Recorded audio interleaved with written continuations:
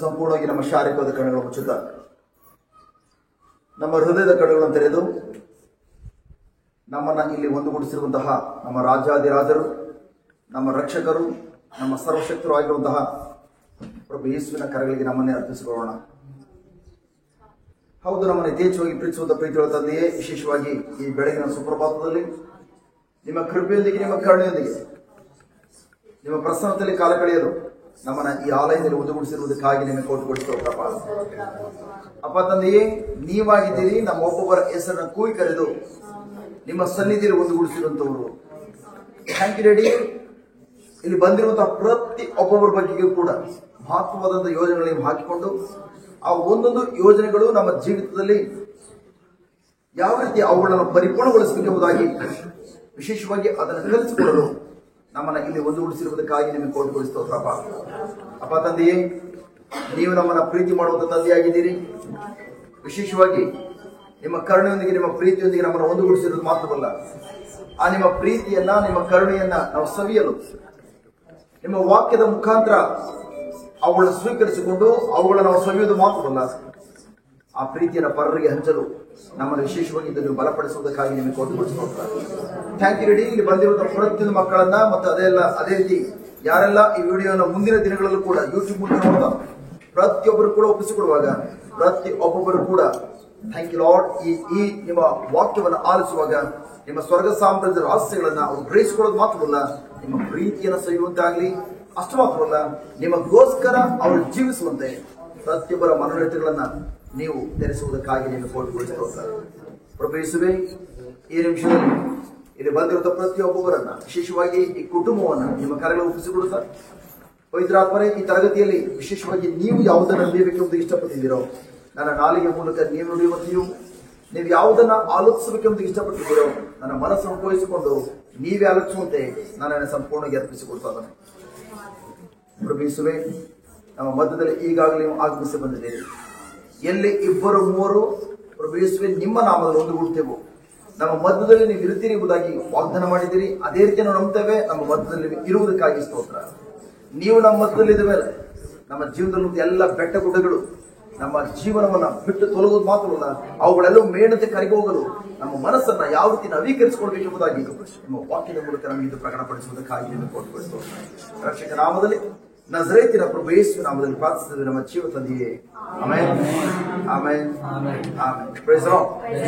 Hallelujah, hallelujah. ಎಲ್ಲರೂ ಕೂತ್ಕೊಳ್ಳೋಣ.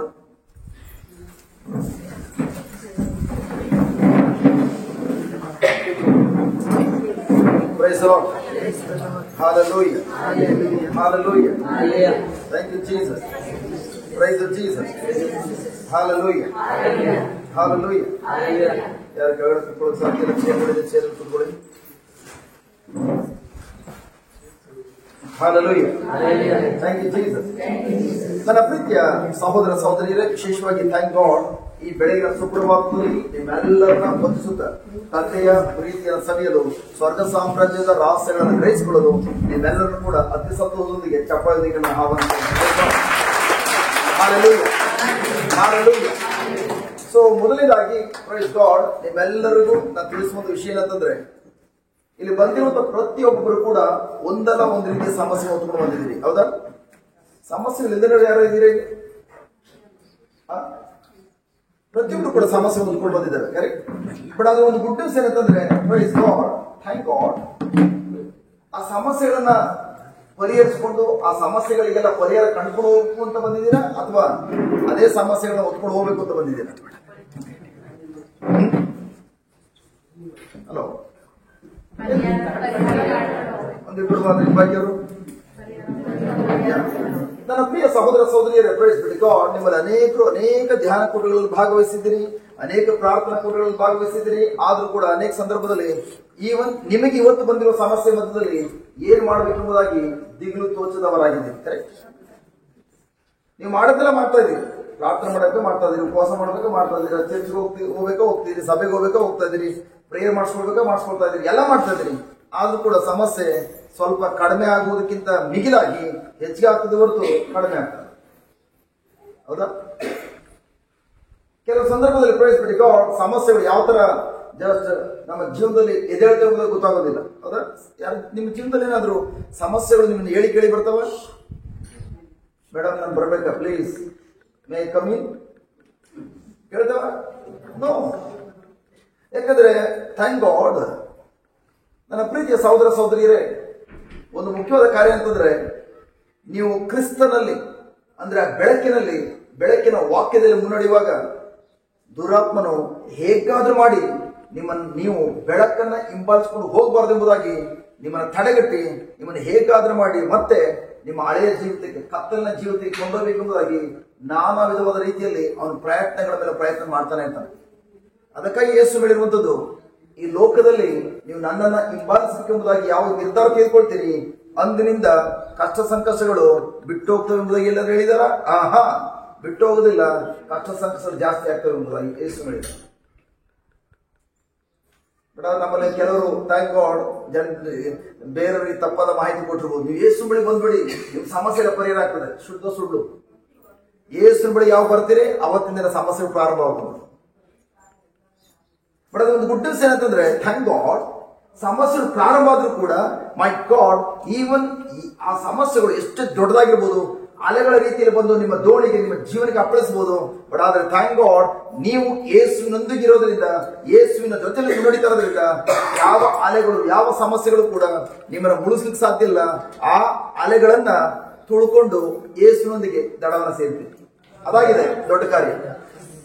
ಯಾವುದೇ ಸಮಸ್ಯೆ ಬರಲಿ, ಇವನ ಬೆಂಕಿ 7 ಪಟ್ಟು ಜಾಸ್ತಿ ಆಗ್ಬಹುದು.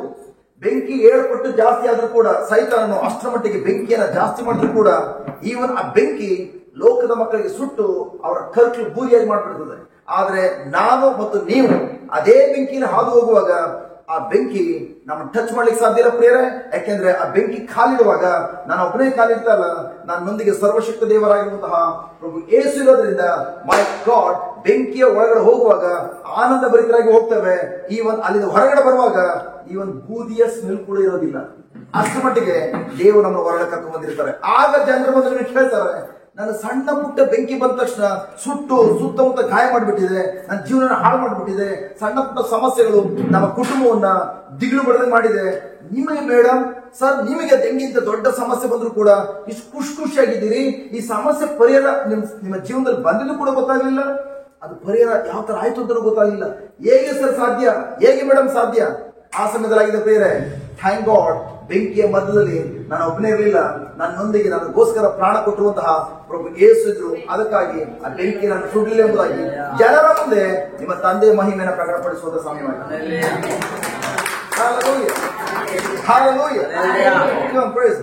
ಇವತ್ತು ಬೆಳಿಗ್ಗೆ ಎದ್ದಾಗಿಂದ ಈ ನಿಮಿಷ ಯೋಚನೆ ಮಾಡ್ತಿದ್ದಾನೆ, ಮೈ ಗಾಡ್, ಇವತ್ತು ಇಡೀ ದಿನ ನಿಜಕ್ಕೂ ನನ್ನ ಜೀವನದಲ್ಲಿ ಒಂದು ದೊಡ್ಡ ವೇಸ್ಟ್ ಆದ ದಿನ. ಯಾಕೆ ಬೆಳಿಗ್ಗೆ ಯಾವ ಸಮಸ್ಯೆ ಇಲ್ಲ, ಸಮಸ್ಯೆ ಇಲ್ಲ ಮೇಲೆ ಸೈತಾನ ವಿರುದ್ಧ ಬಂದು ಏನು ಫೈಟ್ ಮಾಡಲಿಲ್ಲ ಅಂದ್ಮೇಲೆ ಪ್ರಮೋಷನ್ ಇಲ್ಲ.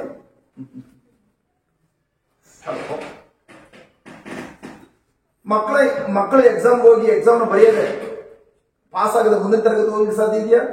ಇನ್ the same way my god, ಇವತ್ತು ಬೆಳಿಗ್ಗಿಂದ ಸೈತಾನ ಯಾವ ಸಮಸ್ಯೆ ತಂದಿಲ್ಲ, ಅದಕ್ಕೋಸ್ಕರ 100% ನನಗೆ ಯಾವ್ದು ಪ್ರಮೋಷನ್ ಇಲ್ಲ. ಯಾವಾಗ ಬೆಳಿಗ್ಗೆ ಎದ್ದ ತಕ್ಷಣ ಥ್ಯಾಂಕ್ ಗಾಡ್ ಅಟ್ಲೀಸ್ಟ್ ಸಮಸ್ಯೆಗಳು ಇರ್ತದೋ ಆಗ ರೆಡಿ ಆಗ್ತೇನೆ. ಮೈ ಗಾಡ್ ರೆಡಿ, ಸೈತಾನ್ ಬಿ ರೆಡಿ. ನೀನ್ ಈ ತರ ಸಮಸ್ಯೆ ತಂದಿದೆಯಲ್ಲ, ಸಂಜೆ ಒಳಗಡೆ ಪ್ರಮೋಷನ್ ನನ್ಗೆ ಸಿಗ್ಲೇಬೇಕು, ಸಂಜೆ ಒಳಗೆ ರಿಸಲ್ಟ್ ಬೇಕು. ಬಟ್ ನಾವೇನ್ ಮಾಡ್ತೇವೆ, ಸಮಸ್ಯೆ ಬಂದ ತಕ್ಷಣ ಗುಳು ಗುಳು ಗುಳು ಗುಳು ಗುಳು ಗುಳು ಗುಳು ಕಣ್ಣೀರಾಗ್ತದೆ. ಆಕ್ಚುಲಿ ಸಮಸ್ಯೆ ಬಂದಾಗ ಪ್ರೈಸ್ ಬಿಟ್ಟು ಗಾಡ್ ಆ ಸಂದರ್ಭದಲ್ಲಿ ಪ್ರಿಯರೇ ನಿಮ್ ಮುಂದೆ ಯಾರಿದಾರೋ ಥ್ಯಾಂಕ್ ಗಾಡ್ ಅವ್ರ ಮೇಲೆ ಅವಲಂಬಿಸಿಕೊಂಡು ಅವ್ರ ವಾಕ್ಯ ಬುಲೆಟ್ ಗಳನ್ನ ಆರಿಸ್ತಾ ನಿಮ್ಮ ನಾಲಿಗೆ ಗನ್ ಅನ್ನ ಆನ್ ಮಾಡಿಕೊಂಡು ಥ್ಯಾಂಕ್ ಗಾಡ್ ನಿಮ್ಮ ವಿಶ್ವಾಸ ಟ್ರಿಗರ್ ನ ಆನ್ ಮಾಡಿ ಫೈರ್ ಮಾಡ್ತಾ ಆ ಸಮಸ್ಯೆಗಳ ಮಧ್ಯೆ ನೀವು ಆನಂದ ಪಡ್ಲಿಕ್ಕಾಗಿ ಡ್ಯಾನ್ಸ್ ಮಾಡ್ಲಿಕ್ಕಾಗಿ ನೀವು ಸಿದ್ಧರಾಗಬೇಕು. ಯೋಚನೆ ಮಾಡಿ, ನಮ್ಮ ಭಾರತ ದೇಶ ವಿರುದ್ಧವಾಗಿ ಯಾವುದೋ ಅಕ್ಕಪಕ್ಕದ ದೇಶದ ಸೈನಿಕರು ಯುದ್ಧಕ್ಕೆ ಬಂದಾಗ ನಮ್ಮ ಭಾರತ ದೇಶದ ಕೈಯಲ್ಲಿ ಏಕೆ ಫೋಟೋ ಗನ್ನಿದ್ರು ಕೂಡ ನಡುತ್ತಾ ನಿಂತಿದ್ರೆ ಏನಾಗ್ತದೆ? ಕಣ ಮಾತ್ರ ಸೋತೋಗೋದಲ್ಲ, ಪೀಸ್ ಆಗ್ತಾರೆ. ಇಲ್ಲ ಅಲ್ಲಿ ಓಡಿ ಹೋಗ್ತಾರೆ. ಓಡುವಾಗ ಆ ಕಡೆಯಿಂದ ಬುಲೆಟ್ಗಳು ಹಾರಿಸಿದ್ರೆ ಕತೆ ಮುಗಿಯಿತು. ಇನ್ ದ ಸೇಮ್ ವರ್ಡ್ ಪ್ರೈಸ್ ಬಿಡಿ ಗಾಡ್ ಥ್ಯಾಂಕ್ ಗಾಡ್ ನಾನು ಮತ್ತು ನೀವು ಕೂಡ ಪ್ರಭು ಯೇಸುವಿನ ಆ ಸೈನ್ಯದಲ್ಲಿ ಸೈನಿಕರಾಗಿದ್ದೇವೆ. ಎವ್ರಿ ಡೇ ಸೈತಾನನು ಯಾರ ಮೂಲಕ, ಇವನ್ ಯಾವ ವಸ್ತುಗಳ ಮೂಲಕ ಅಥವಾ ಯಾವ ಟೆಕ್ನಾಲಜಿ ಮೂಲಕ, ಯಾವ ಸಾಫ್ಟ್ವೇರ್ ಮೂಲಕ ಅಥವಾ ಯಾವ ವಸ್ತುಗಳ ಮೂಲಕ, ಉಪಕರಣಗಳ ಮೂಲಕ ನಮ್ಮ ಅಟ್ಯಾಕ್ ಮಾಡ್ತಾನೆ ಗೊತ್ತಿಲ್ಲ. ಸಪೋಸ್ ಬೆಳಗ್ಗೆ ಎದ್ರಿ, ಕಾಲ್ ಮಾಡ್ಲಿಕ್ಕೆ ಫೋನ್ ತೆಗೆದ್ರಿ, ಆ ಫೋನ್ ನೀವು ಆನ್ ಮಾಡ್ತಾ ಇದ್ರಿ, ಬಟ್ ಅದ್ರ ರೀಚ್ ಆಗ್ತಾ ಇಲ್ಲ, ಕುಯ್ ಅಂತ ಶಬ್ದ ಬರ್ತಾ ಇದೆ, ಕನೆಕ್ಟ್ ಆಗ್ತಾ ಇಲ್ಲ. ಈ ಮೊಬೈಲ್ ಮೂಲಕ ಕೂಡ ಸೈತಾನ ಸಿಟ್ಟು ಬರ್ಸ್ಬೋದು. ಕರೆಕ್ಟಾ? ನೀವು ಯಾರು ಎಮರ್ಜೆನ್ಸಿ ಫೋನ್ ಮಾಡ್ಕೋಬೇಕು, ಬಟ್ ಸಿಗ್ತಲ್ಲ ನೆಟ್ವರ್ಕ್ ಮೂಲಕ ಕೂಡ ಸೈತಾನ ಅಟ್ಯಾಕ್ ಮಾಡಬಹುದು. ನನ್ನ ಪ್ರಿಯ ಸಹೋದರ ಸಹೋದರಿಯರೇ, ಈವನ್ ಥ್ಯಾಂಕ್ ಗಾಡ್ ನಿಮ್ಗೆ ಯಾವ ರೀತಿ ಬೇಕಾದ್ರೂ ಕೂಡ ನಿಮ್ಮಲ್ಲಿ ಕೋಪ ನುಗ್ಗಿಸಬಹುದು. ನಾನು ನಿಮ್ಮಲ್ಲಿ ಕೇಳ್ತಾ ಇದ್ದಾನೆ, ಹೆಚ್ಚಿಗೆ ನಿಮ್ಗೆ ಯಾರು ಕೋಪ ನುಗ್ಗಿಸುವಂಥದ್ದು? ಯಾರು ನಿಮ್ಮಲ್ಲಿ ಹೆಚ್ಚಿಗೆ ಕೋಪ ಬರೆಸ್ತಾರೆ? ಅಲ್ಲ, ಹೆಚ್ಚಿಗೆ ಕೋಪ ಬರೆಸೋದು ಯಾರು? ನಮ್ಮ ಪ್ರೀತಿ ಪಾತ್ರ. ನಾವು ಯಾರು ಹೆಚ್ಚು ಪ್ರೀತಿ ಇಚ್ಛಿಸ್ತಾರೋ ಅವರೇ, ನಾವು ಯಾರು ಹೆಚ್ಚು ಪ್ರೀತಿಸ್ತೇವೋ ಅವರೇ. ನೀವೊಬ್ಬರೇ ಪ್ರೀತಿದ್ರೆ ಜೊತೆ ಯಜಮಾನ ಅಷ್ಟೇ ಧೈರ್ಯ ಇನ್ನು ಬಾಕಿ ಎಲ್ಲ ಬಾಯಿ ಮುಚ್ಕೊಂಡಿದ್ದಾವೆ. ಯಾಕೆ ಹೇಳ್ತಲ್ಲ? ಯಾಕೆ ಹೇಳಿದ್ರೆ ವಾಪಸ್ ಜೊತೆಲಿ ಹೋಗ್ಬೇಕಲ್ಲ, ಬ್ರದರ್ ಕರ್ಕೊಂಡು ಹೋಗೋದನ್ನ ಇಲ್ಲಿ ಬಿಟ್ಬಿಟ್ಟವ್ರು ಏನ್ ಮಾಡೋದು? ಅದಕ್ಕೆ ಯಾರು ಹೇಳ್ತಾರೆ, ಯಜಮಾನರು ಅಥವಾ ಹೆಂಡತಿ ಎಂಬುದಾಗಿ. ಸೊ ನನ್ನ ಪ್ರಿಯ ಸಹೋದರ ಸಹೋದರಿ, ಪ್ರೈಸ್ ಬಿಡಿ ಗಾಡ್ ಟುಡೇ, ಈ ದಿನ ಪ್ರಭು ಯೇಸು ನಮ್ಗೆ ಏನ್ ಕಲ್ಸ್ಕೊಡ್ತಾ ಇದಾರೆ ಅಂತಂದ್ರೆ, ಸೈತಾನನು ಯಾವುದೇ ಏರಿಯಾದಲ್ಲೂ ಕೂಡ ಸಮಸ್ಯೆಗಳು ತಂದ್ರು ಕೂಡ ಪ್ರೈಸ್ ಬಿಡಿ ಗಾಡ್ ಆ ಸಮಸ್ಯೆಗಳನ್ನ ನಾವು ಯಾವ ರೀತಿ ಪ್ರೈಸ್ ಗಾಡ್ ಬಡದು ಬಾಯಕೊಳ್ಳೋದು ಮಾತ್ರವಲ್ಲ, ಅದನ್ನ ಜೀವಿಸ್ಕೊಂಡು ಅದನ್ನ ಆನಂದ ಪಡುತ್ತಾ ಪ್ರೈಸ್ ಗಾಡ್ ಆ ಸಮಸ್ಯೆಗಳ ಮಧ್ಯದಲ್ಲೂ ಕೂಡ ನಾವು ಜಯಶಾಲಿಗಳಾಗಿ ಜೀವಿಸಬೇಕೆಂಬುದಾಗಿ ಪ್ರಭು ಯೇಸು ನಮ್ಗೆ ಕಲ್ಸ್ಕೊಳ್ಲಿಕ್ಕೆ ಹೋಗ್ತಾರೆ. ಪ್ರಭು ಯೇಸು ಯಾರಿಗೂ ಸಮಸ್ಯೆಗಳು ಬರದಂತೆ ಯಾವ ರೀತಿ ತಡೆಗಟ್ಕೊಳ್ಬೇಕೆಂಬುದಾಗಿ ಪ್ರಭು ಯೇಸು ಕಲ್ಸ್ಕೊಡೋದಿಲ್ಲ. ಸಮಸ್ಯೆಗಳು ಬರದಂತೆ ಕಾಪಾಡ್ಕೊಳ್ಬೇಕು. ಈಗ ನೋಡ್ತಾ ಇದ್ದಾನೆ ಪ್ರೈಸ್ ಗಾಡ್, ಇಷ್ಟೊತ್ತು ನಾನು ನುಡಿತಾದ್ರಿ, ನಾನು ಏನ್ ನುಡಿತಾ ಇದ್ರೆ ದೇವ್ರ ವಾಕ್ಯದ ಕಡೆ ಗಮನ ಕೊಟ್ಟು ಚಪ್ಪಳೆ ತಡ್ತಾ ಇದ್ರಿ. ಬಟ್ ಯಾವಾಗ ಅಮ್ಮ ಬಂದ್ರು, ಅದಕ್ಕೆ ಮುಂಚೆ ಇನ್ನೊಬ್ರು ಬಂದ್ರು, ಸ್ವಲ್ಪ ಗೆದ್ದ ಶಬ್ದ ಏನೋ ಬಂತು, ಕೆಲವ್ರು ಗಮನ ಮುಖ ಮಾತ್ರ ಹಿಂಗೆ ಇದೆ, ನಾನು ಹೇಳಿ ತಲೆಗಾಡಿಸ್ತಿದ್ರಿ, ಕಣ್ಣು ಮಾತ್ರ ಆ ಕಡೆ ಇದೆ, ಅವ್ರು ನೋಡಿ ತಲೆಗಾಡಿಸ್ತಾ ಇದ್ರು. ನಿಮ್ ಗಮನ ಏನಾಯ್ತು? ನಿಮ್ಮ ಗಮನ ಯಾವಾಗ ಡಿವೈಡ್ ಆಯ್ತು, ಅಲ್ಲೇ ನೀವು ಸೋಲೋದ್ರಿ. ಸೈತಾನ ಪ್ರಿಯರೇ ಪ್ರೈಸ್ ಗಾಡ್ ನಿಮ್ಮ ಜೀವನವನ್ನ ಹಾಳು ಮಾಡ್ಲಿಕ್ಕಾಗಿ ಅವನ್ ಪ್ಲಾನ್ ಮಾಡ್ಕೊಂಡು ಬರುವಾಗ ಅವನೇನು ಮಾಡೋದಿಲ್ಲ, ನಿಮ್ಮ ಗಮನವನ್ನ ಡೈವರ್ಟ್ ಮಾಡ್ತಾನೆ ಅಷ್ಟೇ. ನೀವು ಯಾವ್ದ್ರ ಕಡೆ ಗಮನ ಕೊಡ್ಬೇಕೆಂಬುದಾಗಿ ಆಯ್ಕೆ ಮಾಡ್ಕೊಳ್ತೀರಿ, ಅದು ನೀವು ಸೋಲ್ಬೇಕಾ ಗೆಲ್ಬೇಕೆಂಬುದು ನಿರ್ಧರಿಸ್ತದೆ. ನೀವು ದೇವ್ರ ವಾಕ್ಯ ನುಡಿತಾ ಅಂತ ಹೇಳ್ತೀರಿ, ದೇವ್ರ ವಾಕ್ಯದ ಕಡೆ ಗಮನ ಕೊಡ್ತಾ ಇರ್ತೀರಿ, ಏನೋ ಒಂದು ಸಮಸ್ಯೆ ತಂದು ಇಡ್ತಾನೆ, ಏನೋ ಒಂದು ರಿಪೋರ್ಟ್ ಬರ್ತದೆ, ಅದು ಕೂಡ ನೀವು ಶರೀರದಲ್ಲಿ ನೋಡೋದಿಲ್ಲ, ಒಳಗಡೆ ಏನೋ ಸಮಸ್ಯೆ ಇದೆ ಎಂಬುದಾಗಿ ಒಂದು ರಿಪೋರ್ಟ್ ಬಂದಾಗ ನಿಮ್ ಗಮನ ಏನ್ ಮಾಡ್ತಾನೆ, ಅವನು ಆ ರೋಗ ನಿಮ್ಮನ್ನು ಕೊಲೆ ಮಾಡಕ್ ಮುಂಚಿತವಾಗಿ ಆ ರೋಗದ ಮೂಲಕ ನಿಮ್ಮ ಕಥೆಯನ್ನು ಮುಗಿಸ್ಲಿಕ್ಕಾಗಿ ಅವನು ಬಂದಿದ್ರು ಕೂಡ ಅವನ ಕಾರ್ಯವನ್ನು ಸಾಧಿಸಿಕೊಳ್ಬೇಕಾದ್ರೆ ನಿಮ್ಮ ಗಮನವನ್ನ ಅವನ ಕಡೆ ಎಳೆಯದೆ ಅವನು ಆ ಕಾರ್ಯವನ್ನು ನೆರವೇರಿಸಲಿಕ್ಕೆ ಸಾಧ್ಯ ಇಲ್ಲ. ಯಾವಾಗ ನಿಮ್ಮ ಗಮನವನ್ನ ಅವನ ಕಡೆ, ಅವನ ರಿಪೋರ್ಟ್ ಕಡೆ, ಅವನ ರೋಗದ ಕಡೆ ಗಮನ ಕೊಡ್ತೀರಿ, ದೇವರ ವಾಕ್ಯದ ಕಡೆ ಕೊಟ್ಟಿರುವಂತ ಗಮನವನ್ನು ತೆಗೆದು ಸೈತಾನ ಕಡೆ ಕೇಳಿಕಳಿಸ್ತೀರಿ, ಆ ಸೈತಾನನಿಗೆ ನೀವೇ ಲೀಗಲ್ ಆಗಿ ಅನುಮತಿ ಕೊಟ್ರಿ, ಹೇ ಸೈತಾನನೇ ನೀನೇನ್ ಮಾಡ್ಬೇಕು ಅನ್ಕೊಂಡಿದ್ಯೋ ಮಾಡ್ಬುಕ್ಸು, ಯಾಕೆ ನಾನೇ ನಿಮ್ ಕಡೆ ಗಮನ ಕೊಟ್ಟು ನಿನ್ಗೆ ಆಹ್ವಾನ ಕೊಟ್ಟಿದ್ದಾನೆ. ಸರಿಯಾ? ಮೈ ಗಾಡ್, ಈಗ ಒಬ್ರು ತಿರು ನೋಡ್ರಿ, ಎಲ್ಲ ಎಕ್ಸಾಮ್ ಪಾಸ್ ಮಾಡ್ತಾ ಇದ್ದೀರಿ.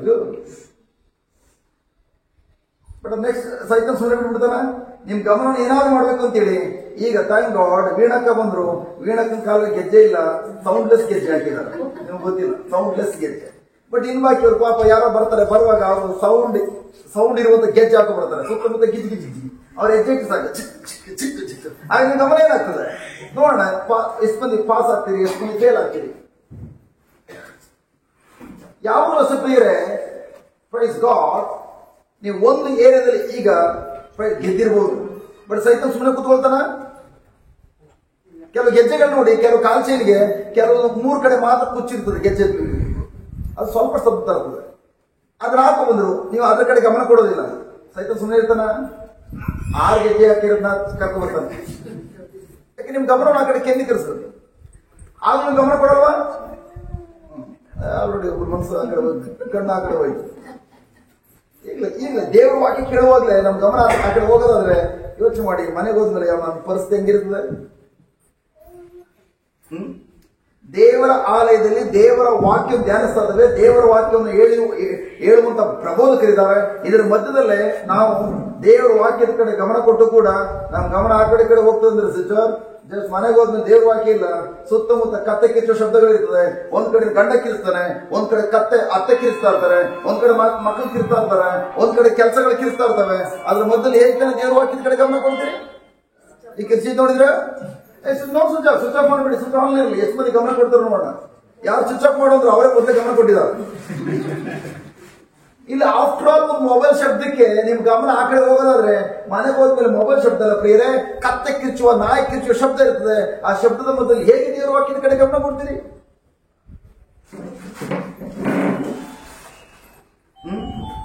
Super good. ಮತ್ತು ಒಂದು ಕಡೆ ಗಮನ ಕೊಡಿ, 2 ಪ್ರಾಕ್ಟಿಕಲ್ ಆಗಿ ದೇವರು ನಮ್ಗೆ ಕೆಲ್ಸ್ಕೊಳ್ಲಿಕ್ಕೆ ಹೋಗ್ತದಾರೆ. ಪ್ರಾಕ್ಟಿಕಲ್ ಆಗಿ ನಾನು ಯಾವ್ದ್ರ ಬಗ್ಗೆ ಮಾತನಾಡ್ತಾ ಇದ್ದೆ, ಆಟಗಳೇ ಮೊಬೈಲ್ ರಿಂಗ್ ಆಯ್ತು, ಒಂದು ಕಡೆ ಗಮನ ಕೊಡ್ಲಿಲ್ಲ, 2ನೇ ಕಡೆ. ಈಗ ಅವ್ರಿಗೆ ಹೇಳಿದ್ರು, ಮೊಬೈಲ್ ಸ್ವಿಚ್ ಆಫ್ ಮಾಡಿ, ಹೇಳಿ ಅವಣ್ಣ ಮಾಡಿ ಸ್ವಿಚ್ ಆಫ್ ಮಾಡೋದು, ಮನೆ ಬಿಟ್ಟು ನಾನು ಇಲ್ಲಿಂದ ಹೋಗ್ತೀನಿ ವಾಪಸ್. ಇಲ್ಲ ಹೋಗ್ಲಾ, ಇಲ್ಲ ಬೇಡ ಗುರು, ನೀನು ಮೊಬೈಲ್ ಆನ್ ಆದ್ರೂ ಪರವಾಗಿ ಇಟ್ಕೊಂಡು ಕೂತ್ಕೊಡಿ.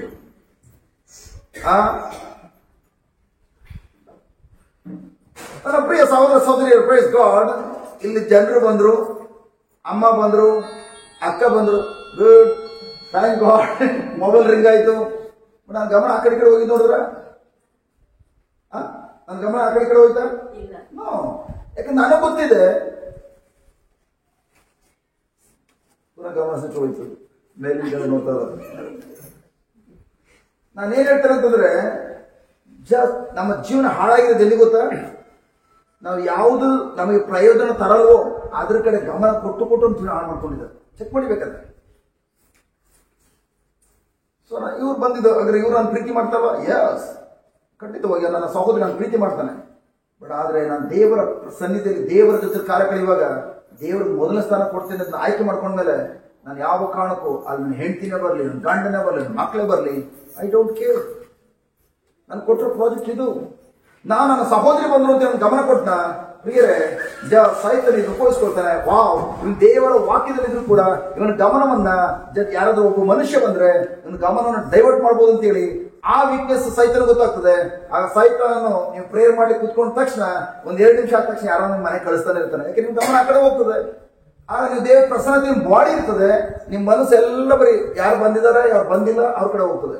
ಆಗ ನಿಮ್ಮ ಮನಸ್ಸು ಯಾವಾಗ ಡಿವೈಡ್ ಆಗ್ತದೋ ನೀವೇನೇ ದೇವರ ಹತ್ರ ಕೇಳ್ಕೊಂಡ್ರು ಕೂಡ ಕಿಂಚಿತ್ತು ಕೂಡ ಪಡ್ಕೊಳಕ್ ಸಾಧ್ಯ ಇಲ್ಲ. ನೀವು ಆಲ್ರೆಡಿ 2 ದೋಣಿ ಮೇಲೆ ಕಾಲಿದ್ದ ವ್ಯಕ್ತಿಗಳಾಗಿದೆ.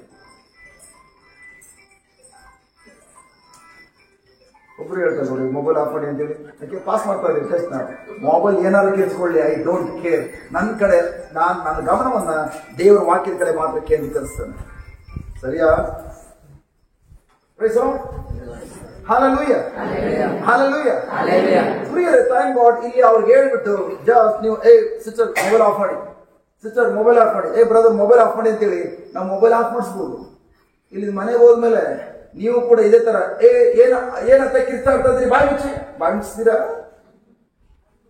ರೀ ಏನ್ರಿ ಇಷ್ಟೊಂದು ಮಾತಾಡ್ತಾ ಇದ್ದೀರಿ, ಬಾಯಿ ಮುಚ್ಚಿಸ್ತೀರಾ? ಅವಳ ಮಧ್ಯದ ಪ್ರಿಯರೇ, ನೀವು ಯಾವ ರೀತಿ ಪ್ರೈಸ್ ಪಟ್ಟಿ ಗಾಡ್, ಥ್ಯಾಂಕ್ ಗಾಡ್, ಆನಂದ ಪಡಬೇಕೆಂಬುದಾಗಿ ನೀವು ಕಲ್ತ್ಕೊಳ್ಳದೆ ಅವಳ ಮುಚ್ಲಿಕ್ಕೆ ಸಾಧ್ಯ ಇಲ್ಲ ಪ್ರಿಯರೇ. ಕೆಲವು ನೋಡಿದ್ದೀರಾ, ನಮ್ಗೆಲ್ರೂ ಕೂಡ ಸಮುದ್ರದ ಅಲೆಗಳು ನೋಡಿದ್ರೆ ನಮ್ಗೆಲ್ಲ ಭಯ ಆಗ್ತದೆ, ಹೌದಾ? ಹಲೋ, ಸಮುದ್ರ ಅಲೆಗಳು ನೋಡಿದ್ರೆ ಸಮುದ್ರ ತೀರದಲ್ಲಿ ಹೋಗಿ, ಈಗ ಮಳೆ ಬೇರೆ ಜಾಸ್ತಿ ಇದೆ, ಸಮುದ್ರ ತೀರದಲ್ಲಿ ನಿಂತ್ಕೊಳ್ಳಿ, ಅಲೆಗಳು ಎದ್ದೇಳೋದು ನೋಡಿದ್ರೆ ಭಯ ಆಗ್ತದೆ. ಕರೆಕ್ಟ್? ಅದೇ ನೀವು ಸಮುದ್ರ ನೋಡಿ, ಕೆಲವು ವ್ಯಕ್ತಿಗಳು ಅದ್ರ ಮೇಲೆ ಆರಾಮಾಗಿ ಮಲ್ಕೊಂಡು ಈಜೊಡಿತಾ ಇರ್ತಾರೆ.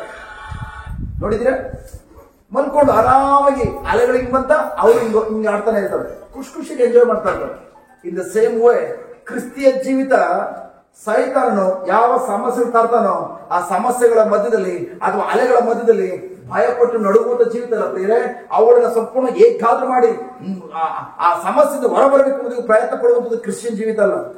ಸಮಸ್ಯೆಗಳ ಮಧ್ಯದಲ್ಲಿ ಸಮಸ್ಯೆ ತಂದಿರುವಂತ ದುರಾತ್ಮನಿಗೆ ಅವನು ಹುಚ್ಚಿಡಿಸ್ಬೇಕು. ನಾನು ಎಷ್ಟೇ ಪ್ರಯತ್ನ ಪಟ್ಟರು ಕೂಡ ಈ ಮಗಳ ಗಮನವನ್ನ, ಈ ಮಗನ ಗಮನವನ್ನ ನನ್ನ ಕಡೆ ತೆಗೆದುಕೊಳ್ಳಕ್ ಆಗ್ತಾ ಇಲ್ಲ ಅಂತೇಳಿ ಅವನು ಹುಚ್ಚಿನ ತರ ಕಿರ್ಚಾಡ್ಕೊಂಡು, ಹುಚ್ಚಿನ ತರ ತಲೆಯೆಲ್ಲ ಕೆದ್ದುಕೊಂಡು ಅವನು ಬಂದ ದಾರಿಗೆ ಸುಂಕ ಇಲ್ಲ ಅಂತೇಳಿ ಅವನು ವಾಪಸ್ ಹೋಗೋದು ಮಾತ್ರ ಅಲ್ಲ, ನನ್ನ ಬೇಳೆ ಯಾವ ಕಾರಣಕ್ಕೆ ಇವ್ರ ಜೀವನದಲ್ಲಿ ಬೇಯದಿಲ್ಲ ಅಂತೇಳಿ ಅವನ ಬುಡ ಸಮೇತ ಸಮಸ್ಯೆನ ಅವನ ಕಿತ್ಕೊಂಡು ಹೋಗ್ಬೇಕು. ಅದಾಗಿದೆ ಪ್ರಿಯರೇ ಕ್ರಿಶ್ಚಿಯನ್ ಜೀವಿತ, ಕ್ರಿಸ್ತಿಯ ಜೀವಿತ.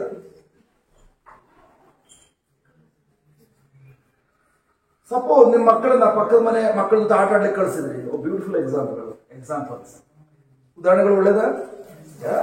ಅದಕ್ಕೆ ಯೇಸು ಪ್ರಬೋಧನೆಯಲ್ಲಿ ಯಾವಷ್ಟೇ ಸಾಮರ್ಥ್ಯಗಳ ಕಥೆಗಳನ್ನ ಹೇಳ್ತಾರೆ. ಯಾಕೆ? ಎಲ್ಲರೂ ಅರ್ಥ ಆಗ್ಲಿಕ್ಕಾಗಿ. ಅದೇ ರೀತಿ ಸಪೋಸ್ ನಿಮ್ಮ ಹುಡುಗನ ಪಕ್ಕದ ಮನೆಗೆ ಆಟ ಕಳಿಸಿದ್ರಿ. ಫಾರ್ ಎಕ್ಸಾಂಪಲ್, ನಿಮ್ದು ಪಕ್ಕದ ಮನೆ ಇದೆ, ಈ ಮನೆಗೆ ಆಟ ಕಳಿಸಿದ್ರಿ. ಇವ್ರ ಮನೇಲಿ ಇಬ್ಬರು ಮಕ್ಕಳಿದ್ದಾರೆ. ನಿಮ್ಮ ಮಕ್ಕಳನ್ನ ಇವ್ರ ಮನೆಗೆ ಆಟ ಕಳಿಸಿದಾಗ ಈ ಮಕ್ಕಳ ಜೊತೆ ಬೆರಿತಾನೆ ಇಲ್ಲ. ಇವ್ರ ಮನೆಯವರು ಕೂಡ ಜಸ್ಟ್ ನಿಮ್ಮ ಮಗು ಮಾತಾಡಿಸ್ತಾ ಇಲ್ಲ. ಜಸ್ಟ್ ನಿಮ್ಮ ಮಕ್ಕಳು 1 ದಿನ ಬಂದ್ರು, 2 ದಿನ ಬಂದ್ರು, 3 ದಿನ ಬರ್ತಾವ, ಇವ್ರು ಕೇರ್ ಮಾಡ್ಲಿಲ್ಲ. ಇನ್ the same way praise God, ನಿಮ್ಮ ಜೀವನದಲ್ಲಿ ಪ್ರೈಸ್ ಗಾಡ್ ಸೈತಾನನು ಅವನ ಮಕ್ಕಳನ್ನ, ಸಮಸ್ಯೆಗಳನ್ನ ನಿಮ್ಮ ಬಳಿ ಕಳಿಸುವಾಗ ನೀವು ಅವನ ಬಗ್ಗೆ ಕೇರ್ ಮಾಡದೆ, ಪ್ರೈಸ್ ಗಾಡ್ ಅವನ ಬಗ್ಗೆ ತಲೆ ಕೆಡಿಸ್ಕೊಳ್ಳದೆ, ಪ್ರೈಸ್ ಗಾಡ್ ಅವುಗಳೆಲ್ಲ ಚಿಂತೆ ಭಾರಗಳನ್ನೆಲ್ಲ ಯೇಸುವಿನ ಮೇಲೆ ಬಿಸಾಕ್ಬಿಟ್ಟು ನೀವು ಯೇಸುವಿನ ಬಗ್ಗೆ ಕೇರ್ ಮಾಡೋದಾದ್ರೆ, ಅವ್ರ ವಾಕ್ಯದ ಬಗ್ಗೆ ಕೇರ್ ಮಾಡೋದಾದ್ರೆ, ಅವ್ರ ವಾಕ್ಯನ ಆಲೋಚನೆ ಮಾಡೋದಾದ್ರೆ, ಅವ್ರ ವಾಕ್ಯ ನುಡಿಯೋದಾದ್ರೆ, ಸಮಸ್ಯೆಗಳನ್ನ ನುಡಿಯದೆ ಅವ್ರ ವಾಕ್ಯ ನುಡಿಯೋದಾದ್ರೆ ಏನಾಗ್ತದೆ? ಬಂದದವರಿಗೆ ಸುಂಕಲ್ಲ ಅಂತೇಳಿ 1 ದಿನ 2 ದಿನ 3 ದಿನ ಉಪದ್ರವ ಕೊಡ್ಬೋದು. 3ನೇ ದಿನ ಕಳೆದ ಮೇಲೆ ಬಂದದಾರಿಗೆ ಸುಂಕಲ್ಲ ಅಂತ ಹೇಳಿ, ನನ್ನ ಬೇಳೆ ಇವರು ಜೀವನದಲ್ಲಿ ಬೇಯೋದಿಲ್ಲ ಅಂತ ಹೇಳಿ ಆ ಸಮಸ್ಯೆ ಕಿತ್ಕೊಂಡು ಅವನೇ ಪೋ. ಬಟ್ ನಾವೇನ್ ಮಾಡ್ತೇವೆ ಅಂತಂದ್ರೆ, ಸಮಸ್ಯೆ ಬಂದ ತಕ್ಷಣ ಸಮಸ್ಯೆ ಕಡೆ ಗಮನ ಕೊಟ್ಬಿಟ್ಟು, ಸಮಸ್ಯೆ ಕಡೆ ಗಮನ ಕೊಡೋದು ಮಾತ್ರವಲ್ಲ, ಆ ಸಮಸ್ಯೆ ಹೊತ್ಕೊಂಡು ಯೇಸು ಬೇರೆ ಅರ್ಪಿಸ್ತಾರೆ. ಅರ್ಪಿಸಿ ಆಗ ಸೈತನ ಹೇಳ್ತೀನಿ, ವಾವ್, ನಾನು ಏನೇ ತಂದ್ಕೊಟ್ರು ಕೂಡ ಈ ಮಕ್ಕಳು ಎಷ್ಟು ಮಟ್ಟಿಗೆ ರೋಮನ್ ಕಥೋಲಿಕ ಕ್ರೈಸ್ತ ಮಕ್ಕಳು, ಆರ್ಸಿ ಮಕ್ಕಳು ಅಂತಂದ್ರೆ ಎಷ್ಟು ಮಟ್ಟಿಗೆ ವಿಶ್ವಾಸಿಗಳು ಅಂತಂದ್ರೆ, ನಾನು ಏನೇ ಬಾಲ್ ಹಾಕಿದ್ರು ಕೂಡ ಆ ಬಾಲ್ ಪಂಚ್ ಮಾಡಿ ನನಗೂ ಹೊಡೆಯೋದಿಲ್ಲ, ಆ ಬಾಲ್ ತೆಗೆದುಕೊಂಡು ಯೇಸುವಿಗೆ ಅರ್ಪಿಸ್ಕೊಡ್ತಾರೆ. ಅರ್ಪಿಸ್ಲಿ.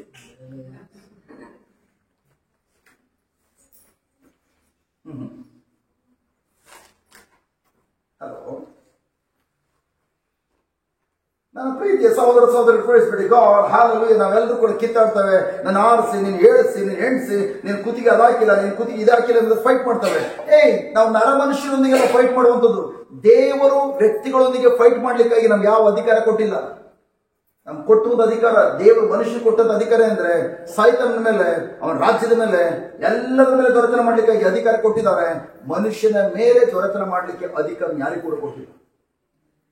ನಾವ್ ಯಾವಾಗ ಸಮಸ್ಯೆ ಜೊತೆಯಲ್ಲಿ, ಸೈತನ ಜೊತೆಯಲ್ಲಿ, ಶತ್ರುವಿನ ಜೊತೆಯಲ್ಲಿ ಫೈಟ್ ಮಾಡೋದನ್ನ ಮರೆತು ನಾವು ಜನರ ವಿರುದ್ಧವಾಗಿ ಹೋಗಿ ಫೈಟ್ ಮಾಡ್ಲಿಕ್ಕೆ ಹೋಗ್ತೀವೋ, ಆಲ್ರೆಡಿ ನಿಮ್ಮ ಸಮಾಧಿಯನ್ನ ನೀವೇ ಕಟ್ಕೊಳ್ತಾ ಇದ್ರಿ ಎಂಬುದಾಗಿ.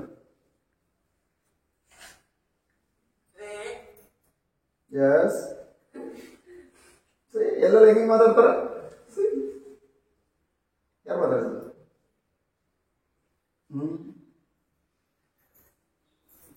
Praise God, beautiful. ಒಳ್ಳೆ ಶಬ್ದಗಳು ಬರ್ತಾ ಇದೆ. ನನ್ನ ಪ್ರೀತಿಯ ಸಹೋದರಿ, ಅದಕ್ಕಾಗಿ ಥ್ಯಾಂಕ್ ಗಾಡ್. ನಿಮ್ಮ ಜೀವನದಲ್ಲಿ ನಿಮಗೆ ಏನಾದ್ರೂ ಪ್ರಿಯರೇ, ಒಳ್ಳೆಯ ಗುರಿಯನ್ನ ದೇವರು ನಿಮಗೋಸ್ಕರ ಇಟ್ಟಿರುವಂತ ಗುರಿಯನ್ನ ತಲುಪಬೇಕು. ನನಗೋಸ್ಕರ ದೇವರು ಯಾವ ಸ್ಥಳವನ್ನು ನಿಗದಿ ಮಾಡಿಟ್ಟಿದ್ದಾರೋ ಆ ಸ್ಥಳವನ್ನು ತಲುಪಬೇಕು. ಅಲ್ಲಿ ಯಾವುದೇ ಕೊರತೆಗಳಿಲ್ಲ ಅಂತ ಜೀವಿತವನ್ನ ಅನುಭವಿಸಬೇಕು ಎಂಬುದಾಗಿ ನೀವೇನಾದ್ರು ಬಯಸೋದಾದ್ರೆ, ಪ್ರೈಸ್ ಗಾಡ್, ನೀವು ಮುಖ್ಯವಾಗಿ ಯಾವುದರ ಕಡೆ ಗಮನ ಕೊಡಬೇಕು, ಅದು ತುಂಬಾ ಮುಖ್ಯವಾದದ್ದು. ಅದನ್ನಾಗಿ ನಾವು ಇವತ್ತು ಕಲಿಯಲಿಕ್ಕೆ ಹೋಗ್ತದೆ. ಎಲ್ಲದಕ್ಕಿಂತ ಮಿಗಿಲಾಗಿ ಒಂದು ಒಂದು ಒಂದು ವಿಷಯದ ಕಡೆ ನೀವು ಗಮನ ಕೊಡಬೇಕು. ಎಲ್ಲದಕ್ಕಿಂತ ಮಿಗಿಲಾಗಿ ನಿಮ್ಮ ಜೀವನದಲ್ಲಿ ಆರೋಗ್ಯಕ್ಕೆ ನೀವು ಗಮನ ಕೊಡಬಹುದು, ನಿಮ್ಮ ಮಕ್ಕಳ ಬಗ್ಗೆ ಗಮನ ಕೊಡಬಹುದು, ನಿಮ್ಮ ಗಂಡ, ನಿಮ್ಮ ಗಂಡಿ, ಯಾರ ಬಗ್ಗೆ ಬೇಕು ನೀವು ಗಮನ ಕೊಡಬಹುದು, ನಿಮ್ಮ ಉದ್ಯೋಗ, ಎಲ್ಲದರ ಬಗ್ಗೆ ಕೇರ್ ಮಾಡಬಹುದು. ಬಟ್ ಆದ್ರೆ ಎಲ್ಲದಕ್ಕಿಂತ ಮಿಗಿಲಾಗಿ ಒಂದು ವಿಷಯದ ಕಡೆ ನೀವು ಗಮನ ಕೊಡುವುದನ್ನ ಬಿಟ್ರಿ ಪ್ರಿಯರೇ, ಇವ ನಿಮ್ ಗಂಡ ಕೂಡ ದಾರಿ ತಪ್ಪಿಸ್ತೀರಿ, ಹೆಂಡತಿನ ಕೂಡ ದಾರಿ ತಪ್ಪಿಸ್ತೀರಿ, ಮಕ್ಕಳು ಕೂಡ ದಾರಿ ತಪ್ಪಿಸ್ತೀರಿ, ಆಸ್ತಿ ಪಾಸ್ತಿನ ಕೂಡ ಕಳ್ಕೊಳ್ತೀರಿ, ಎಲ್ಲ ಕಳ್ಕೊಳ್ತೀರಿ. ಆ ಒಂದು ವಿಷಯದ ಕಡೆ ನೀವು ಗಮನ ಕೊಡದೆ ಹೋದ್ರೆ ಯಾವುದು ಯಾರು ಹೇಳ್ತೀರಾ? ಗಮನ ಕೊಡ್ತೇವೆ, ಆದ್ರೆ ಎಲ್ಲರೂ ಕೂಡ ಅನೇಕ ಅನೇಕ ಕಾರ್ಯಗಳಿಗೆ ನಾವು ಕಳ್ಕೊಳ್ತಾ ಇದಾವೆ. ನಾವೆಲ್ಲರೂ ದೇವ್ರ ವಾಕ್ಯಗಳಿಗೆ ಪ್ರತಿದಿನ ಗಮನ ಕೊಡ್ತಾ ಇದ್ದಾವೆ, ಆದ್ರೂ ಕೂಡ ಆರೋಗ್ಯ ಕಳ್ಕೊಂಡಿದ್ದೇವೆ, ಸಮಾಧಾನ ಕಳ್ಕೊಂಡಿದ್ದೇವೆ, ಗಂಡ ಹೆಂಡತಿ ಮಧ್ಯೆ ಪ್ರೀತಿ ಕಳ್ಕೊಂಡಿದ್ದೇವೆ. ದೇವರಲ್ಲಿ ನಂಬಿಕೆ ಇಟ್ಟು ಬಾಳು. ದೇವ್ರ ಎಲ್ಲರೂ ನಂಬಿಕೆ ಇದೆ ಬ್ರದರ್. ಯಾರು ಕೇಳಿ, ಯಾರಿಗ ದೇವ್ರ ನಂಬಿಕೆ ಇಲ್ವಾ?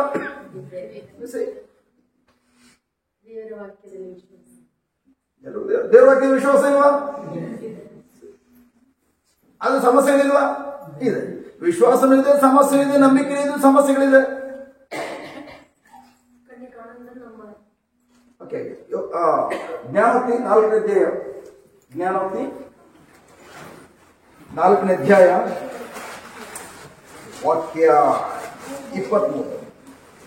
ನಿನ್ನ ಹೃದಯವನ್ನು ಬಹು ಜಾಗರೂಕತೆಯಿಂದ ಕಾಪಾಡಿಕೋ, ನಿನ್ನ ಹೃದಯವನ್ನು ಬಹು ಜಾಗರೂಕತೆಯಿಂದ ಕಾಪಾಡಿಕೋ, ಅದರೊಳಗಿಂದ ಜೀವಧಾರೆಗಳು ಹೊರಡುವವು. ಅದರೊಳಗಿಂದ ಜೀವಧಾರೆಗಳು ಹೊರಡುವು.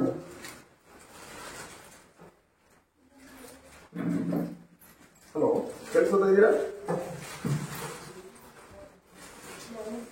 ಜ್ಞಾನೋಕ್ತಿ 4:23, 4:23. ನೀವು ತೆಗೆಯೋದು ಬೇಡ, ಒಬ್ರು ಓದ್ತಾರೆ ಸಾಕು. ನೀವು ಸಿಕ್ಕಿದ್ರೆ ತೆಗೀರಿ, ಇಲ್ಲ ಬರ್ಕೊಳ್ಳಿ. ಮನ್ನಾದ್ರೂ ಹೋಗಿದ್ರೆ ಓದ್ಬೋದು ಪಾಯಿಂಟ್ಸ್ಗಳನ್ನ. ಸೊ ಇನ್ನೊಂದ್ಸಲ ಓದಿ ಅದಕ್ಕೆ. ನಿನ್ನ ಹೃದಯವನ್ನು ಬಹು ಜಾಗರೂಕತೆಯಿಂದ ಕಾಪಾಡಿಕೋ, ಅದರೊಳಗಿಂದ ಜೀವಧಾರೆಗಳು ಹೊರಡುವವು. ಅದರೊಳಗಡೆಯಿಂದ ಜೀವಧಾರೆಗಳು ಹೊರಡುವು, ಅದು ಜೀವದ ಪುಗ್ಗೆಗಳು ಹೊರಡುವು. ನನ್ನ ಪ್ರೀತಿಯ ಸಹೋದರ ಸಹೋದರಿ, ಪ್ರೈಸ್ ಗಾಡ್. ಮತ್ತೊಂದು ಕೇಳೋದಾದ್ರೆ, ಥ್ಯಾಂಕ್ ಗಾಡ್, ದೇವರ ವಾಕ್ಯ ಹೇಳ್ತದೆ. ಮೊಬೈಲ್ ಆಫ್ ಮಾಡಿ, ಎಲ್ಲರೂ ಡಿಸ್ಟರ್ಬ್ ಆಗ್ತದೆ. ಮೊಬೈಲ್ ಸ್ವಿಚ್ ಆಫ್ ಮಾಡಿ.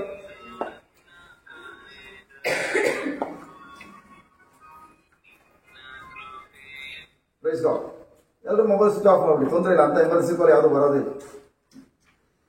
Praise God. ಹಲ್ಲೆಲೂಯಾ. ವಾಕ್ಯ ಹೇಳ್ತದೆ, ಪ್ರೈಸ್ ಗಾಡ್, ನಿನ್ನ ಹೃದಯವನ್ನ ಜಾಗರೂಕತೆ ಕಾಪಾಡ್ಕೊ. ಬೇರೆ ಟ್ರಾನ್ಸ್ಲೇಷನ್ ಹೇಳ್ತದೆ, ಎಲ್ಲದಕ್ಕಿಂತ ಮಿಗಿಲಾಗಿ, ಅಬೌವ್ ಆಲ್ ಎಲ್ಲಕ್ಕಿಂತ ಮಿಗಿಲಾಗಿ ನಿನ್ನ ಆಲೋಚನೆಗಳ ವಿಷಯದಲ್ಲಿ ಎಚ್ಚರಿಕೆಯಿಂದಿರು. ಥಾಟ್ಸ್, ಥಿಂಕಿಂಗ್, ನಿಮ್ಮ ಆಲೋಚನೆ ವಿಷಯದಲ್ಲಿ ಎಲ್ಲದಕ್ಕಿಂತ ಮಿಗಿಲಾಗಿ ನಿಮ್ಮ ಆಲೋಚನೆ ವಿಷಯದಲ್ಲಿ ನೀವು ಜಾಗರೂಕರಾಗಿರ್ಬೇಕು. ಯಾಕೆಂದ್ರೆ ನೀವು ಇವತ್ತು ಏನನ್ನ ಆಲೋಚಿಸ್ತೀರಿ, ಪ್ರೈಸ್ ಬಿಡಿ ಗಾಡ್, ಆ ಆಲೋಚನೆಯು ನಿಮ್ಮನ್ನ ಆ ದಿಕ್ಕಿನಲ್ಲಿ ಮುನ್ನಡೆಸಿ ಆ ಗುರಿಯನ್ನು ತಲುಪಿಸ್ತದೆ. ನಿಮ್ಮ ಆಲೋಚನೆ ತಪ್ಪಾಗಿದ್ರೆ 100% ಗ್ಯಾರಂಟಿ ನೀವು ಎಷ್ಟೇ ಪ್ರಾರ್ಥನೆ ಮಾಡಬಹುದು, ನಿಮ್ಮ ಆಲೋಚನೆ ತಪ್ಪಾಗಿದ್ರೆ ಆ ತಪ್ಪಾದ ಆಲೋಚನೆಯು ತಪ್ಪಾದ ಗುರಿಯನ್ನು ತಲುಪಿಸ್ತದೆ.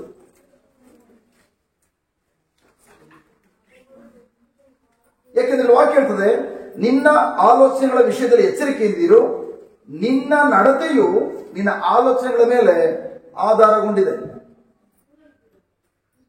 ಅದರ ಅರ್ಥ, ಒಂದು ವ್ಯಕ್ತಿಯ ನಡತೆ ಯಾವುದ್ರ ಮೇಲೆ ಆಧಾರಗೊಂಡಿದೆ ಅಂತಂದ್ರೆ, ಆ ವ್ಯಕ್ತಿ ಏನನ್ನ ಆಲೋಚನೆ ಮಾಡ್ತಾನೋ ಆಲೋಚನೆ ಮೇಲೆ ಆಧಾರಗೊಂಡಿದೆ. ಮತ್ತೊಂದು ಕೇಳೋದಾದ್ರೆ ಇವತ್ತು ನೀವು ಯಾವ ನಡತೆಯನ್ನು ಮೈಗೂಡಿಸ್ಕೊಂಡಿದ್ದೀರಿ, ಅದಕ್ಕೆ ಮೂಲ ಬೇರೆ ಬಂದು ನಿಮ್ಮ ಆಲೋಚನೆಗಳಾಗಿದೆ. ಹಲೋ, ಒಂದು ಸಹೋದರಿಯನ್ನ ಕೆಟ್ಟದಾಗಿ ನೋಡುವಂತ ಸ್ವಭಾವ, ಅಥವಾ ಒಂದು ಸಹೋದರನ ಕೆಟ್ಟದಾಗಿ ನೋಡುವಂತ ಸ್ವಭಾವ, ಅಥವಾ ಒಳ್ಳೆದಾಗಿ ನೋಡುವಂತ ಸ್ವಭಾವ, ಥ್ಯಾಂಕ್ ಗಾಡ್, ಅದೆಲ್ಲವೂ ಇವತ್ತು ಅದು ಸ್ವಭಾವ ನನ್ನಲ್ಲಿ ಬೆಳವಣಿಗೆ ಆಗಿದ್ರೆ ಅದು ಸುಮ್ಮನೆ ಇಲ್ಲ ಪ್ರಿಯರೇ.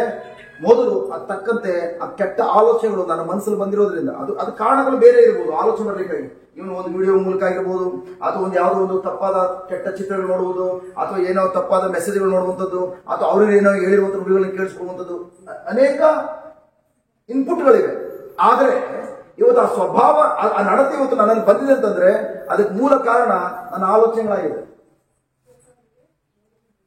ಸೊ ನಮ್ಮ ಆಲೋಚನೆ ಬದಲಾಯಿಸಿಕೊಳ್ಳದೆ ನಮ್ಮ ನಡತೆಯನ್ನ ಯಾವ ಕಾರಣಕ್ಕೂ ನಾವು ಬದಲಾಯಿಸಿಕೊಳ್ಳಿಕ್ಕೆ ಸಾಧ್ಯ ಇಲ್ಲ.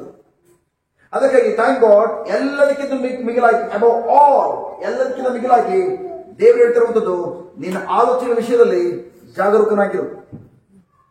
ಏಕೆಂದ್ರೆ ನಿನ್ನ ಆಲೋಚನೆಗಳು ನಿನ್ನ ನಡತೆಯನ್ನ ನಿರ್ಮಿಸ್ತವೆ. ನಿನ್ನ ಆಲೋಚನೆಗಳು ನಿನ್ನ ನಡತೆಗೆ ಆಧಾರ ಸ್ತಂಭವಾಗಿವೆ. ಮತ್ತೊಂದು ಹೇಳೋದಾದ್ರೆ ಒಂದು ವ್ಯಕ್ತಿ ಪ್ರೈಸ್ ಬಿಟ್ಟು ಗಾಡ್ ತನ್ನ ನಡತೆಯನ್ನು ಬದಲಾಯಿಸಿಕೊಳ್ಬೇಕೆಂಬುದಾಗಿ ಅವನು ಎಷ್ಟೇ ಪ್ರಯತ್ನ ಪಡಬಹುದು, ಆದರೆ ಆ ವ್ಯಕ್ತಿಯು ತನ್ನ ಆಲೋಚನೆಗಳನ್ನ ಹೇಗೆ ಬದಲಾಯಿಸಿಕೊಳ್ಬೇಕೆಂಬುದಾಗಿ ಅವನಿಗೆ ಅರಿವಿಲ್ಲದೆ ಹೋದ್ರೆ ಅವನು ಎಷ್ಟೇ ತಿಪ್ಪಲಾಗಿ ಹೊಡೆದ್ರು ಅಷ್ಟೇ, ಅವನು ಎಷ್ಟೇ ಚರ್ಚ್ಗೆ ಹೋಗ್ಬೋದು, ಧ್ಯಾನ ಕೊಟ್ಕೊಂಡು ಹೋಗ್ಬೋದು, ಪ್ರಬೋಧಕರ ಬಳಿಗೆ ಹೋಗ್ಬೋದು, ಪ್ರಾರ್ಥನೆ ಮಾಡಿಸ್ಕೊಳ್ಬಹುದು, ಅವನ ನಡತೆ ಯಾವತ್ತೂ ಚೇಂಜ್ ಆಗೋದಿಲ್ಲ. ಒಂದು ವ್ಯಕ್ತಿ ಪ್ರಿಯರ ಪ್ರೈಸ್ ಬಿಡಿ ಗಾಡ್ HD ಕೋಟೆಯಲ್ಲಿ ರಾಜಣ್ಣ ಎಂಬುದಾಗಿ ಯೂಟ್ಯೂಬ್ ಅಲ್ಲಿ ಅವ್ರದ್ದು ಈ ಟೆಸ್ಟಿಮನಿ ಇದೆ, ಸಾಕ್ಷಿ ಇದೆ. ಆ ವ್ಯಕ್ತಿ ಪ್ರೈಸ್ ಗಾಡ್ ಪ್ರತಿ ವರ್ಷ ಕೇರಳದಲ್ಲಿ ದೊಡ್ಡ ಧ್ಯಾನ ಮಂದಿರಕ್ಕೆ ಹೋಗಿ ಬರುವುದು. ಪ್ರತಿ ವರ್ಷ ಅದೊಂದು ಅರಕೆ ಕಟ್ಕೊಂಡಾಗ ಕ್ರೈಸ್ತ ಮಕ್ಕಳಿಗೆ, ಅಪ್ಪ ವರ್ಷಕ್ಕೊಮ್ಮೆ ಆದ್ರೂ ಜಾಕ್ ಹೋಗಿ ಬರ್ತೀನಪ್ಪ. ನಮ್ಮ ಮುಸಲ್ಮಾನ ಸಹೋದರರು ಹೇಳ್ತಾರಲ್ಲ, ಅಟ್ಲೀಸ್ಟ್ ನಾವು ಸಾಯುವಂತ ಮೊದಲಾದ್ರು ಒಂದ್ಸರಿ ಹಜ್ ಯಾತ್ರೆಗೆ ಹೋಗಿ ಬರ್ಬೇಕು. ಆ ತರ ನಮ್ಮ ಕ್ರೈಸ್ತ ಮಕ್ಕಳಿಗೆ ಅಟ್ಲೀಸ್ಟ್ ವರ್ಷಕ್ಕೊಮ್ಮೆ ಆದ್ರೂ ಕೇಳಕ್ಕಾದ್ರೂ ಹೋಗಿ ಬರ್ಬೇಕು ಧ್ಯಾನ ಕೂಟ ಕೊಡ್ಲಿಕ್ಕೆ. ಈ ವ್ಯಕ್ತಿ ಅದೇ ತರ ಪ್ರತಿ ವರ್ಷ ಸುಮಾರು 8 ರಿಂದ 9 ಸಲ ಹೋಗಿ ಬಂದಿದ್ದಾರೆ. ಬಟ್ ಅದು ಹೋಗೋದು ಧ್ಯಾನ ಕೂಟ ಮುಗಿತಾ ಶನಿವಾರ ಮುಗಿಸ್ಕೊಂಡು ಭಾನುವಾರ ಮನೆ ಬಂತು ಅಂದ್ರೆ ಭಾನುವಾರ ಸೋಮವಾರ 2 ದಿನ ಪಕ್ಕ ಧ್ಯಾನ ಮಂದಿರದ ಆ ಗುಂಗನಲ್ಲೇ ಇರುವಂತದ್ದು. ಮಂಗಳವಾರ ಆದ್ಮೇಲೆ ಮತ್ತೆ ಟುಂಟು ಫುಲ್ ಸಿಗರೇಟ್ ಬೀಡಿ. ರಾಜಣ್ಣ ಏನಣ್ಣ ಹೋಗ್ರು ಎಲ್ಲೋದ್ರು ಅಷ್ಟೇ, ಏನೋ ಜಸ್ಟ್ ದೇವ್ರು ಕಂಡುಬಿಟ್ರೆ ಇನ್ನೊಂದ್ಸಲ ಹೋಗಿ ಬರ್ತೀನಿ ಅಲ್ಲಿಗೆ, ಇಷ್ಟೇ ಜೀವನ. ಬಟ್ ಪ್ರೈಸ್ ಬಿಡಿ ಗಾಡ್ ಈ ರೀತಿ ಥ್ಯಾಂಕ್ ಗಾಡ್ ಧ್ಯಾನ ಕೂಡ ಮುಗಿಸಿ 2 ದಿನ ಆಗಿದೆ. 2 ದಿನ ಆದ್ಮೇಲೆ ನನ್ನ ಟೀಮಲ್ಲಿ ಒಬ್ರು ಆಟೋ ಡ್ರೈವರ್ ಇದ್ದಾರೆ, ರಾಯಪ್ಪ ಎಂಬುದಾಗಿ. ರಾಯಪ್ಪ ಅವರು ಥ್ಯಾಂಕ್ ಗಾಡ್ ಜಸ್ಟ್ ತಮ್ಮ ಆಟೋ ಲಗೇಜ್ ಆಟೋ ಇದೆ, ಆ ಎಲ್ಲ ತಮ್ಮ ಬಿಸ್ನೆಸ್ ಮುಗಿಸ್ಕೊಂಡು ಊರಿಗೆ ಹೋಗ್ಬೇಕಾದ್ರೆ ಮತ್ತೆ ಈ ಅಣ್ಣ ಸಿಕ್ಕಿದ, ಈ ಅಣ್ಣ ಕೂರಿಸ್ಕೊಂಡಿದ್ದಾರೆ. ಈ ಅಣ್ಣ ಕೂರಿಸ್ಕೊಂಡು ಪ್ರೈಸ್ ಗಾಡ್ ರಾಜಣ್ಣ ಏನ್ ಹೇಳೋದು ರಾಯಪ್ಪ, ಜಸ್ಟ್ ತಗೋ ನನ್ನ ಮೊಬೈಲ್ ಅಲ್ಲಿ ಜಸ್ಟ್ ಒಂದು ಟೀಚಿಂಗ್ ಇದೆ, ನೀವು ಬೇಕು ನೀವು ಮೊಬೈಲ್ಗೆ ಅದು ಹಾಕೊಡ್ತೀನಿ, ಮೆಮೊರಿ ಕಾರ್ಡ್ ಹಾಕೊಡ್ತಾನೆ. ಹೋಗ್ರು ನಾನು 7 ರೂಪಾಯಿ ಕೊಟ್ಬಿಟ್ಟು ಜಿಕ್ ಹಾಡುಗಳು ಹಾಸ್ಕೊ ಬಂದಿದ್ದೀನಿ, ದೊಡ್ಡ ಧ್ಯಾನ ಮಂದಿರಕ್ಕೆ ಹೋಗ್ಬಿಟ್ಟು ಒಂದು ಮೆಮೊರಿ ಕಾರ್ಡ್ 700 ರೂಪಾಯಿ, ಅದ್ರಲ್ಲಿ 1000 ಹಾಡುಗಳಿವೆ. ಮೈ ಗಾಡ್ ಹಾಡು ಜಿಕ್ ಆಯ್ತಪ್ಪ, ಬಂದು 2 ದಿನದ ಜಿಕ್ಕು ಹಾಡುಗಳು ಮತ್ತೆ ಯಾಕೆ ಟುಂಟು ನೋಡಿದ್ಯಾ? ಹಾಡುಗಳು ನಿಮ್ ಜೀವನ ಚೇಂಜ್ ಮಾಡಲ್ಲ ಪ್ರಿಯರೇ. ಹಾಡುಗಳು ಒಂದು ವ್ಯಕ್ತಿಯ ಜೀವನವನ್ನು ಚೇಂಜ್ ಮಾಡೋದು. ಹಾಡುಗಳು ದೇವರ ವಾಕ್ಯದ ಪ್ರಕಾರ ಇದ್ರೆ ಮಾತ್ರ, ಹಾಡುಗಳು ದೇವರ ವಾಕ್ಯದ ಪ್ರಕಾರ ಇರುವಂತಹ ಹಾಡುಗಳು ಥ್ಯಾಂಕ್ ಗಾಡ್ ನಿಮ್ಮ ಜೀವನವನ್ನ ಬದಲಾಯಿಸ್ತವೆ. ಯಾವಾಗ ಆ ವಾಕ್ಯಗಳನ್ನ ನೀವು ಧ್ಯಾನಿಸೋದ್ರಿಂದ ಮಾತ್ರ. ಅನೇಕ ಹಾಡುಗಳು ದೇವರ ವಾಕ್ಯ ವಿರುದ್ಧವಾದ ಹಾಡುಗಳೇ.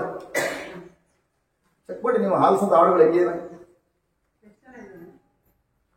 ಇವತ್ತು ಕೂಡ ನನ್ನ ಟೀಮಲ್ಲಿ ಯಾರಾದ್ರೂ ಆರಾಧನೆ ನಡೆಸಬೇಕಾದ್ರೆ ಹಾಡುಗಳು ಇರಬೇಕಾದ್ರೆ ಹೇಳ್ತಾರೆ, ಬಹು ಎಚ್ಚರಿಕೆ ವಹಿಸಿ. ನೀವೇನು ನುಡಿತೀರಿ, ನಿಮ್ಮ ಬಾಯಿಂದ ಬರುವಂತಹ ಹಾಡುಗಳು ದೇವರ ವಾಕ್ಯದ ಪ್ರಕಾರ ಇಲ್ಲದೆ ಹೋದ್ರೆ ಆ ಹಾಡುಗಳು ಬೈಬಲ್ ಹೇಳ್ತದೆ, ಜೀವ ಮತ್ತು ಮರಣ ಶಕ್ತಿ ನಿಮ್ಮ ನಾಲಿಗೆ ಇರೋದ್ರಿಂದ ನಿಮ್ಮ ಬಾಯಿಂದ ಹೊರಬರುವಂತಹ ಹಾಡುಗಳು ದೇವರ ವಾಕ್ಯಕ್ಕೆ ವಿರುದ್ಧವಾಗಿದ್ರೆ, ದೇವರ ವಾಕ್ಯದ ಪ್ರಕಾರ ಇಲ್ಲದೆ ಹೋದ್ರೆ ಆ ಹಾಡುಗಳು ನಿಮ್ಮ ಭವಿಷ್ಯವನ್ನ ಹಾಳು ಮಾಡಕ್ ಬಿಡ್ತದೆ. ಹಾಗಾದ್ರೆ ನಿಮ್ಗೆ ದೇವರ ವಾಕ್ಯ ಗೊತ್ತಿಲ್ಲ ಅಂದ್ರೆ ಯಾವ ರೀತಿ ಹಾಡುಗಳನ್ನ ಕೇಳಿಸ್ಕೊಳ್ತಾ ಇದ್ದೀರಿ, ಯಾವ ರೀತಿ ಹಾಡುಗಳನ್ನ ಹಾಡ್ತಾ ಇದ್ರಿ ಎಂಬುದಾಗಿ ನೀವು ಅದನ್ನ ಪರಿಗ್ರಹಿಸ್ಕೊಳ್ಳಿಕ್ ಸಾಧ್ಯ ಇದೆಯಾ? ಅರ್ಥ ಮಾಡ್ಕೊಳ್ಳಿಕ್ ಸಾಧ್ಯ ಇದೆಯಾ?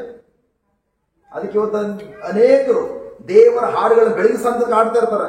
ಆ ಜೀವನ ಪಾಡನ್ನು ಅನುಭವಿಸುವಂತ ಪರಿಸ್ಥಿತಿ ಕೊಟ್ಟೋಗಿರ್ತದೆ. ಯಾಕೆ? ಆ ಹಾಡುಗಳು ದೇವರ ವಾಕ್ಯ ಪ್ರಕಾರ ಇದೆಯೋ ಇಲ್ವೋ ಅವರೇ ಗೊತ್ತಿಲ್ಲ, ಸುಮ್ಮನೆ ಹಾಡ್ಕೊಂಡು ಹೋಗ್ತಾನೆ ಇರ್ತಾರೆ. ಎಷ್ಟು ಕುಟುಂಬಗಳು ಹಾಳಾಗಿದೆ ಗೊತ್ತಾ ಹಾಡುಗಳಿಂದ. ನಾನು ಲೋಕದ ಹಾಡಲ್ಲ ಹೇಳ್ತಾರೆ, ಫಿಲ್ಮ್ ಹಾಡುಗಳಲ್ಲ, ದೇವರ ಹಾಡುಗಳು. ಅನೇಕ ಅನೇಕ ಅನೇಕ ಅನೇಕ ಅನೇಕ ಮಕ್ಕಳ ಜೀವನದಲ್ಲಿ ದೇವರ ಹಾಡುಗಳನ್ನ ಸಹಿತ ಉಪಯೋಗಿಸಿಕೊಂಡು ದೆವ್ವ ಪ್ರವೇಶ ಮಾಡಿ ಕುಟುಂಬನ ಹಾಳು ಮಾಡಿದಾನೆ. ಎಷ್ಟೋ ಜನ ಕುಟುಂಬ ಕೌನ್ಸಿಲಿಂಗ್ ಮಾಡುವಾಗ ಹೋಲಿಸ್ಬಿಟ್ಟು ತಿಳಿಸಿರುವಂಥದ್ದು, ಅವ್ರು ಬೆಳಿಗ್ಗೆ ಸಾಯಂಕಾಲ ಏನ್ ಕೆಲಸ ಮಾಡ್ತಾರೆ ಕೇಳು, ಚಾಚು ತಪ್ಪದೆ. ಅದಾದ್ಮೇಲೆ ಏನ್ ಕೇಳ್ತಾರೆ ಕೇಳು, ಅವ್ರ ಕಾರ್ ಹೋಗುವಾಗ ಏನ್ ಕೇಳಿಸ್ಕೊಳ್ತಾರೆ ಕೇಳಿ. ಅದಾದ್ಮೇಲೆ ಒಂದು ಫ್ಯಾಮಿಲಿ ಕೌನ್ಸಿಲಿಂಗ್ ಮಾಡುವ ಒಂದು ಹಾಡನ್ನ ಹೇಳಿದ್ರು. ಆ ಹಾಡನ್ನ ಹೇಳುವಾಗ ಪ್ರೈಸ್ ಗಾಡ್ ಬ್ರದರ್, ಈ ಹಾಡು ನನ್ನ ಮಗು ಕೂಡ ಹಾಡು ಹೇಳ್ತಾನೆ. ನಾನು ಯಾವ ಹಾಡು? ಈ ಹಾಡು. ಮೈ ಗಾಡ್ ಥ್ಯಾಂಕ್ ಗಾಡ್. ಗಂಡ ಹೆಂಡತಿ ಇಬ್ರು ಕೂಡ ಜಸ್ಟ್ IT ಕಂಪನಿ ಕೆಲಸ ಮಾಡ್ತಾರೆ. ಇಬ್ರು ಕೂಡ 1.5 ಲಕ್ಷ ಜಾಸ್ತಿ, ಅದಕ್ಕಿಂತ ಜಾಸ್ತಿ ಸಂಬಳ. ಗಂಡನ ಒಂದು ಕೆಟ್ಟ ಅಭ್ಯಾಸ ಇಲ್ಲ, ಹೆಂಡತಿನ ಒಂದು ಕೆಟ್ಟ ಅಭ್ಯಾಸ ಇಲ್ಲ. ಗಂಡ ಬೆಳಿಗ್ಗೆ ಎದ್ದೇಳ್ತಾನೆ, ಗಂಡ ಹೆಂಡತಿ ಇಬ್ರು ಒಟ್ಟಿಗೆ ಎದ್ದೇಳ್ತಾರೆ, ಒಟ್ಟಿಗೆ ಕಾಫಿ ಮಾಡ್ತಾರೆ. ಅಷ್ಟು ಮಟ್ಟಿಗೆ ಅನ್ಯೋನ್ಯತೆ ಇರುವಂತ ಕುಟುಂಬ. ಒಂದು ಮಗು ಇದ್ದಾನೆ, ಚಿಕ್ಕ ಹುಡುಗ. ಬಟ್ ಆದ್ರೆ ಥ್ಯಾಂಕ್ ಗಾಡ್ ಅವ್ರ ಹಾಲಿಸಿದಂತ ಹಾಡು, ಅವರ ಜಸ್ಟ್ ಏನ್ ರೀಸನ್ ಗೊತ್ತಿಲ್ಲ, ನನ್ನ ಕರೆದೇನಕ್ಕೆ ಜಸ್ಟ್ ಬ್ರದರ್ ನಾನು ಈ ಗಂಡನ ಜೊತೆ ಬಹಳಕ್ಕೆ ಇಷ್ಟ ಇಲ್ಲ, ನನ್ನ ದೈವಸ್ಥ ಹೋಗ್ತಾನೆ. ನನ್ನ ಗಂಡನು ಬೇಡ, ನನಗೆ ಈ ಗಂಡ ಬೇಡ. ನಾಲ್ಕು ಗಂಡ ಕುಡುಕನ ಕೆಟ್ಟವನ ಏನ್ ತೊಂದ್ರೆ, ಬೇರೆ ಏನಾದ್ರು ಸಮಸ್ಯೆಗಳಿದೆಯಾ? ಏನಿಲ್ಲ ಬ್ರದರ್. ನಂಬರ್ 1 ಇಂಥ ಗಂಡ ಯಾರಿಗೂ ಸಿಗೋದು. ಅದಾದ ನಾನು ಕೇಳಿದ, ನಿನಗೇನಾದ್ರು ಬೇರೆ ಅಫೇರ್ ಇದೆಯಾ? ಬೇಡ, ಅಷ್ಟು ಒಳ್ಳೆ ಗಂಡ ಬೇಡ ಅಂತ ಹೇಳ್ತಿದ್ಯಾ? ಇಲ್ಲ, ನಾನು ಅಂತವಳು ಅಲ್ವೇ ಅಲ್ಲ. ಮತ್ತೆ ಥ್ಯಾಂಕ್ ಗಾಡ್ ನೀನು ಕೂಡ ಅಂತವಳಲ್ಲ, ಅವನು ಕೂಡ ಅಂತವನಲ್ಲ. ಹಾಗಾದ್ರೆ ಯಾಕೆ? ನನ್ಗೆ ಗೊತ್ತಿಲ್ಲ ಬ್ರದರ್, ಬಟ್ ಅದು ನನಗೆ ಬೇಡ. ಅದು ಗಂಡನ ಕರೆದ್ಬಿಟ್ಟು ಥ್ಯಾಂಕ್ ಗಾಡ್ ಸಪ್ರೇಟ್ ಮಾತಾಡುವಾಗ ಗಂಡ ಒಂದು ಹಾಡನ್ನ ಕೇಳ್ತದ, ಫಿಲ್ಮ್ ಹಾಡು, ದೊಡ್ಡ ಹಾಡು, ನಿಮ್ಗೆಲ್ಲ ಗೊತ್ತಿರೋ ಹಾಡು. ಈಗ ಹೇಳಿದ್ರು ನೀವು ಆಡ್ತೀರ, ಅದನ್ನ ಎಲ್ಲರೂ ಆಡ್ತೀವಿ. ನಿಮ್ಮ ಮನೇಲಿ ಆ ಸಿಡಿನೂ ಇದೆ, ಆ ಹಾಡು. ನಾನು ಹೇಳ್ದೆ, ಆ ಹೋಲಿಸ್ಬಿಟ್ಟು ನಾನು ಕೇಳಿದೆ, ದೇವ ಇವರಲ್ಲಿ ಏನು ತಪ್ಪಿಲ್ಲ, ಪವಿತ್ರ ಆತ್ಮ ಪ್ಲೀಸ್ ನನ್ಗೆ ಹೇಳಿ, ಜಸ್ಟ್ ಯಾವ ಏರಿಯಾದಲ್ಲಿ ತಪ್ಪು ಮಾಡ್ತಾರ.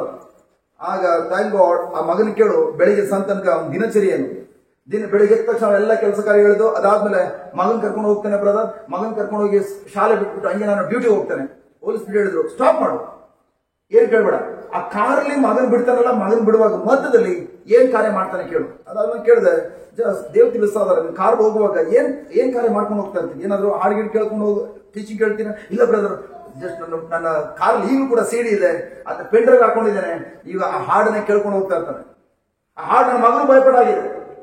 ತಾಯಿ ಯಾವ ಹಾಡು ಅಂತ ಹೇಳಿ ಒಂದು ಹಾಡು ಹೇಳುವಾಗ, ದೊಡ್ಡ ಪ್ರಬೋಧಕರು ಹಾಡುವಂತ ಹಾಡು, ಆ ಹಾಡು ಪ್ರಿಯರೇ, ಅದಾದ ತಕ್ಷಣ ಮತ್ತೆ ವ್ಯಕ್ತಿ ತಿಳಿಸಿದೆ, ಮತ್ತೆ ಇನ್ನೊಂದ್ಸಲ ಅದೇ ಹಾಡನ್ನ ಹೇಳಿ, ಇನ್ನೊಂದ್ಸಲ ಅದೇ ಹಾಡನ್ನ ಹೇಳಿ, ಅದೇ ಸಾಲನ್ನ ಹೇಳುವಾಗ ಆ ವ್ಯಕ್ತಿ ಕಣ್ಣಲ್ಲಿ ಆ ವ್ಯಕ್ತಿ ಗೊತ್ತಿದ್ದಂತ ಕಣ್ಣೀರು. ನನ್ನ ಪ್ರಿಯ ಸಹೋದರ ಸಹೋದರಿಯರೇ, ನೀವೇನನ್ನ ಬಾಯ್ತು ನುಡಿತೀರಿ ಅದು ದೇವರ ವಾಕ್ಯದ ಪ್ರಕಾರ ಇದ್ರೆ ನಿಮ್ ಜೀವ ತರ್ತದೆ, ದೇವರ ವಾಕ್ಯ ವಿರುದ್ಧವಾಗಿದ್ರೆ ನೀವು ಮರಣ ತರ್ತದೆ. ಯಾಕಂದ್ರೆ ನಮ್ಗೆ ಗೊತ್ತಿದೆ ಪ್ರಿಯರೇ, ದೇವರು praise God, hallelujah, thank you Jesus. Good news ಏನಂತಂದ್ರೆ, ಈವನ್ ಅವ್ರ ಜೀವನದಲ್ಲಿ ಆದಿಕಾಂಡದಲ್ಲಿ ನೋಡ್ತೀರಿ, ಕತ್ತಲೆಯನ್ನ ಕಣ್ಣಾರ್ ನೋಡಿದ್ರು ಕೂಡ ದೇವರು ಕತ್ತಲಿದೆ ಅಂತ ಹೇಳಲಿಲ್ಲ, ಬೆಳಕಾಗಲಿ ಅಂತ ನೋಡಿದ್ರು. ನಾವು ಬೆಳಕಿನ ನುಡಿಗಳು ನುಡಿಬೇಕು ಹೊರತು ನಕಾರಾತ್ಮಕ ನುಡಿಗಳು ನಾವು ಯಾವ ನುಡಿಬಾರ್ದು. ಅದಾದ್ಮೇಲೆ ಸಹೋದರನಿಗೆ ಹೇಳಿದೆ, ಪ್ರಾಬ್ಲಮ್ ನಿಮ್ಮ ಹೆಂಡತಿಯಲ್ಲೂ ನಿಮ್ಮಲ್ಲೂ ಇಲ್ಲ, ನೀವು ಆಲಿಸುವ ಹಾಡುಗಳನ್ನ ಆಲಿಸಿ ಒಳಗಡೆ ವ್ಯಕ್ತ ಮಾಡಿಕೊಂಡು ಇವತ್ತು ಕೆಟ್ಟ ಫಲ ಬರ್ತಾ ಇದ್ರಿ, ಬಾಯ್ತಿ ನುಡಿತಾ ಇದ್ರಿ. ನನ್ನ ಹೃದಯ ಯಾರಿಗೂ ಬೇಡ ಜೀಸಸ್, ನನ್ನ ಹೃದಯ ಯಾರಿಗೂ ಬೇಡ ಜೀಸಸ್. ಓಕೆ, ಯಾರಿಗೂ ಬೇಡವಾ? ಓಕೆ, ಅದ್ರ ಅರ್ಥ ಏನು? ನಿನ್ ಕುಟುಂಬ, ನಿನ್ ಮಗನಿಗೂ ಬೇಡ, ನಿನ್ ಗಂಡ, ನಿನ್ ಹೆಂಡತಿಗೂ ಬೇಡ. ಇವತ್ತು ಇಬ್ರು ಕೂಡ ಡಿವೋರ್ಸ್ ತಗೊಂಡು ಹೆಂಡತಿ ಮತ್ತು ಮಗು ಇಬ್ರು ಒಂದ್ ಕಡೆ ಇದಾರೆ, ಗಂಡ ಒಂದ್ ಕಡೆ ಇದ್ದಾನೆ. ಯಾವ ಹ್ಯಾಬಿಟ್ ಇಲ್ಲ, ಈಗ ಕುಡುಕಾಗಿದ್ದಾನೆ, ಯಾಕಂದ್ರೆ ಹೆಂಡತಿ ಬಿಟ್ಟೋದು ಅಂತೇಳಿ. ಮುದ್ದೆ ಯಾವುದಿಲ್ಲ. ಯಾವ ಹಾಡುಗಳನ್ನ ಆಡ್ತಾ ಇದೀರಿ ಬೇರೆ, ಯಾವ ಹಾಡುಗಳನ್ನ ಕೇಳಿಸ್ಕೊಳ್ತಾ ಇದ್ರಿ? ಕೇರ್ಫುಲ್. ಯಾಕೆ ನೀವೇನು ನುಡಿತೀರಿ, ನಿಮ್ಮ ನಾಲಿಗೆಯಿಂದ ನೀವು ಯಾವ ನುಡಿಗಳನ್ನು ಹೊರಾಗ್ತೀರಿ ಆ ತಕ್ಕಂತೆ ಫಲ ಅನುಭವಿಸ್ತೀರಿ. ನೀವು ಮಾವನ ಬೀಜ ವ್ಯಕ್ತ ಮಾಡ್ಬಿಟ್ಟು ದೇವರ ಹತ್ರ ಸಪೋರ್ಟ್ ಕೊಡಿ ಅಂತ ಕೇಳ್ಕೊಳ್ಳೋಕೆ ಸಾಧ್ಯ ಇಲ್ಲ. ನೀವು ಯಾವ್ದು ನುಡಿತೀರಿ ಅದ್ರ ಪ್ರಕಾರ ಫಲ ಬರ್ತದೆ. ಮಾವನ ಬೀಜ ಮಾವನ ಹಣ್ಣು ಬರ್ತದೆ. ಅದೇ ತರ ನೀವೇನ್ ನುಡಿತೀರಿ ಅದ್ರ ಪ್ರಕಾರ ಫಲ ತಿಂತೀರಿ.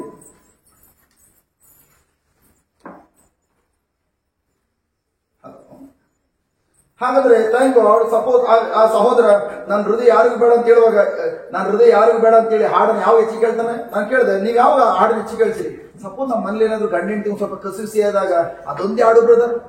ನಾನು ಕೂಡ ಪ್ರೈಸ್ ಗಾಡ್, ಎಸ್ಪೆಷಲಿ ನನ್ಗೆ ನನ್ನ ಹಳೆ ಜೀವನದಲ್ಲಿ ಹೆಚ್ಚಿಗೆ ಕುಡ್ದಾಗ, ಫುಲ್ ಟೈಟ್ ಆದಾಗ, ರೈಲ್ವೆ ಟ್ರ್ಯಾಕ್ ಮೇಲೆ ಹೋಗಿ ಮಲ್ಕೊಳ್ತಾರೆ. ನಿಮ್ಗೆಲ್ಲ ನನ್ನ ಸ್ಟೋರಿ ಗೊತ್ತಿರ್ಬೋದು. ನನ್ನ ಕತೆ ಮುಗಿಸ್ಕೊಳ್ಬೇಕು, ಎಷ್ಟೋ ಸಲ ಆತ್ಮಹತ್ಯೆ ಮಾಡ್ಕೊಂಡು ಪ್ರಯತ್ನ ಪಟ್ಟೆ.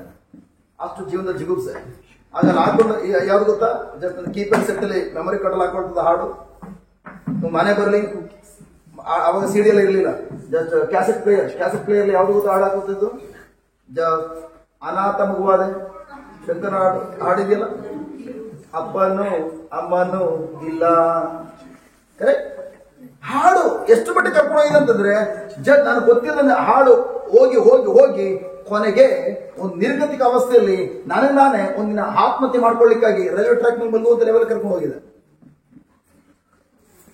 ಇವತ್ತು ಕೂಡ ಅದೇ ತರ ಅನೇಕ ದೇವರ ಹಾಡುಗಳೆಂಬುದಾಗಿ ಕೇಳುವಂತಹ ಆ ಹಾಡುಗಳು ಕೂಡ ಪ್ರಿಯರೇ ದೇವರ ವಿರುದ್ಧವಾಗಿದ್ರೆ ಆ ನುಡಿಗಳು ನಿಮ್ಮ ಮನಸ್ಸನ್ನ ಕಂಟ್ರೋಲ್ ಮಾಡಿ, ನಿಮ್ಮ ಮನಸ್ಸನ್ನ ತನ್ನ ಅಧೀನ ಪಡ್ಕೊಂಡು ನಿಮ್ಮ ಶರೀರವನ್ನು ಕೂಡ ಆ ದಿಕ್ಕನ್ನು ಮುನ್ನಡೆಸಿ ತಪ್ಪಾದಂತಹ ಗುರಿಯನ್ನು ತಲುಪುವಂತೆ ನಿಮ್ಮನ್ನ ಆ ಗುರಿ ಕೊಂಡೊಯ್ತವೆ. ಬಿ ಕೇರ್ಫುಲ್ ಯಾವ ರೀತಿ ನುಡಿಗಳನ್ನ, ಯಾವ ರೀತಿ ಹಾಡುಗಳನ್ನ ಕೇಳಿಸ್ಕೊಳ್ತಾ ಇದೆ. ಅದಾದ್ಮೇಲೆ ಸಹೋದರಿಗೆ ಹೇಳಿದೆ, ಪ್ರಾಬ್ಲಮ್ ಸ್ಟಾರ್ಟ್ ಆಗಿದೆ ಇಲ್ಲಿ. ಜೀವ ಮತ್ತು ಮರಣ ಶಕ್ತಿ ಬ್ರದರ್ ನಿಮ್ಮ ನಾಲಿಗೆಲಿದೆ. ನೀವೇನ್ ಬಾಯ್ತು ನುಡಿತೀರಿ ಅಥವಾ ಏನ್ ಕೇಳಿಸ್ಕೊಳ್ತೀರಿ, ಇವೆಲ್ಲ ಒಂದೊಂದು ಬೀಜಗಳು. ಯಾವ್ದನ್ನ ಬಾಯ್ತಿ ಹೇಳ್ತಾ ಬೀಜ ಬಿತ್ತನೆ ಮಾಡಿದಿರಿ, ಅದನ್ನ ಕೇಳಿಸ್ಕೊಂಡಿದ್ದೀರಿ, ಅದೆಲ್ಲ ಹೋಗಿ ಮೃದುಲ್ ಬಿತ್ತನೆ ಆಗಿದೆ, ಅದಕ್ಕೋಸ್ಕರ ಇವತ್ತು ಫಲ ಬಂದಿದೆ. ನಾನು ಕೇಳಿದೆ, ಎಷ್ಟು ವರ್ಷದಿಂದ ಈ ಹಾಡನ್ನ ಕೇಳಿಸ್ಕೊಳ್ತಾ ಇದ್ರಿ? ಸುಮಾರು 4-5 ವರ್ಷದಿಂದ. ವಾವ್, 4-5 ವರ್ಷದಿಂದ ಡೈಲಿ ಅದು ಗೊಬ್ಬರ ಮತ್ತು ನೀರು ಹಾಕಿ, ಇವತ್ತು ನಿಮ್ಮಲ್ಲೂ ತಪ್ಪಿಲ್ಲ, ಹೆಂಡತಿಯೂ ತಪ್ಪಿಲ್ಲ. ನೀವು ತಪ್ಪಾದ ಬೀಜ ಬಿತ್ತನೆ ಮಾಡಿಕೊಂಡು ತಪ್ಪಾದಂತಹ ಆ ಬೀಜಕ್ಕೆ ಪ್ರತಿದಿನ ಕೂಡ ಅದನ್ನೇ ಆಲಿಸುತ್ತಾ, ಅದನ್ನೇ ನುಡಿಯುತ್ತಾ, ನೀವು ಮತ್ತು ನಿಮ್ಮ ಮಗ ಇಬ್ರು ಕೂಡ ಅದಕ್ಕೆ ಬೇಗ ಗೊಬ್ಬರ ಮತ್ತು ನೀರನ್ನ ಹಾಕಿರೋದ್ರಿಂದ ಏನೇ ತಪ್ಪಿಲ್ಲದಿದ್ರು ಕೂಡ 4 ವರ್ಷದಲ್ಲಿ ನಿಮ್ ಹೆಂಡತಿ ನಿನ್ ಸಾಹಸ ಬೇಡ, ದಿವಸ ಕೊಡು ಅಂತ ಹೇಳಿ ಕೇಳ್ತಾರ. ಒಂದು ಅರ್ಥ ಆಗ್ತದೆಯಾ? ಬಟ್ ಪ್ರೈಸ್ ಬಿಡಿ ಗಾಡ್. ತದನಂತರ ಪ್ರೇರೆ ಥ್ಯಾಂಕ್ ಗಾಡ್ ಅವ್ರಿಗೆ ಹೇಳಿದೆ, ಜಸ್ಟ್ ಗಂಡ ಹೆಂಡತಿ ಇಬ್ರು ಕರೆದು ಕೌನ್ಸಿಲಿಂಗ್ ಮಾಡಿ ದಯವಿಟ್ಟು ಪ್ರಾರ್ಥನೆ ಕೊಡಕ್ಕೆ ಬನ್ನಿ. ಜಸ್ಟ್ ಥ್ಯಾಂಕ್ ಗಾಡ್, ಎಲ್ಲ ಸರಿ ಆಗ್ತದೆ, ಡೋಂಟ್ ವರಿ. ಕಷ್ಟಪಟ್ಟ ಆಯ್ತು, ಎಲ್ಲ ಸರಿ ಆಯ್ತು. ಆ ವ್ಯಕ್ತಿ ಹಾಡನ್ನ ಡಿಲೀಟ್ ಮಾಡಿದ್ರು, ಇನ್ಮೇಲೆ ಬರೋದ್ರ ಹಾಡು ಬೇಡ, ದೇವ್ರವಾಗಿ ಕೇಳಿಸ್ಕೊಳ್ತಾನೆ. ಬಟ್ ಎಲ್ಲಿ ತನಕ ಪ್ರಿಯರೇ, ಮತ್ತೆ ಜಸ್ಟ್ ಹೆಂಡತಿ ಅದನ್ನೆಲ್ಲ ಮರ್ತ್ಬಿಟ್ಟು ಯಾವಾಗ ಹೆಂಡತಿ ಸಂಪೂರ್ಣ ಚೇಂಜ್ ಆಗ್ಲಿಕ್ಕೆ ಸ್ಟಾರ್ಟ್ ಆಯ್ತು, ಆಗ ಮೈ ಗಾಡ್ ಹೆಂಡತಿ ಚೇಂಜ್ ಆದ ತಕ್ಷಣ ಪ್ರಿಯರೇ ನಮ್ಮ ಜೀವನದಲ್ಲಿ ಅದೇ ತರ ನಾವು ಅನ್ಕೊಂಡ್ ರೀತಿ ನಮ್ಮ ಕಾರ್ಯ ನೆರವೇರ್ಬಿಟ್ರೆ ಪ್ರಾರ್ಥನೆ ಕೂಡ ಬರ್ತೀವ. ಹಲೋ, ಅದೇ ತರ ಹೆಂಡತಿ ನನ್ ಡಿವೋರ್ಸ್ ಕೊಡು ಅಂತ ಹೇಳ್ತಾಳೆ ಬ್ರದರ್ ಅಂತೇಳಿ ಎಲ್ಲೇ ಕರೆದು ಪ್ರಾರ್ಥನೆಗಳು ಬರ್ತಾ ಇದ್ರು. ಯಾವಾಗ ಹೆಂಡತಿ ಆ ಡಿವೋರ್ಸ್ ಅನ್ನೋದು ಮರ್ತು ಬಿಟ್ಟು ಕೊನೆಗೆ ಗಂಡನಿಗೆ ಮುತ್ಕೊಳಕ್ ಸ್ಟಾರ್ಟ್ ಮಾಡುದು, ಆಗ ಹೆಂಡತಿಯನ್ನ ದೇವತೆ ಮಾಡ್ಕೊಂಡು ದೇವ್ರನ್ನ ದೂರ ಮಾಡುದು. ಬ್ರದರ್ ನಾನು ಬ್ಯಾಂಗ್ಳೂರ್ ಬರ್ತಾ ಇದೀನಿ ಬ್ರದರ್, ಎಲ್ಲಿದ್ದೀರಾ ಅಂತ ಕೇಳಿ, ಬ್ರದರ್ ಬ್ಯುಸಿ ಬ್ರದರ್. ಭಾನುವಾರ ಏನ್ ಬ್ಯುಸಿ, ರಜೆ ಇಬ್ರಿಗೂ, ಶನಿವಾರ ಭಾನುವಾರ. ಹೌದು ಬ್ರದರ್, ಜಸ್ಟ್ ಇವತ್ತು ಸ್ವಲ್ಪ ಮಾರ್ಕೆಟಿಂಗ್ ಇದೆ ಬ್ರದರ್, ಇವತ್ತು ಪರ್ಚೇಸಿಂಗ್ ಇದೆ ಬ್ರದರ್. ಪರ್ಚೇಸಿಂಗ್ ಹೋಗಿ ಕೊನೆಗೆ ಪರ್ಚೇಸ್ ಮಾಡಿದ ಯಾವ್ದನ್ನ, ಡಿವೋರ್ಸ್ ಲೆಟರ್ನ. ಕೊನೆಗೆ ಅದಾದ 2 ವರ್ಷ ಆದ್ಮೇಲೆ ಸಿಕ್ಬಿಟ್ಟು, ಬ್ರದರ್ ಎಲ್ಲಿ ಸಿಸ್ಟರ್ ಅಂತ ಕೇಳುವಾಗ, ಬ್ರದರ್ ನಿಮ್ಗೆ ಗೊತ್ತಾಗಿಲ್ವಾ ಅವ್ರು ಡೈವರ್ಸ್ ಕೊಟ್ಬಿಟ್ಲಲ್ಲ ಬ್ರದರ್. ಯಾಕೆ ಡೈವರ್ಸ್ ಕೊಟ್ಲು? ಮೊದಲು ತಪ್ಪಾದ ಹಾಡನ್ನ ಕೇಳ್ಕೊಳ್ತಾ ರಿಪೀಟ್ ಆಗಿದ್ದಾರೆ. ರಿಪೀಟ್ ಆದ್ಮೇಲೆ ಯಾವ ವಾಕ್ಯ ಎಂಬ ಬೀಜ ಬಿತ್ತ ಮಾಡಬೇಕು, ಯಾರೋ ಆ ಒಂದು ಸಮಸ್ಯೆಯಿಂದ ಬಿಡುಗಡೆ ಕೊಟ್ಟಂತ ಯೇಸುನೊಂದಿಗೆ ಅವ್ರ ಕಾಲ ಕಳೆದಿದ್ದುದರಿಂದ ಅವರ ಹೆಂಡತಿಯನ್ನ ದೇವರು ಮಾಡಿಕೊಂಡು, ಅವ್ರ ಉದ್ಯೋಗವನ್ನು ದೇವರು ಮಾಡಿಕೊಂಡು ಕೊನೆಗೆ ದೇವರನ್ನ ತೊರೆದದ್ದರಿಂದ. ಅದ್ರ ಅರ್ಥ ಚರ್ಚ್ಗೆ ಹೋಗ್ತಿಲ್ಲ ಅಂತ ಹೇಳಿ ಪ್ರತಿ ವಾರ ಚರ್ಚ್ಗೆ ಹೋಗ್ತಾ ಇದ್ರು, ಬಲಿ ಪೂಜೆ ಹೋಗ್ತಾ ಇದ್ರು. ಯಾಕೆ ಡಿವೋರ್ಸ್ ಆಯ್ತು? ದೇವರ ವಾಕ್ಯದ ಪ್ರಸನ್ನತೆಯಲ್ಲಿ ಕಾಲ ಕಳೆದಿದೆ. ದೇವರ ವಾಕ್ಯದ ಪ್ರಸನ್ನತೆಯಲ್ಲಿ ಪ್ರೈಸ್ ಗಾಡ್ ತಮ್ಮನ್ ತಾವು ಯೇಸುವಿನೊಂದಿಗೆ, ಯೇಸುವಿನ ಅನ್ಯೋನ್ಯತೆಯಲ್ಲಿ ಅವರು ಕಾಲ ಕಳೆದಿದ್ದರಿಂದ ಇವತ್ತು ಅವ್ರ ಕುಟುಂಬ ಡಿಸ್ಟ್ರಾಯ್. ಮಗ ನೋಡು 9ನೇ ಕ್ಲಾಸ್ ಹುಡುಗನಿಗೆ ಅವನಿಗೆ ತಿಂಗಳ ಖರ್ಚು 30,000 ಬೇಕೇನು.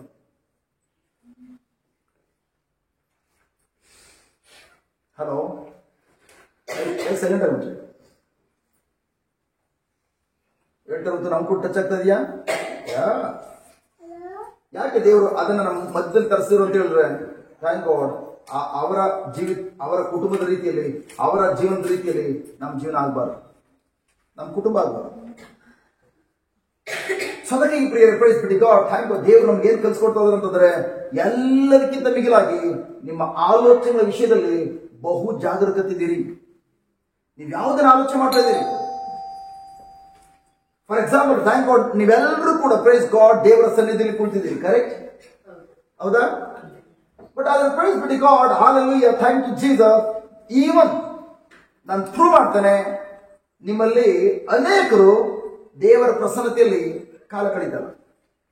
ನೀವು ಇಲ್ಲಿ ಕುಳಿತಿದ್ರು ಕೂಡ ಯಾಕೆಂದ್ರೆ ನಿಮ್ಮ ಬಾಡಿ ಕುಳಿತಿದೆ, ನಿಮ್ಮ ಮನಸ್ಸು ಇನ್ನೂ ಕೂಡ ನನ್ನ ಗಂಡ ನಂಗೆ ಡ್ರಾಪ್ ಮಾಡ್ಬಿಟ್ಟು ಮನೆ ಸೇರಿದ್ನೋ ಅಂತ ಹೇಳ್ಕೊಂಡು ಗೊತ್ತಿಲ್ವಲ್ಲ, ಮನೆ ಮಗಳಿಗೆ ಈ ಕೆಲಸ ಮಾಡು ಅಂತ ಹೇಳಿದ್ರೆ ಮಾಡ್ತದಾರೋ ಏನೋ ಗೊತ್ತಿಲ್ಲ, ಮಕ್ಕಳು ಓದ್ತದಾರ ಏನೋ ಗೊತ್ತಿಲ್ವಲ್ಲ, ಜಸ್ಟ್ ಹೋಗುವಾಗ ಜಸ್ಟ್ ಇದೇ ತರ ಮೋಡ ಬಂದ್ಬಿಟ್ರೆ ಬಟ್ಟೆ ಒಣೆ ಹಾಕಿದೆ ಏನಾಕಿ ಗೊತ್ತಿಲ್ವಲ್ಲ, ನನ್ನ ಗಂಡನಿಗೆ ಅಡಿಗೆ ಮಾಡಿಲ್ವ ಅಂದ್ರೆ ಅದ್ರ ಅರ್ಥ ನಿಮ್ಮ ಬಾಡಿ ಕೂಡ್ತಿದೆ, ನಿಮ್ಮ ಮನಸ್ಸು ನಿಮ್ಮ ಅಕ್ಕಪಕ್ಕರು ಕೂಡ ಗೊತ್ತಿಲ್ಲ. ನಿಮ್ಮ ಮನಸ್ಸು ನಿಮ್ಮ ಅಡಿಗೆ ಮನೆಗೆ ಹೋಗಿ ನಿಮ್ಮ ಗಂಡನ ಮಾತಾಡ್ಸ್ಕೊಂಡು ನಿಮ್ಮ ಮಕ್ಕಳು ಮಾತಾಡ್ಸ್ಕೊಂಡು ನಿಮ್ಗೆ ಬರ್ತಾರೆ. ಕರೆಕ್ಟಾ? ಸಾಧ್ಯತೆ ಈ ರೀತಿ ಆಗ್ಲಿಕ್ಕೆ ನಿಮ್ಮ ಬಾಡಿಯಲ್ಲಿ ಇದೆ, ನಿಮ್ಮ ಮನಸ್ಸು ಬೇರೆ ಕಡೆ ಇದೆ. ಹಾಗಾದ್ರೆ ನೀವು ದೇವರ ಪ್ರಸನ್ನತೆಯಲ್ಲಿ ಇದ್ದೀರಾ? ಅದಕ್ಕೆ ಯೇಸು ಹೇಳ್ತಿರುವಂತದ್ದು, ಎಲ್ಲದಕ್ಕಿಂತ ಮಿಗಿಲಾಗಿ ನಿಮ್ಮ ಆಲೋಚನೆ. ಇಲ್ಲಿ ಕುಳಿತುಕೊಂಡು ನೀವು ಏನು ಆಲೋಚನೆ ಮಾಡ್ತಾ ಇದ್ದೀರಿ, ನೀವು ಆಲೋಚನೆ ಮಾಡುವಂಥದ್ದು ಪ್ರಿಯರೇ ನಿಮ್ಮನ್ನ ಅದೇ ದಿಕ್ಕಿನಲ್ಲಿ ನಿಮ್ಮನ್ನು ಮುನ್ನಡೆಸ್ತದೆ. ನೀವು ಇಲ್ಲಿ ಕುಳಿತುಕೊಂಡು ದೇವರ ವಾಕ್ಯ ಏನು ಆಲಿಸ್ತಾ ಇದ್ದೀರಿ, ಆ ವಾಕ್ಯದ ಪ್ರಕಾರ ನಿಮ್ಮ ಆಲೋಚನೆ ಬದಲಾಯಿಸಿಕೊಳ್ಬೇಕೆಂಬುದಾಗಿ ನೀವು ನಿರ್ಧಾರ ತೆಗೆದುಕೊಳ್ಳದೆ ಹೋದ್ರೆ 100% ಗ್ಯಾರಂಟಿ ಖಂಡಿತ ಪ್ರಿಯರೇ ಪ್ರೈಸ್ ಗಾಡ್ ನಿಮ್ಮ ಜೀವನದಲ್ಲಿ ಯಾವ ಕಾರಣಕ್ಕೂ ನಿಮ್ಮ ನಡತೆಯನ್ನ, ಅದು ನೀವು ತಲುಪಬೇಕಾದ ಗುರಿಯನ್ನ ತಲುಪಲಿಕ್ಕೆ ಸಾಧ್ಯವಾಗುವುದಿಲ್ಲ, ನಿಮ್ಮ ಆಲೋಚನೆ ತಪ್ಪಾಗಿದೆ. ಸೊ ಮತ್ತೆ ಅದೇ ವಾಕ್ಯ ನಾನು ನಿಮಗೋಸ್ಕರ ಓದ್ತೇನೆ. ಪ್ರತಿಯೊಬ್ಬರು ಗಮನಕ್ಕೆ ಮಾಡೋಣ. ಜ್ಞಾನೋಕ್ತಿ 4:23. ಎಲ್ಲದಕ್ಕಿಂತ ಮಿಗಿಲಾಗಿ ನಿನ್ನ ಆಲೋಚನೆಗಳ ವಿಷಯದಲ್ಲಿ ಎಚ್ಚರಿಕೆಯಿಂದಿರು. ನಿನ್ನ ನಡತೆಯು ನಿನ್ನ ಆಲೋಚನೆಗಳ ಮೇಲೆ ಆಧಾರಗೊಂಡಿದೆ. ನನ್ನ ಪ್ರೀತಿಯ ಸಹೋದರ ಸಹೋದರಿಯರು, praise be to God. Suppose ನೀವು ನಿಮ್ಮ ಗಂಡನ ನಡತೆಯನ್ನ ಅಥವಾ ನಿಮ್ಮ ಹೆಂಡತಿ ನಡತೆಯನ್ನ ಅಥವಾ ನಿಮ್ಮ ನಡತೆಯನ್ನ, ನಿಮ್ಮ ಮಕ್ಕಳ ನಡತೆಯನ್ನ ನೀವು ಬದಲಾಯಿಸಬೇಕು ಅಥವಾ ಬದಲಾಯಿಸಿಕೊಳ್ಬೇಕು ಎಂಬುದಾಗಿ ನೀವೇನಾದ್ರೂ ಬೇರೆ ರೀತಿಯಲ್ಲಿ ಪ್ರಯತ್ನ ಪಟ್ರಿ, 100% ಗ್ಯಾರಂಟಿ ಇನ್ನೂ ಆ ಸಮಸ್ಯೆ ಜಾಸ್ತಿ ಆಗ್ತದೆ. ಉದಾಹರಣೆ, ಗಂಡ ಕುಡುಕನಾಗಿರೋ ಗಂಡನಿಗೆ ನೀವು ಬುದ್ಧಿವಾದ ಹೇಳಿ ಹೇಳಿ ಹೇಳಿ ಸಾಕಾಯ್ತು. ಜಸ್ಟ್ ಸಹೋದರಿ ಯಾವ ಪ್ಲಾನ್ಗಳಾಗ್ತವೆ ಗಂಡನ ಕುಡಿಯೋದನ್ನ ಬಿಡಿಸ್ಲಿಕ್ಕಾಗಿ? ಫಸ್ಟ್ ಬರೋದೇ ಧಾರಾವಾಹಿಗಳು ಏನೇನು ನೋಡಿರ್ತೀರಿ ಅದೆಲ್ಲ ಬರ್ತದೆ. ಅವರು ಧಾರಾವಾಹಿ ಹೆಂಗ್ ಗಂಡನ ಚೇಂಜ್ ಮಾಡಿದ್ರು ಅದು ರೀಲ್. ಯಾಕೆ ಡೈರೆಕ್ಟ್ ಹೇಳಿರ್ತಾರೆ ಹಿಂಗ್ ಮಾಡು ಅಂತೇಳಿ, ಹಂಗೆ ಅದಕ್ಕೆಲ್ಲ ನಿಂತು ಹೋಗ್ತದೆ. ಗಂಡ ಬಂದ ಬಾಗಿಲು ಹಾಕೋ, ಗಂಡ ಬಂದ ಬಾಗಿಲು ತೆಗಿ, ಡೈರೆಕ್ಟ್ ಹಂಗೆ ಹೇಳಿರ್ತಾರೆ, ಹಂಗ್ ಮಾಡ್ತಾಳೆ ಅಯ್ಯಮ್ಮ ಅಷ್ಟೇ. ಅಲ್ಲಿರುವ ಹೆಂಡತಿ ನೀವು ಅಲ್ಲಿ ರೀಲಲ್ಲಿ ಬರೋದನ್ನ ರಿಯಲ್ ಲೈಫಲ್ಲಿ ಅಳವಡಿಸ್ಕೊಂಡ್ರಿ, ನಿಮ್ ಜೀವನ ಎಲ್ಲ ಬರೀ ವರ್ಷ ಪೂರ್ತಿ ರೀಲ್ ಸುತ್ತದೇ ಆಗ್ಬಿಡ್ತದೆ. ಮೇಲೆ ಯಾಕೆಂದ್ರೆ ಪ್ರಿಯರೇ, praise be to God, thank God, ನಿಮ್ಮ ಆಲೋಚನೆಗಳ ವಿಷಯದಲ್ಲಿ ಜಾಗರೂಕತೆ ವಹಿಸದೆ ಹೋದ್ರೆ ಹೇಗೆ ಪ್ರಿಯರೇ ಆಲೋಚನೆ ಉತ್ಪತ್ತಿ ಆಗುವಂಥದ್ದು? ನಿಮ್ಮ ಒಳಗಡೆ ಹೇಗೆ ಆಲೋಚನೆ ಉತ್ಪತ್ತಿ ಆಗುವಂಥದ್ದು? ನಿಮ್ಮ ಒಳಗಡೆ ಯಾವುದನ್ನು ಕಳಿಸ್ತೀರಿ ಅದು ತಕ್ಕಂತೆ ಆಲೋಚನೆ ಉತ್ಪತ್ತಿ ಆಗ್ತದೆ. ಅದ್ರ ಅರ್ಥ, ನೀವು ಯಾವುದನ್ನ ಕಣ್ಣಾರು ನೋಡ್ತೀರಿ ಅದು ನಿಮ್ಮ ಮನಸ್ಸಿನಲ್ಲಿ ತಕ್ಕಂತ ಆಲೋಚನೆ ಉತ್ಪತ್ತಿ ಮಾಡ್ತದೆ. ಕರೆಕ್ಟ್? ಅದು ಒಳ್ಳೇದಾಗಿರ್ಬೋದು, ಕೆಟ್ಟದಾಗಿರ್ಬೋದು. ನೀವು ಯಾವುದನ್ನ ಕೇಳಿಸ್ಕೊಳ್ತೀರಿ, ಆ ನುಡಿಗಳು ಏನನ್ನ ಕೇಳಿಸ್ಕೊಳ್ತೀರಿ ಅದು ನಿಮ್ಮ ಮನಸ್ಸಿನಲ್ಲಿ ಅದು ಒಳ್ಳೆ ನುಡಿಗಳಾಗಿರ್ಬೋದು, ಒಳ್ಳೆ ಆಲೋಚನೆ ಉತ್ಪತ್ತಿ ಮಾಡ್ತದೆ. ಕೆಟ್ಟ ನುಡಿಗಳಾಗಿದೆ, ಕೆಟ್ಟ ಆಲೋಚನೆ ಉತ್ಪತ್ತಿ ಮಾಡ್ತದೆ. ಕರೆಕ್ಟ್? ನೀವು ಯಾವುದನ್ನ ಮಾಹಿತಿ ನುಡಿತೀರಿ, ಕೆಟ್ಟ ನುಡಿಗಳು ನುಡಿತೀರಾ ತಕ್ಕಂತ ಆಲೋಚನೆ, ಒಳ್ಳೆ ನುಡಿಗಳು ನುಡಿತೀರಾ ತಕ್ಕಂತ ಆಲೋಚನೆ. ಅದರ ಅರ್ಥ, ನೀವು ನಿಮ್ಮ 3 ಬಾಗಿಲುಗಳ ಮೂಲಕ, ಯಾವ್ದು 3 ಬಾಗಿಲುಗಳು? ಬಾಯಿ, ಕಣ್ಣು ಮತ್ತು ಕಿವಿ. ಈ 3 ಬಾಗಿಲುಗಳ ಮೂಲಕ ಯಾವುದನ್ನ ಒಳಗಡೆ ತೆಗೆದುಕೊಳ್ತೀರಿ ಅವುಗಳು ನಿಮ್ಮ ಮನಸ್ಸಿನಲ್ಲಿ, ನಿಮ್ಮ ಒಳಗಡೆ ಆಲೋಚನೆಗಳನ್ನು ಉತ್ಪತ್ತಿ ಮಾಡ್ತವೆ. ನೀವು ಸಂಜೆ ಆದ್ರೆ ಸಾಕು, ನೀವು ಟಿವಿ ಆನ್ ಮಾಡಿಬಿಟ್ಟು ಹೊಟ್ಟೆ ಬಿಟ್ಕೊಂಡು ಅದ್ರ ಬಾಯಿ ಬಿಟ್ಕೊಂಡು ಸೊಳ್ಳೆ ಹೋದ್ರು ಕೂಡ ಗೊತ್ತಾಗೋದಿಲ್ಲ. ನೀವು ಯಾವ ಟಿವಿ ಮುಂದೆ ಕೂತ್ಕೊಳ್ತೀರಿ, ನೀವು 10 ವರ್ಷ ಈ ತರ ಪ್ರಾರ್ಥನೆ ಹುಡುಗ ಬರ್ಬೋದು, ನಿಮ್ ಜೀವನದಲ್ಲಿ ಕಿಂಚಿತ್ತು ಕೂಡ ಸಮಸ್ಯೆ ಚೇಂಜ್ ಆಗೋದಿಲ್ಲ. ಕನಸು ಕಾಣಂಗಿಲ್ಲ ನೀವು. ಯಾಕೆಂದ್ರೆ praise be to God, thank God, even ಇಲ್ಲಿ ಕೆಲವರು ಯಾರಾದ್ರೂ ಬಂದ್ರೆ ಸಾಕು, ಬಾಗಿಲು ತಗೊಂಡು ಬಂದ್ರೆ ಸಾಕು, ನಮ್ಮ ಗಮನ ಆ ಕಡೆ ಹೋಗ್ತದೆ. ಅದೇ ದಾರ ಮುಂದೆ ಕುತ್ಕೊಂಡು ಟಿವಿ ನೋಡಿ ಅಂತೇಳಿ ಬಾಗಿಲು ಯಾರು ಬಂದ್ರು ಕೂಡ ಸರಿಯಾ? ಮನೆಯವರು ಅಜ್ಜಿ ಮನೆಗೆ ಯಾರೋ ಬಂದ್ರು, ಈಗ ಬಂದೇವ ಬೋಗ ಕೂತ್ಕೊ ಪುನಃ ನೀರು. ಸರಿಯಾ? ನಾನು ಯಾಕೆ ಇದನ್ನ ಹೇಳ್ತೇನೆ ಅಂತಂದ್ರೆ, ನನ್ನ ಪ್ರಿಯ ಸಹೋದರ ಸಹೋದರಿಯರೇ, ನೀವ್ ಯಾವುದನ್ನ ಕಣ್ಣಾರು ನೋಡ್ತೀರಿ, ಕಿವಿಯಾರು ಅಲ್ಲೇ ಕೇಳಿಸ್ಕೊಳ್ತೀರಿ, ಇವುಗಳೆಲ್ಲ ನಿಮ್ ಹೃದಯ ಹೋಗಿ ಬಿತ್ತನೆ ಆಗ್ತದೆ. ಮುಂದೆ ಒಂದಿನ ನೀವು ಯಾವುದನ್ನ ಬಿತ್ತನೆ ಮಾಡ್ಕೊಂಡಿದ್ದೀರಿ, ನಿಮ್ಮ ಜೀವನದಲ್ಲೇ ಅದರ ಫಲವನ್ನ ನೀವು ಅನುಭವಿಸ್ತೀರಿ. ಎಷ್ಟು ಕುಟುಂಬಗಳು ಧಾರಾವಾಹಿಗಳಿಂದ ಹಾಳಾಗಿದೆ ಗೊತ್ತಾ? ಲೆಕ್ಕ ಇಲ್ಲ.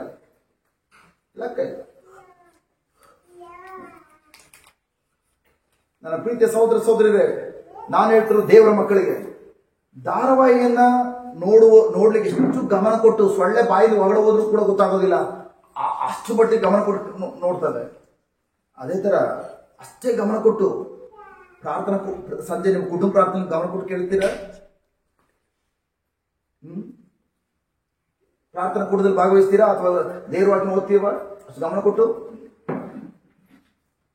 ಅನೇಕ ಮನೆಗಳಲ್ಲಿ praise God, thank god, just ಯಾಕೆ ಇಷ್ಟು ಫಾಸ್ಟ್ ಆಗಿ ಅವ್ರ ಮನೇಲಿ ಯಾರೋ ಮಾತಾಡ್ತಿರುವಾಗ ಯಾಕೆ ಇಷ್ಟು ಫಾಸ್ಟ್ ಆಗಿ ಮನೆಯಲ್ಲ ಪ್ರೇಯರ್ ಮಾಡ್ತಾ ಇದ್ರು ಅಂತ ಕೇಳುವಾಗ, ಬರೋದು 7 ಗಂಟೆಗೆ ಸ್ಟಾರ್ಟ್ ಆಗ್ತದಲ್ಲ ಬರೋ ಧಾರಾವಾಹಿ, ಅದಕ್ಕೆ ಮುಂಚೆ ಪ್ರೇಯರ್ ಮುಗಿಸ್ಬಿಡೋದು. ನಮ್ಮ amen amen amen praise Lord, amen praise Lord, praise Lord, bless me bless me, ಮೂವತ್ತು ಪ್ರೇಯರ್. ಯಾಕೆ ಫಾಸ್ಟ್ ಆಗಿ ಅಂತ ಕೇಳುವಾಗ ನಾವು ಮೋಸ್ಟ್ಲಿ ಅವ್ರ ಮನೇಲಿ ಯಾರಾದ್ರು ಪ್ರೇಯರ್ ಮೀಟಿಂಗ್ ನಡ್ಸಕ್ಕೆ ಬೇಗ ಬರ್ಬೋದೇನು 7 ಗಂಟೆಗೆ? ಇಲ್ಲ ಬ್ರದರ್, ಜಸ್ಟ್ 7 ಗಂಟೆಗೆ ಇಂತಿಂತ ದಿನ ಇಂತಿಂತ ಸೀರಿಯಲ್ ಬರ್ತದೆ. ನನ್ನ ಪ್ರಿಯ ಸಹೋದರ ಸಹೋದರಿಯರೇ, ನೀವು ಯಾವುದ್ರ ಕಡೆ ನೀವು ಗಮನ ಕೊಡಬೇಕೆಂಬುದಾಗಿ ಪ್ರತಿದಿನ ನೀವು ಆಯ್ಕೆ ಮಾಡ್ಕೊಳ್ತೀರಿ, 100% ಗ್ಯಾರಂಟಿ ಪ್ರಿಯರೇ, ಅದು ನಿಮ್ಮ ಭವಿಷ್ಯದ ಮೇಲೆ, ನಿಮ್ಮ ಭವಿಷ್ಯದ ಮೇಲೆ ಮಾತ್ರವಲ್ಲ, ನಿಮ್ಮ ಮಕ್ಕಳ ಮೇಲೆ, ನಿಮ್ಮ ಕುಟುಂಬ ಮೇಲೆ, ನಿಮ್ಮ ಸಂತತಿ ಮೇಲೆ ಪರಿಣಾಮ ಬೀರ್ತದೆ. ನಾವೆಲ್ಲರೂ ಅಯ್ಯೋ ನನ್ನ ಮಗು ಜಸ್ಟ್ ಮೊಬೈಲ್ ಬಿಡೋದೇ ಇಲ್ಲ, ನನ್ನ ಮಗು ಮೊಬೈಲ್ ಅಂಟ್ಕೊಳ್ತದೆ, ನನ್ನ ಮಗು ಓದಿದ್ರು ಓದೋದೇ ಇಲ್ಲ. ನೀವು ನಿಮ್ಮ ಆಲೋಚನೆ ಬದಲಾಯಿಸ್ಕೊಳ್ಳದೆ ಹೋದ್ರೆ ಖಂಡಿತವಾಗಿ ನೀವ್ ಹೇಗೆ ನಿಮ್ಮ ಮಕ್ಕಳ ನಡತೆನ ಬದಲಾಯಿಸ್ತೀರಿ? ಯಾಕಂದ್ರೆ ಅನೇಕ ಸಂದರ್ಭ ನೋಡಿದ್ದೀರಾ, ಜಸ್ಟ್ ಮಕ್ಕಳು ಓದಿದ್ರೆ ಮಕ್ಕಳಿಗೆ ಓದ್ತಾ ಇದ್ರೆ ಮಮ್ಮಿ ಮೊಬೈಲ್ ಕೂತ್ಕೊಳ್ಳೋದು, ಟಿವಿ ಆನ್ ಮಾಡಿದ್ರೆ ಮಕ್ಕಳು ಡಿಸ್ಟರ್ಬ್ ಆಗ್ತದೆ, ಮೊಬೈಲ್ ಕೂತ್ಕೊಳ್ಳುವಂಥದ್ದು. ಆಗ ಮಕ್ಕಳು ಪಕ್ಕ ಕೂತ್ಕೊಂಡು ಓದುವಾಗ ಮಮ್ಮಿ ಏನ್ ನೋಡ್ತಾರೆ, ನೀವೆಲ್ಲ ಮಕ್ಕಳು ಮಾತ್ರ ಅವ್ರ ಜೀವನದಲ್ಲಿ ಎಕ್ಸಾಮ್ ಬರುವಂತ ಎಕ್ಸಾಮ್ಗಳನ್ನ ಪಾಸ್ ಮಾಡ್ಲಿಕ್ಕಾಗಿ ಮಕ್ಕಳು ಪ್ರೈಸ್ ಗಾಡ್ ಟೆಕ್ಸ್ಟ್ ಬುಕ್ ಅನ್ನು ಓದ್ಬೇಕು, ಟೆಕ್ಸ್ಟ್ ಬುಕ್ ಅನ್ನು ಓದ್ಬೇಕು. ಬಟ್ ಅದರ ಪ್ರೈಸ್ ಬಿಡಿ ಗಾಡ್, ನೀವು ನಿಮ್ಮ ಅನುದಿನ ಜೀವನದಲ್ಲಿ ಎಕ್ಸಾಮ್ಗಳು ಪ್ರತಿದಿನ ಬೆಳಿಗ್ಗೆ ಸಂತನಕ ಅನೇಕ ಪರೀಕ್ಷೆಗಳು, ಅನೇಕ ಎಕ್ಸಾಮ್ ಬರ್ತದೆ. ನೀವೇನ್ ರೆಡಿ ಆಗ್ತಿದ್ದೀರಿ ಪ್ರಿಯರೇ? ತಂದೆ ತಾಯಿಗಳು, ಮಕ್ಕಳಿಗೆ ಯಾವ ಎಕ್ಸಾಮ್ ಬರೋದು? ವರ್ಷಕ್ಕೊಂದ್ಸಲ ಫೈನಲ್ ಎಕ್ಸಾಮ್ ಬರೋದು, ಸರಿಯಾ? ವರ್ಷಕ್ಕೆ ಒಂದ್ಸಲ ಬರುವಂತ ಫೈನಲ್ ಎಕ್ಸಾಮ್ಗೆ ಅದು ಪಾಸ್ ಆದ್ರೆ ಮುಂದಿನ ತರಗತಿಗೆ ಹೋಗ್ತವೆ. ಅಂತ ಎಕ್ಸಾಮ್ಗೆ ವರ್ಷ ಪೂರ್ತಿ ನೀವು ಹೇಳ್ತೀರಿ ಓದಿ ಓದಿ ಹೋಮ್ವರ್ಕ್ ಮಾಡಿ ಬಾರಿರಿ ಅಂತ ನಾವೆಲ್ಲರೂ ಹೇಳ್ತಾರೆ, ಕರೆಕ್ಟ್? ಬಟ್ ತಂದೆ ತಾಯಿಗಳು ನಮ್ಮ ಜೀವನದಲ್ಲಿ ಪ್ರಿಯರೇ, ತಂದೆ ತಾಯಿಗಳಾಗಿರೋ ನಮ್ಮ ಜೀವನದಲ್ಲಿ ಎವ್ರಿ ಡೇ ಎಕ್ಸಾಮ್ಗಳು ಯಾವ ತರ ಬರ್ತವೆ, ಯಾವ ದಿಕ್ಕಿನ ಬರ್ತವೆ ನಮ್ಗೆ ಗೊತ್ತಾಗೋದಿಲ್ಲ. ಹಾಗಾದ್ರೆ ಯಾರು ಹೆಚ್ಚಿಗೆ ಓದಬೇಕು? ಬಟ್ ಪೇರೆಂಟ್ಸ್ ಏನ್ ಮಾಡ್ತಾ ಇರ್ತವೆ, ಮಕ್ಕಳು ಓದ್ಲಿಕ್ಕೆ ಕೊಟ್ಬಿಟ್ಟು ನಾವೇನ್ ಓದ್ತಾ ಇರ್ತವೆ, ಸ್ನ್ಯಾಪ್ಚಾಟ್ ಅಲ್ಲಿ ಏನ್ ಹಾಕಿದೀವಿ, ಆಮೇಲೆ ಎಸ್ಪೆಷಲಿ ಬಟ್ಟೆ ಸೆಲೆಕ್ಷನ್ ಯಾವ್ದೋ ಒಂದು ಲೇಡೀಸ್ ಮುಂದೆ ಯಾವ ಮಿತ್ರ, ಮೀಶೋ ಕರೆಕ್ಟ್, ಮೀಶೋ ನೀವ್ ಯಾವ್ದು ನೋಡ್ತಾ ಇರ್ತೀರಿ, ಮಕ್ಕಳು ಓದೋ ಕಡೆ ಗಮನ ಕೊಡ್ತಾವ, ಮಮ್ಮಿ ಏನ್ ಮಾಡ್ತಾರೆ ನೋಡ್ತೀನಿ ಅಂತೇಳಿ ಮಕ್ಕಳು ಒಂದ್ ಸ್ವಲ್ಪ ಗಮನ ಹರಿಸ್ತವೆ. ಮಕ್ಕಳ ಮನಸ್ಸು ಗೋಲ್ಡ್ ಆಯ್ತು, ಹೋಮ್ವರ್ಕ್ ಬರೀತವೆ, ನಿಮ್ ಕಡೆ ಗಮನ ಕೊಡ್ತು, ನೆಕ್ಸ್ಟ್ ಟೈಮ್ ನೋಡ್ಬೋದು, ಮಮ್ಮಿ ನೀನ್ ಚೆನ್ನಾಗಿದೆ ಮಮ್ಮಿ, ಆಗ ನಿಮ್ಗೆ ಅರ್ಥ ಆಗ್ತದೆ ಮಗು ಓದ್ತಾ ಇಲ್ಲ, ಮಗು ನನ್ನ ಕಡೆ ಗಮನ ಕೊಡ್ತಾರೆ, ಸರಿಯಾ? ನನ್ನ ಪ್ರೀತಿಯ ಸಹೋದರ ಸಹೋದರಿಯರೇ, ಮಕ್ಕಳು price be to god, thank god, ಅವರ 5ನೇ ತರಗತಿಯ ಜೀವನದಲ್ಲಿ ಬರುವಂತಹ ಪರೀಕ್ಷೆಗಾಗಿ 5ನೇ ತರಗತಿ ಪುಸ್ತಕ ಓದ್ತಾ ಇರ್ತವೆ. ಯಾಕಂದ್ರೆ ಫೈನಲ್ ಎಕ್ಸಾಮ್ ಬರುವಂತದ್ದು ಆ ಪುಸ್ತಕದಲ್ಲಿ ಸಂಬಂಧಪಟ್ಟಂಗೆ, ಕರೆಕ್ಟ್? ಅದೇ ತರ ಪ್ರಿಯರೇ, ನಮ್ಮ ಅನುದಿನ ಜೀವನದಲ್ಲಿ ಬರುವಂತಹ ಎಲ್ಲದಕ್ಕೂ ಉತ್ತರ ಬಂದು ಬೈಬಲ್ ಇರುವಂತದ್ದು. ನಿಮ್ಮ ಜೀವನದಲ್ಲಿ ಏನೆಲ್ಲ ಸಮಸ್ಯೆಗಳು ಬರ್ತದೋ ಆ ಸಮಸ್ಯೆಗಳ ಉತ್ತರ ಬೇರೆ ಎಲ್ಲೂ ಇಲ್ಲ, ಬೈಬಲ್ ಇರುವಂತದ್ದು. ಪ್ರೈಸ್ ಗಾಡ್, ಎಷ್ಟು ಮಂದಿ ಪ್ರಿಯರೇ, ಥ್ಯಾಂಕ್ ಗಾಡ್, ನಮ್ಮ ಸಮಸ್ಯೆಗಳು ಬರೋದಕ್ಕೆ ಮುಂಚಿತವಾಗಿ ಪ್ರೈಸ್ ಬಿಡಿ ಗಾಡ್ ನಾವು ಉತ್ತರ ರೆಡಿ ಮಾಡಿ ಇಟ್ಕೊಂಡಿರ್ತೇವೆ.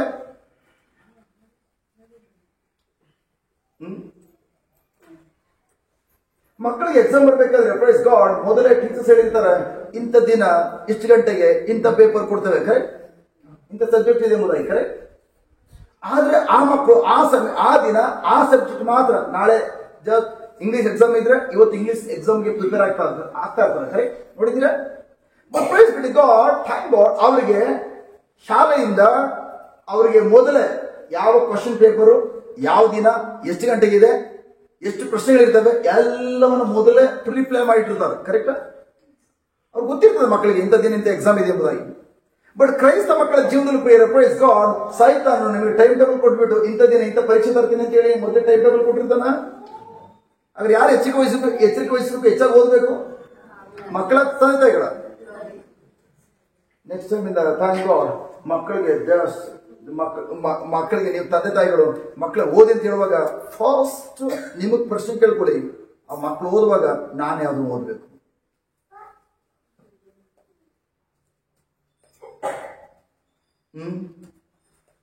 ಮಕ್ಕಳು ಕೇಳಂಗಿಲ್ಲ, ನಾನು ಪೇರೆಂಟ್ಸ್ ಕೇಳ್ತಿರೋದು, ಓ ಬ್ರದರ್ ಹೇಳಿದ್ದಾರೆ ನಿಮ್ ಮಮ್ಮಿ ಅಥವಾ ಡ್ಯಾಡಿ ಓದಂದ್ರೆ ನೀವೇನು ಓದ್ತೀರಿ? ಮಮ್ಮಿ ಡ್ಯಾಡಿ ನಿಮ್ ಮಕ್ಕಳು ಪ್ರಶ್ನೆ ಕೇಳಿದ್ರೆ ನಾನು ಕೇಳ್ತಲ್ಲ, ನಾನೇ ತಂದೆ ತಾಯಿಗಳಿಗೆ.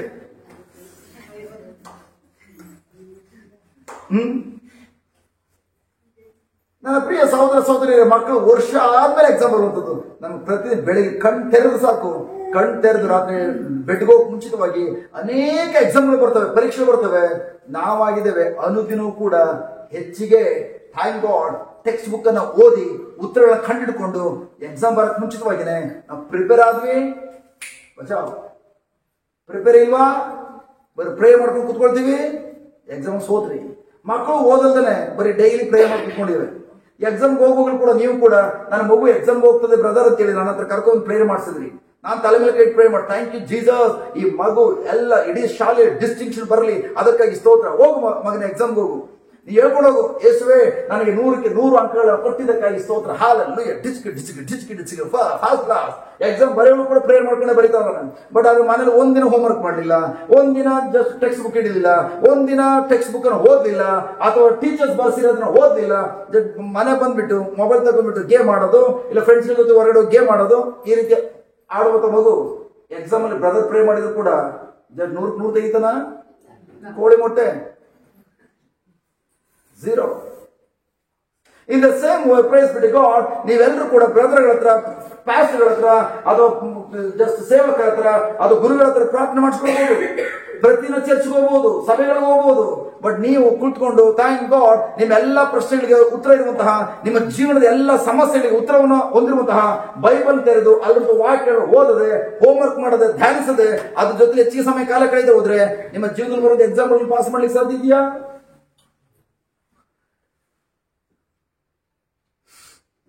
ಡೈಲಿ ಪ್ರೇಯರ್ ಮಾಡ್ತಾ ಇದ್ದೀರಿ, ನಿಮ್ಮ ಪ್ರೇಯರ್ ಸಮಸ್ಯೆಗಳು ಪರಿಹಾರ ಮಾಡ್ತದ?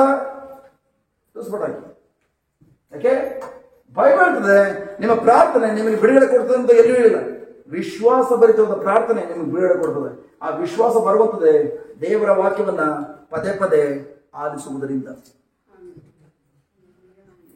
ದೇವರ ವಾಕ್ಯ ಇಲ್ವಾ? ವಿಶ್ವಾಸ ಇಲ್ಲ. ವಿಶ್ವಾಸ ಇಲ್ವಾ? ನೀವು ಮಾಡುವಂತ ಪ್ರಾರ್ಥನೆ ಗೊಡ್ಡು ಪ್ರಾರ್ಥನೆ. ಆ ಗೊಡ್ಡು ಪ್ರಾರ್ಥನೆ ಯಾವುದೇ ಫಲವನ್ನ ಹೊರಹೊಮ್ಮಿಸುವುದಿಲ್ಲ. ಗೊಡ್ಡೋಸು ಏನಾದ್ರು ಕರು ಆಗ್ತದ? ಗೊಡ್ಡೋಸು ಆಯ್ತರ ನಿಮ್ಮ ವಿಶ್ವಾಸ ಇರೋದ್ರಿಂದ ಪ್ರಾರ್ಥನೆ ಗೊಡ್ಡು ಪ್ರಾರ್ಥನೆ. ಗೊಡ್ಡು ಪ್ರಾರ್ಥನೆ ಏನಾದ್ರು ಯಾವ್ದಾದ್ರು ಕರು ಆಗ್ತದ? ಫಲವನ್ನು ಕೊಡ್ತದ? ನಿಮ್ಮ ಪ್ರಾರ್ಥನೆ ಎಲ್ಲ ಕಸಾಯಿಖಾನೆಗೆ ಹೋಗುವಂತ ಪ್ರಾರ್ಥನೆ ಆಗಿರ್ತದೆ. ಗೊಡ್ಡೋಸು ಏನ್ ಮಾಡ್ತಾರೆ? ಕಸಾಯಿಖಾನೆಗೆ ಆಗ್ತಾರೆ.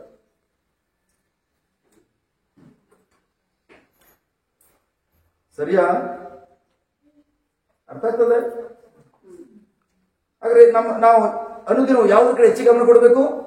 ನಮ್ಮ ಆಲೋಚನೆ ಕಡೆ. ನಡತೆ ಆಮೇಲೆ, ನೀವು ನಡತೆ ಆಮೇಲೆ ಥ್ಯಾಂಕ್ ಗಾಡ್. ಜಸ್ಟ್ ನೀವು ನಡತೆ ಕಡೆ ಗಮನ ಕೊಡ್ಬೇಡಿ. ನಿಮ್ಮ ನಡತೆ ಕೆಟ್ಟದಾಗೆ ಇರ್ಬೋದು. ಫಾರ್ ಎಕ್ಸಾಂಪಲ್, ನಾವು ಯಾವಾಗ ಯೇಸುವಿನ ನಮ್ಮ ರಕ್ಷಕರಾಗಿ, ನಮ್ಮ ಪ್ರಭುವಾಗಿ ದೇವರ ಸ್ವೀಕರಿಸ್ಕೊಂಡ್ವಿ, ಆವತ್ತು ನಮ್ಮೆಲ್ಲ ನಡತೆ ಚೇಂಜ್ ಆಗೋಯ್ತಾ? ನೋ. ಕೆಟ್ಟದ್ ಮಾಡ್ತಾನೆ ಇರ್ತಾನೆ. ಬಟ್ ಅದ್ರ ಅನುದಿನ ಕೂಡ ದೇವರ ವಾಕ್ಯದಲ್ಲಿ ಕಾಲ ಕಳೆಯುತ್ತಾ ಅವನ ಆಲೋಚನೆಗಳನ್ನ ಅವನು ಬದಲಾಯಿಸಿಕೊಳ್ಳುವಂತ ಪ್ರಕ್ರಿಯೆಯಲ್ಲಿ ಹಾದು ಹೋದಾಗ ಹಂತ ಹಂತವಾಗಿ ಅವನ ಸ್ವಭಾವ ಬದಲಾವಣೆ ಆಗಿರುವುದು. Hallelujah. Hallelujah. Thank you, Jesus. Praise you, Jesus. Hallelujah. Hallelujah. Thank you, Jesus. So ಅದಕ್ಕಾಗಿ ನನ್ನ ಪ್ರೀತಿಯ ಸಹೋದರ ಸಹೋದರಿಯರು, ಪ್ರೈಸ್ ಬಿಡಿ ಗಾಡ್, ಒಂದ್ಸಲ ನಾವು ತಿರುಗುಟ್ಟದ ಮೇಲೆ, ಅಂದ್ರೆ ನಮ್ಮ ಯೇಸುವ ನಮ್ಮ ಸ್ವಂತ ರಕ್ಷಕರಾಗಿ, ನಮ್ಮ ಪ್ರಭುವಾಗಿ, ನಮ್ಮ ದೇವರಾಗಿ ಸ್ವೀಕರಿಸಿಕೊಂಡ ಮೇಲೆ ಥ್ಯಾಂಕ್ ಗಾಡ್, ಅದು ಮೊದಲನೇ ಹಂತ. ನಾವು ಯಾವಾಗ ಯೇಸುವಿನಲ್ಲಿ ರಕ್ಷಣೆ ಹೊಂದ್ಕೊಂಡ್ವಿ ಆ ಕ್ಷಣದಲ್ಲೇ ನಾವು ದೇವರ ಕುಟುಂಬಕ್ಕೆ ನಾವು ಬಾಧ್ಯಸ್ಥರಾದ್ವಿ. ದೇವರು ಏನೆಲ್ಲ ಹೊಂದಿದಾರೋ ಅದೆಲ್ಲದಕ್ಕೂ ನಾವು ಹಕ್ಕು ಬಾಧ್ಯಸ್ಥರುವಂತ ಮಕ್ಕಳಾದ್ವಿ. ಆರೋಗ್ಯ, ಸಮಾಧಾನ, ಸಮೃದ್ಧಿ, ಆಸ್ತಿ ಪಾಸ್ತಿ, ಪ್ರೈಸ್ ಗಾಡ್, ಚಿನ್ನ, ಬೆಳ್ಳಿ, ಬಂಗಾರ ಎಲ್ಲದಕ್ಕೂ ನಾವು ಒಡೆಯರಾದ್ವಿ. ಯಾಕಂದ್ರೆ ನಮ್ಮ ಅಪ್ಪ ಅವುಗಳೆಲ್ಲವನ್ನ ಮೊದಲೇ ರೆಡಿ ಮಾಡಿಟ್ಟಿರ್ತಾರೆ. ಅಪ್ಪನ ಕುಟುಂಬದಲ್ಲಿ ಏನು ಕೊರತೆ. ಬಟ್ ಅದ್ರ ಪ್ರಶ್ನೆ ಏನಂತಂದ್ರೆ, ನೀವು ತಂದೆಯ ಕುಟುಂಬಕ್ಕೆ ಬಾಧ್ಯಸ್ಥರಾದ್ಮೇಲೆ ತುಂಬಾ ಮುಖ್ಯವಾದ ಕಾರ್ಯ ಏನಂತಂದ್ರೆ, ಪ್ರೈಸ್ ಗಾಡ್, ಎಷ್ಟು ಮಂದಿ ಪ್ರಿಯರೇ, ಥ್ಯಾಂಕ್ ಗಾಡ್, ತಂದೆಯ ಕುಟುಂಬದಲ್ಲಿ ಇದ್ದುಕೊಂಡು ತಂದೆಯ ಪ್ರಸನ್ನತೆಯಲ್ಲಿ ನಿಮ್ಮ ಮನಸ್ಸನ್ನ ನವೀಕರಣ ಮಾಡಿಕೊಳ್ಳುವ ಪ್ರಕ್ರಿಯೆಯಲ್ಲಿ ಕಾಲ ಕಳೀತಾ ಇದ್ದೀರಿ. ಯಾಕೆಂದ್ರೆ ನೀವು ತಂದೆಯ ಕುಟುಂಬಕ್ಕೆ ಬಾಧ್ಯಸ್ಥರಾಗಿದ್ದು ಯೇಸುವಿನ ನಂಬಿಕೆ ಇಟ್ಟಿದ್ದೀರಿ ಮಾತ್ರ. ನೀವು ಯೇಸು ನಂಬಿಕೆ ಇಟ್ಟ ಮಾತ್ರಕ್ಕೆ ಈ ಲೋಕದಲ್ಲಿ ನೀವು ಯಾವ ಕಾರಣಕ್ಕೂ ಪ್ರೈಸ್ ಗಾಡ್ ಒಳ್ಳೆಯ ನಡತೆಯನ್ನು ಹೊಂದ್ಕೊಂಡು ಒಳ್ಳೆಯ ಜೀವಿತವನ್ನು ಅನುಭವಿಸ್ತಿರುವುದಾಗಿ ಯಾವುದೇ ಗ್ಯಾರಂಟಿ ಇಲ್ಲ. ಫಾರ್ ಎಕ್ಸಾಂಪಲ್, ಸರ್ಕಾರ 5 ಗ್ಯಾರಂಟಿಗಳನ್ನ ಬಿಡುಗಡೆ ಮಾಡ್ತಾರೆ. ಕರೆಕ್ಟ್? 5 ಗ್ಯಾರಂಟಿಗಳನ್ನ ಕೊಡ್ತೀನಿ ಎಂಬುದಾಗಿ 3 ಬಿಡುಗಡೆ ಮಾಡಿದ್ದಾರೆ. ಜಸ್ಟ್ 3 ಅವ್ರು ಉಚಿತವಾಗಿ ಕೊಡ್ತೀವಿ ಅಂತ ಎಲ್ಲರೂ ಹೇಳಿದ್ರು. ಉಚಿತವಾಗಿ ಕೊಡ್ತೀವಿ ಅಂತ ಹೇಳಿದ್ಮೇಲೆ ನೀವು ಮನೇಲಿ ಕುತ್ಕೊಂಡಿದ್ರೆ ಅವೆಲ್ಲ ಬರ್ತಾವ ಉಚಿತವಾಗಿ ಕೊಟ್ಟಿರೋದು? ನೀವು ಏನ್ ಕಾರ್ಯ ಮಾಡಬೇಕು, ಹೋಗಿ ಅಪ್ಡೇಟ್ ಮಾಡಿಸ್ಬೇಕು, ಅಪ್ಲಿಕೇಶನ್ ಹಾಕ್ಬೇಕು, ನಿಮ್ಮ ಆಧಾರ್ ಕಾರ್ಡ್, ನಿಮ್ಮ ಪಾಸ್ಬುಕ್, ಅನೇಕ ರೇಷನ್ ಕಾರ್ಡ್ ಎಲ್ಲವನ್ನು ತೆಗೆದುಕೊಂಡು ಹೋಗಿ ಅಪ್ಡೇಟ್ ಮಾಡಿಸ್ಬೇಕು. ಕರೆಕ್ಟ್? ಬಟ್ ನೀವೇನು ಶ್ರಮ ಪಡಬೇಕಾಗಿಲ್ಲ, ಎಲ್ಲ ಫ್ರೀ. ಬಟ್ ಫ್ರೀ ಆಗಿರೋದನ್ನ ನೀವು ಸ್ವೀಕರಿಸ್ಕೊಳ್ಬೇಕಾದ್ರೆ ನೀವೇನಾದ್ರೂ ಆರಂಭದಲ್ಲಿ ಏನಾದ್ರೂ ಒಂದು ಕಾರ್ಯ ಮಾಡಬೇಕು. Correct? In the same way ತಂದೆಯ ಕುಟುಂಬಕ್ಕೆ ನೀವು ಬಾಧ್ಯಸ್ಥರಾದ್ಮೇಲೆ ತಂದೆಯಿಂದ ನೀವು ಆರೋಗ್ಯ, ಸಮಾಧಾನ, ಸಮೃದ್ಧಿ, ಕಾರು, ಬಂಗ್ಲೆ ಇವೆಲ್ಲವನ್ನು ಪಡ್ಕೊಳ್ಳಿಕ್ಕಾಗಿ ನೀವೇನು ಬೇವು ಸುರಿಸಬೇಕಾಗಿಲ್ಲ. ಲೋಕದ ಮಕ್ಕಳ ತರ ಮಕ್ಕಳು ಓದಿಸ್ಬೇಕಾದ್ರೆ ಎಜುಕೇಶನ್ ಲೋನ್, ಅದಾದ್ಮೇಲೆ ಮನೆ ಕಟ್ಟಕ್ಕೆ ಮನೆ ಲೋನ್, ಸೈಟ್ ತಗೊಳಕ್ಕೆ ಸೈಟ್ ಲೋನ್, ಆಮೇಲೆ ಇನ್ಯಾವುದು ಮದುವೆ ಮಾಡ್ಕೊಳ್ಳಿಕ್ಕೆ ಮದುವೆ ಲೋನ್, ಮಕ್ಕಳು ಮಾಡ್ಕೊಳ್ಳಿಕ್ಕೆ ಮಕ್ಕಳ ಲೋನ್, ಇನ್ನೆಲ್ಲ ಅದೆಲ್ಲ ಸ್ಟಾರ್ಟ್ ಆಗ್ತದೆ.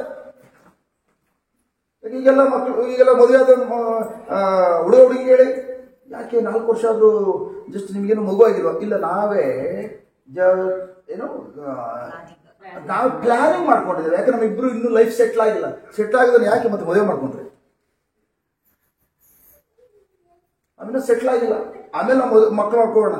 4 ವರ್ಷ 5 ವರ್ಷ ಆದ್ಮೇಲೆ ಕೊನೆಗೆ ಇನ್ನೊಂದು 2-3 ವರ್ಷ ಪ್ರಯತ್ನ ಪಟ್ಟು, ಅದಕ್ಕೂ ಪ್ರಯತ್ನ ಪಟ್ಟು 4 ವರ್ಷ 5 ವರ್ಷ ಏನ್ ಸೆಟ್ಲ್ ಆಗ್ಬೇಕು ಅಂತ ಹೇಳಿ ದುಡ್ಡ ರೆಡಿ ಮಾಡ್ಕೊಂಡಿದ್ರು. ಅದನ್ನ 4-5 ವರ್ಷ ಆದ್ಮೇಲೆ ಮಕ್ಕಳು ಮಾಡ್ಕೊಳ್ಳಿಕ್ಕಾಗಿ EVM IVU ಟೆಸ್ಟ್ ಹೋಗಿ ಅದಕ್ಕೂ 3 ಲಕ್ಷ 5 ಲಕ್ಷ ಖರ್ಚು ಮಾಡ್ಕೊಂಡು ಸಾಲಗಾರರಾಗಿ, ಆಮೇಲೆ ಬ್ರದರ್ ಜಸ್ಟ್ ನಮ್ಮ ಮಕ್ಕಳಾಯ್ತಲ್ಲ ಬ್ರದರ್ ಪ್ರೇಯರ್ ಮಾಡಿ ಬ್ರದರ್, ಜೀವನ ಪೂರ್ತಿ ಬರೆಯದೆ. ನನ್ನ ಪ್ರಿಯ ಸಹೋದರ ಸಹೋದರಿಯರು, ವೆರಿ ವೆರಿ ಇಂಪಾರ್ಟೆಂಟ್. ಪ್ರೈಸ್ ಬಿಡಿ ಗಾಡ್. ತುಂಬಾ ಮುಖ್ಯವಾದ ಕಾರ್ಯ ಏನಂತಂದ್ರೆ, ಥ್ಯಾಂಕ್ ಗಾಡ್ ನಾವು ಲೋಕದ ರೀತಿಯಲ್ಲಿ ಪ್ರಿಯರೇ ಜೀವಿಸುವ ಕಾರ್ಯಕ್ಕಾಗಿ ನಾವು ಕರೆಯನ್ನು ಹೊಂದಿಲ್ಲ. ಕರೆಯನ್ನು ಕೊಟ್ಟಿಲ್ಲ. ಲೋಕ ಸಿಸ್ಟಮ್ ಏನ್ ಹೇಳ್ತದೆ, ನೀವೇನೇ ತೆಗೆದುಕೊಳ್ಬೇಕು ಸಾಲ ಮಾಡಿ. ನೀವು ಸುಮ್ಮನಿದ್ರು ಬಿಡಲ್ಲ, ಒಂದು ಮೆಸೇಜ್ ಬರ್ತದೆ, ಜಸ್ಟ್ ನಿಮ್ಗೆ ₹1 ಬಂದ್ಬಿಟ್ಟು ₹1 ಕಟ್ಬಿಟ್ಟು ಕಾರ್ನ ಮನೆ ತೆಗೆದುಕೊಂಡು ಹೋಗಿ. ಈಗ 2 ವರ್ಷ 3 ವರ್ಷದಿಂದನೇ ಬಂದಿದ್ದು, ಕೊರೋನಾಗಿಂತ ಮುಂಚೆ. ನೋಡಿದ್ರೆ ಎಲ್ಲರೂ ಆರಾಮ ₹1 ಕಾರ್ ಓಡಾಡ್ತೀನಿ ಕಳ್ಳ ಮಗ, ಎಲ್ಲ ಕಾರ್ ಓಡಾಡ ಸ್ಟಾರ್ಟ್ ಮಾಡಿದ್ರು. ಖಂಡಿತವಾಗಿ ಜಸ್ಟ್ ಯಾವತ್ತು ಅವರ ಮುಂದಿನ ಪರಿಸ್ಥಿತಿ ಏನಾಗ್ತದೆ ಯಾರು ಕೂಡ ಗೊತ್ತಿಲ್ಲ. ಕಾರ್ ಕಟ್ಟಿದ್ರು, ಅದಾದ್ಮೇಲೆ ಖುಷಿಯಾಗಿ 1-2 ತಿಂಗಳು ಜಸ್ಟ್ ಹೆಂಡತಿ ಮಕ್ಕಳನ್ನ ಜಸ್ಟ್ ಅಥವಾ ಗಂಡನ ಕರ್ಕೊಂಡು ಓಡಾಡ್ಲಿಕ್ಕಾಗಿ ಜಸ್ಟ್ 2 ತಿಂಗಳು 3 ತಿಂಗಳು ಉಪಯೋಗಿಸಿದ್ರು. ಆಮೇಲೆ ಅವ್ರು ಕೊಡುವಾಗ ಚೆಕ್ ತಗೊಂಡಿರ್ತಾರೆ, ಚೆಕ್ ತಗೊಂಡು ಮುಗಿಕತೆ ಜೀವನ ಪೂರ್ತಿ ಕುಯ್ತಾರ ಅವ್ರು. ಕೊನೆಗೆ ನೀನ್ ಕಾರ್ ತಗೊಂಡು ಹೋಗಪ್ಪ, ಕಾರ್ ತಗೊಂಡು ಹೋಗ್ಬಿಟ್ಟು ಏನು ಸುಮ್ಮನೆ ಇಲ್ಲ, ಕೊನೆಗೆ ಕಾರ್ ತಗೊಂಡೋಗಿ ಚೆಕ್ ಇರ್ತಲ್ಲ ಆಟ ಆಡಿಸ್ತಾರೆ. ಯಾಕಂದ್ರೆ ನೀವು ಹೊಸ ಕಾರ್ ತಗೊಂಡು ನೀವು ಮನೆ ತಂದು ಇಟ್ಟಿದ್ದೀರಿ, 2 ತಿಂಗಳಾದ್ಮೇಲೆ ಅದೇ ಕಾರ್ ನಂಗೆ ತಗೊಂಡು ಹೋಗ್ಬಿಟ್ಟು ಸಾಲ ಕ್ಲಿಯರ್ ಮಾಡ್ತಾರ. ಎಷ್ಟು ಕುಟುಂಬಗಳು ಇವತ್ತು ಪ್ರೈಸ್ ಗಾಡ್ ಅಂತ ಪರಿಸ್ಥಿತಿ ಸಿಲ್ಕೊಂಡು ಊರ್ ತಗೊಂಡು ಗೊತ್ತಾ, ಕಾರ್ಲು ಮೆರೆದಾಡಿದ್ರು ಬ್ರದರ್ ಇಲ್ಲಿ 2 ತಿಂಗಳು ನಮ್ಮ ಚರ್ಚಿಗೆ ತಗೊಂಡು ಕಾರ್ ತಗೊಂಡು ಏನು ಅವ್ರದ್ದು ಅಹಂಭಾವ. ಪ್ರೈಸ್ ಗಾಡ್ ಇವತ್ತು ನೋಡಿ ನಮ್ಮ ಊರಲ್ಲೇ ಇಲ್ಲ, ಖಾಲಿ ಮನೆ ಬಿದ್ದಿದೆ ಅವ್ರದ್ದು. ಬರೀ ಕಾರ್ಗೋಸ್ಕರ ಊರು ಖಾಲಿ ಮಾಡ್ಕೊಂಡು ಹೋಗಿದ್ದಾರೆ. ನಾನು ಹೇಳ್ತಿರೋದು ಲೋಕದ ಮಕ್ಕಳ ಬಗ್ಗೆ ಅಲ್ಲ, ಕ್ರಿಶ್ಚಿಯನ್ ಮಕ್ಕಳ ಬಗ್ಗೆ. ನನ್ನ ಪ್ರಿಯ ಸಹೋದರ ಸಹೋದರಿಯರೇ, ತಂದೆಯ ಮನೆಗೆ ತಾಯಿಗೂ ನೀವು ಬಾಧ್ಯಸ್ಥರಾದ್ಮೇಲೆ ಫಸ್ಟ್ ವೆರಿ ವೆರಿ ಇಂಪಾರ್ಟೆಂಟ್, ತಂದೆ ಮನೆಗೆ ಯೇಸುವಿನ ಮೂಲಕ ನೀವು ತಂದೆಯ ಕುಟುಂಬಕ್ಕೆ ಬಾಧ್ಯಸ್ಥರಾದ್ಮೇಲೆ ಬೈಬಲ್ ಹೇಳ್ತದೆ, ನೀವು ದೇವರಿಗೆ ಮಗು ಆದ್ರಿ. ದೇವರಿಗೆ ನೀವು ಮಗು ಆದ್ಮೇಲೆ ಆಗ ನೀವು ಹಾಲು ಕುಡಿಯೋದನ್ನ ಪ್ರಾಕ್ಟೀಸ್ ಮಾಡ್ಬೇಕು ಹೊರತು ನಾನು ಹೋಗಿ ಬಿರಿಯಾನಿ ತಿಂತೀನಿ ಅಂತ ಹೇಳಲಿಕ್ಕೆ ಸಾಧ್ಯ ಇಲ್ಲ. ಈಗ ಹುಟ್ಟಿರುವಂತ ಮಗು ಎಷ್ಟು ಮಂದಿ ಬಿರಿಯಾನಿ ಕೊಡ್ತೀರಿ? ಈಗ ಹುಟ್ಟಿರುವಂತ ಮಗುಗೆ ಎಷ್ಟು ಮಂದಿ ಬಿರಿಯಾನಿ ಕೊಡ್ತೀರಿ? ಬಿರಿಯಾನಿ ಕೊಡ್ತೀರಾ ಮಗುಗೆ? ಬಿರಿಯಾನಿ ಕೊಟ್ರೆ ಮಗು ಬದುಕ್ತದ? ಸತ್ತೋಗ್ತದೆ. ಯಾಕಂದ್ರೆ ಜೀರ್ಣಿಸ್ಕೊಳ್ಳುವಂತ ಶಕ್ತಿ ಅದಕ್ಕಿಲ್ಲ. ಇನ್ ದ ಸೇಮ್ ವೇ ನನ್ನ ಪ್ರಿಯ ಸಹೋದರ ಸಹೋದರಿಯರು, ಪ್ರೈಸ್ ಬಿಡಿ ಗಾಡ್, ನೀವು ಯೇಸು ಕ್ರಿಸ್ತರ ಮೂಲಕ ದೇವರ ಕುಟುಂಬಕ್ಕೆ ನೀವು ಬಾಧ್ಯಸ್ಥರಾದ್ಮೇಲೆ ಪ್ರೈಸ್ ಬಿಡಿ ಗಾಡ್, ನಾನು ಎಲ್ಲರೂ ಮಾಡಾಕ್ ಬಿಡ್ತೇನೆ, ನಾನು ಹಂಗ್ ಮಾಡಾಕ್ ಬಿಡ್ತೇನೆ ಹಿಂಗ್ ಮಾಡಾಕ್ ಬಿಡ್ತೇನೆ ಅಂತೇಳಿ ಏನಾದ್ರೂ ಹೋದ್ರಿ 100% ಗ್ಯಾರಂಟಿ ಎಲ್ಲವನ್ನೂ ಕೈ ಮುರ್ಕೊಳ್ತೀರಿ, ಜೀವನ ಹಾಳು ಮಾಡ್ಕೊಳ್ತೀರಿ. ಬೈಬಲ್ ಹೇಳ್ತದೆ, ಒಂದ್ಸಲ ದೇವರ ಕುಟುಂಬಕ್ಕೆ ನೀವು ಬಾಧ್ಯಸ್ಥರಾದ್ಮೇಲೆ, ನೀವು ದೇವರಿಗೆ ಮಗು ಆದ್ಮೇಲೆ ಯಾವ ರೀತಿ ಪ್ರೈಸ್ ಬಿಡಿ ಗಾಡ್, ಈಗ ಹುಟ್ಟುವಂತ ಮಗುವಿಗೆ ಬೆಳವಣಿಗೆ ಕಾಣಬೇಕಾದ್ರೆ ಆ ಮಗುವಿಗೆ ತಾಯಿ ಅದೇ ಹಾಲು ಮುಖ್ಯನೋ, ಅದೇ ತರ ಪ್ರೈಸ್ ಗಾಡ್ ತಿರುಗಿ ಹುಟ್ಟುವಂತಹ ದೇವರ ಮಗುವಿಗೆ ಎಲ್ಲಾ ಏರಿಯಾದಲ್ಲೂ ಕೂಡ ಬೆಳವಣಿಗೆ ಕಾಣಲಿಕ್ಕಾಗಿ ಬೈಬಲ್ ಹೇಳ್ತದೆ, ದೇವರ ವಾಕ್ಯ ಬಂದು ದೇವರ ಎದೆಯಿಂದ ದೇವರ ಹೃದಯದಿಂದ ಬರುವಂತಹ ಆಧ್ಯಾತ್ಮಿಕವಾದ ಪರಿಶುದ್ಧವಾದ ಹಾಲು, ಆ ಹಾಲನ್ನ ಕುಡಿಲಿಕ್ಕಾಗಿ ನೀವು ಹಂಬಲಿಸಬೇಕು. ನೀವು ಹಾಲು ಕುಡಿಯದೆ ನೀವು ಬೆಳವಣಿಗೆ ಕಾಣಕ್ಕೆ ಸಾಧ್ಯ ಇಲ್ಲ ಪ್ರಿಯರೇ.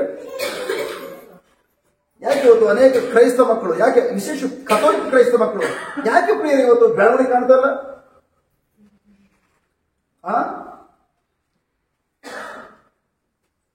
ಯೋಚನೆ ಮಾಡಿ.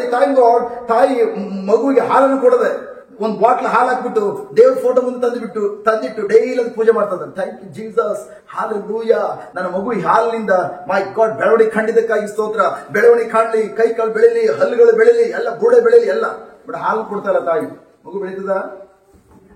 ಇನ್ ದ ಸೇಮ್ ವೇ ಕಥೋಲಿಕ ಕ್ರೈಸ್ತ ಮಕ್ಕಳು ಪ್ರೈಸ್ ಬಿಟ್ಟು ಗಾಡ್, ದೇವರ ವಾಕ್ಯ ಒಂದು ಆಧ್ಯಾತ್ಮಿಕ ಹಾಲಾಗಿದೆ. ಹಾಲು ತುಂಬಿರುವಂತ ಬೈಬಲ್ ಎಂಬ ಬಾಟ್ಲ್ ನ ಒಂದು ಪೀಠದ ಮೇಲೆ ಇಟ್ಬಿಟ್ಟು ಆ ಕಡೆ ಓಪನ್ ಮಾಡಿ ಮಧ್ಯಕ್ಕೆ ಒಂದು ಕೆಂಪು ದಾರ ಹಾಕ್ಬಿಟ್ಟು ಎರಡಕ್ಕೂ ಮುತ್ಕೊಡೋದು.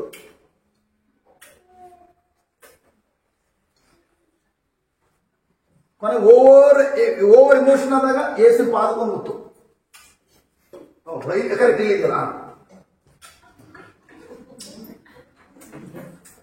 ಮಗು ಬೆಳೀತದ ಇಲ್ಲ.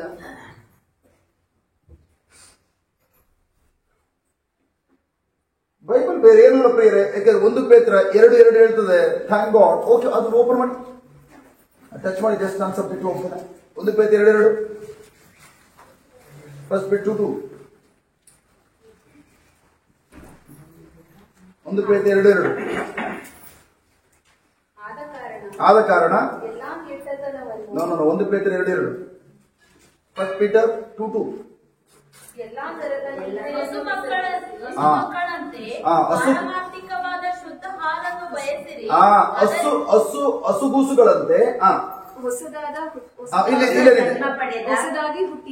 ಹೊಸದಾಗಿ ಹುಟ್ಟಿದ ಶಿಶುಗಳಂತಿರುವ ನೀವು ಬೆಳೆಯುವ ಹಾಗೆ ಅಲ್ಲ, ಈ ಕಡೆ ಗಮನ ಕೊಡಿ ಪ್ರತಿಯೊಬ್ರು. ಇಲ್ಲಿ ಏನ್ ಹೇಳ್ತದೆ? ಹೊಸದಾಗಿ ಹುಟ್ಟುವಂತ ಶಿಶುಗಳಂತೆ. ಈಗ ನಿಮಗೆ ಒಂದು ಮಗು, ಹೊಸ ಮಗು ಹುಟ್ಟಿತು, ನೀವು ಆಲ್ರೆಡಿ ಒಂದು ಮಗು ಇದೆ, ಈಗ ಇನ್ನೊಂದು ಮಗು, ಹೊಸ ಮಗು ಹುಟ್ಟಿತು.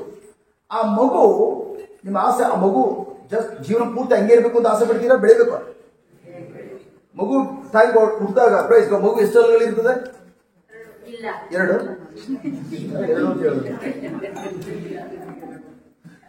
ಮಗು ಹಲ್ಲಿರ್ತದೆ? ಇಲ್ಲ. ಮಗು ಹಲ್ಲು ಬೆಳಿಬೇಕಾದ್ರೆ ಏನ್ ಮಾಡ್ಬೇಕು? ಮಗು ದಾವಡ ಮೇಲೆ ಕೈ ಇಟ್ಬಿಟ್ಟು ಪ್ರೇಯರ್ ಮಾಡ್ಬೇಕು, ಇಲ್ಲ ಕುದ್ದಬೇಕು, ಎಕ್ಸರ್ಸೈಸ್ ಮಾಡ್ಬೇಕು, ಪ್ರೆಸ್ ಮಾಡ್ಬೇಕು. ಹೌದಾ? ನನ್ನ ಪ್ರಿಯ ಸಹೋದರ ಸಹೋದರಿಯರೇ, ಆ ಮಗುವಿನ ಹಲ್ಲುಗಳು ಬೆಳಿಲಿಕ್ಕಾಗಿ, ಮಗುವಿನ ಬುರುಡೆ ಗಟ್ಟಿಯಾಗಿ ಬೆಳಿಲಿಕ್ಕಾಗಿ, ಕೈಕಾಲುಗಳು ಬಲಗೊಳ್ಳಿಕ್ಕಾಗಿ, ಬೆಳವಣಿಗೆ ಕಾಣಬೇಕಾದ್ರೆ ಮಗುವಿಗೆ ತಾಯಿ ಮಾಡಬೇಕಾದಂತ ಅತ್ಯುತ್ತಮದ ಕಾರ್ಯ ಹಾಲು ಕುಡಿಸ್ಬೇಕು. ಕರೆಕ್ಟ್?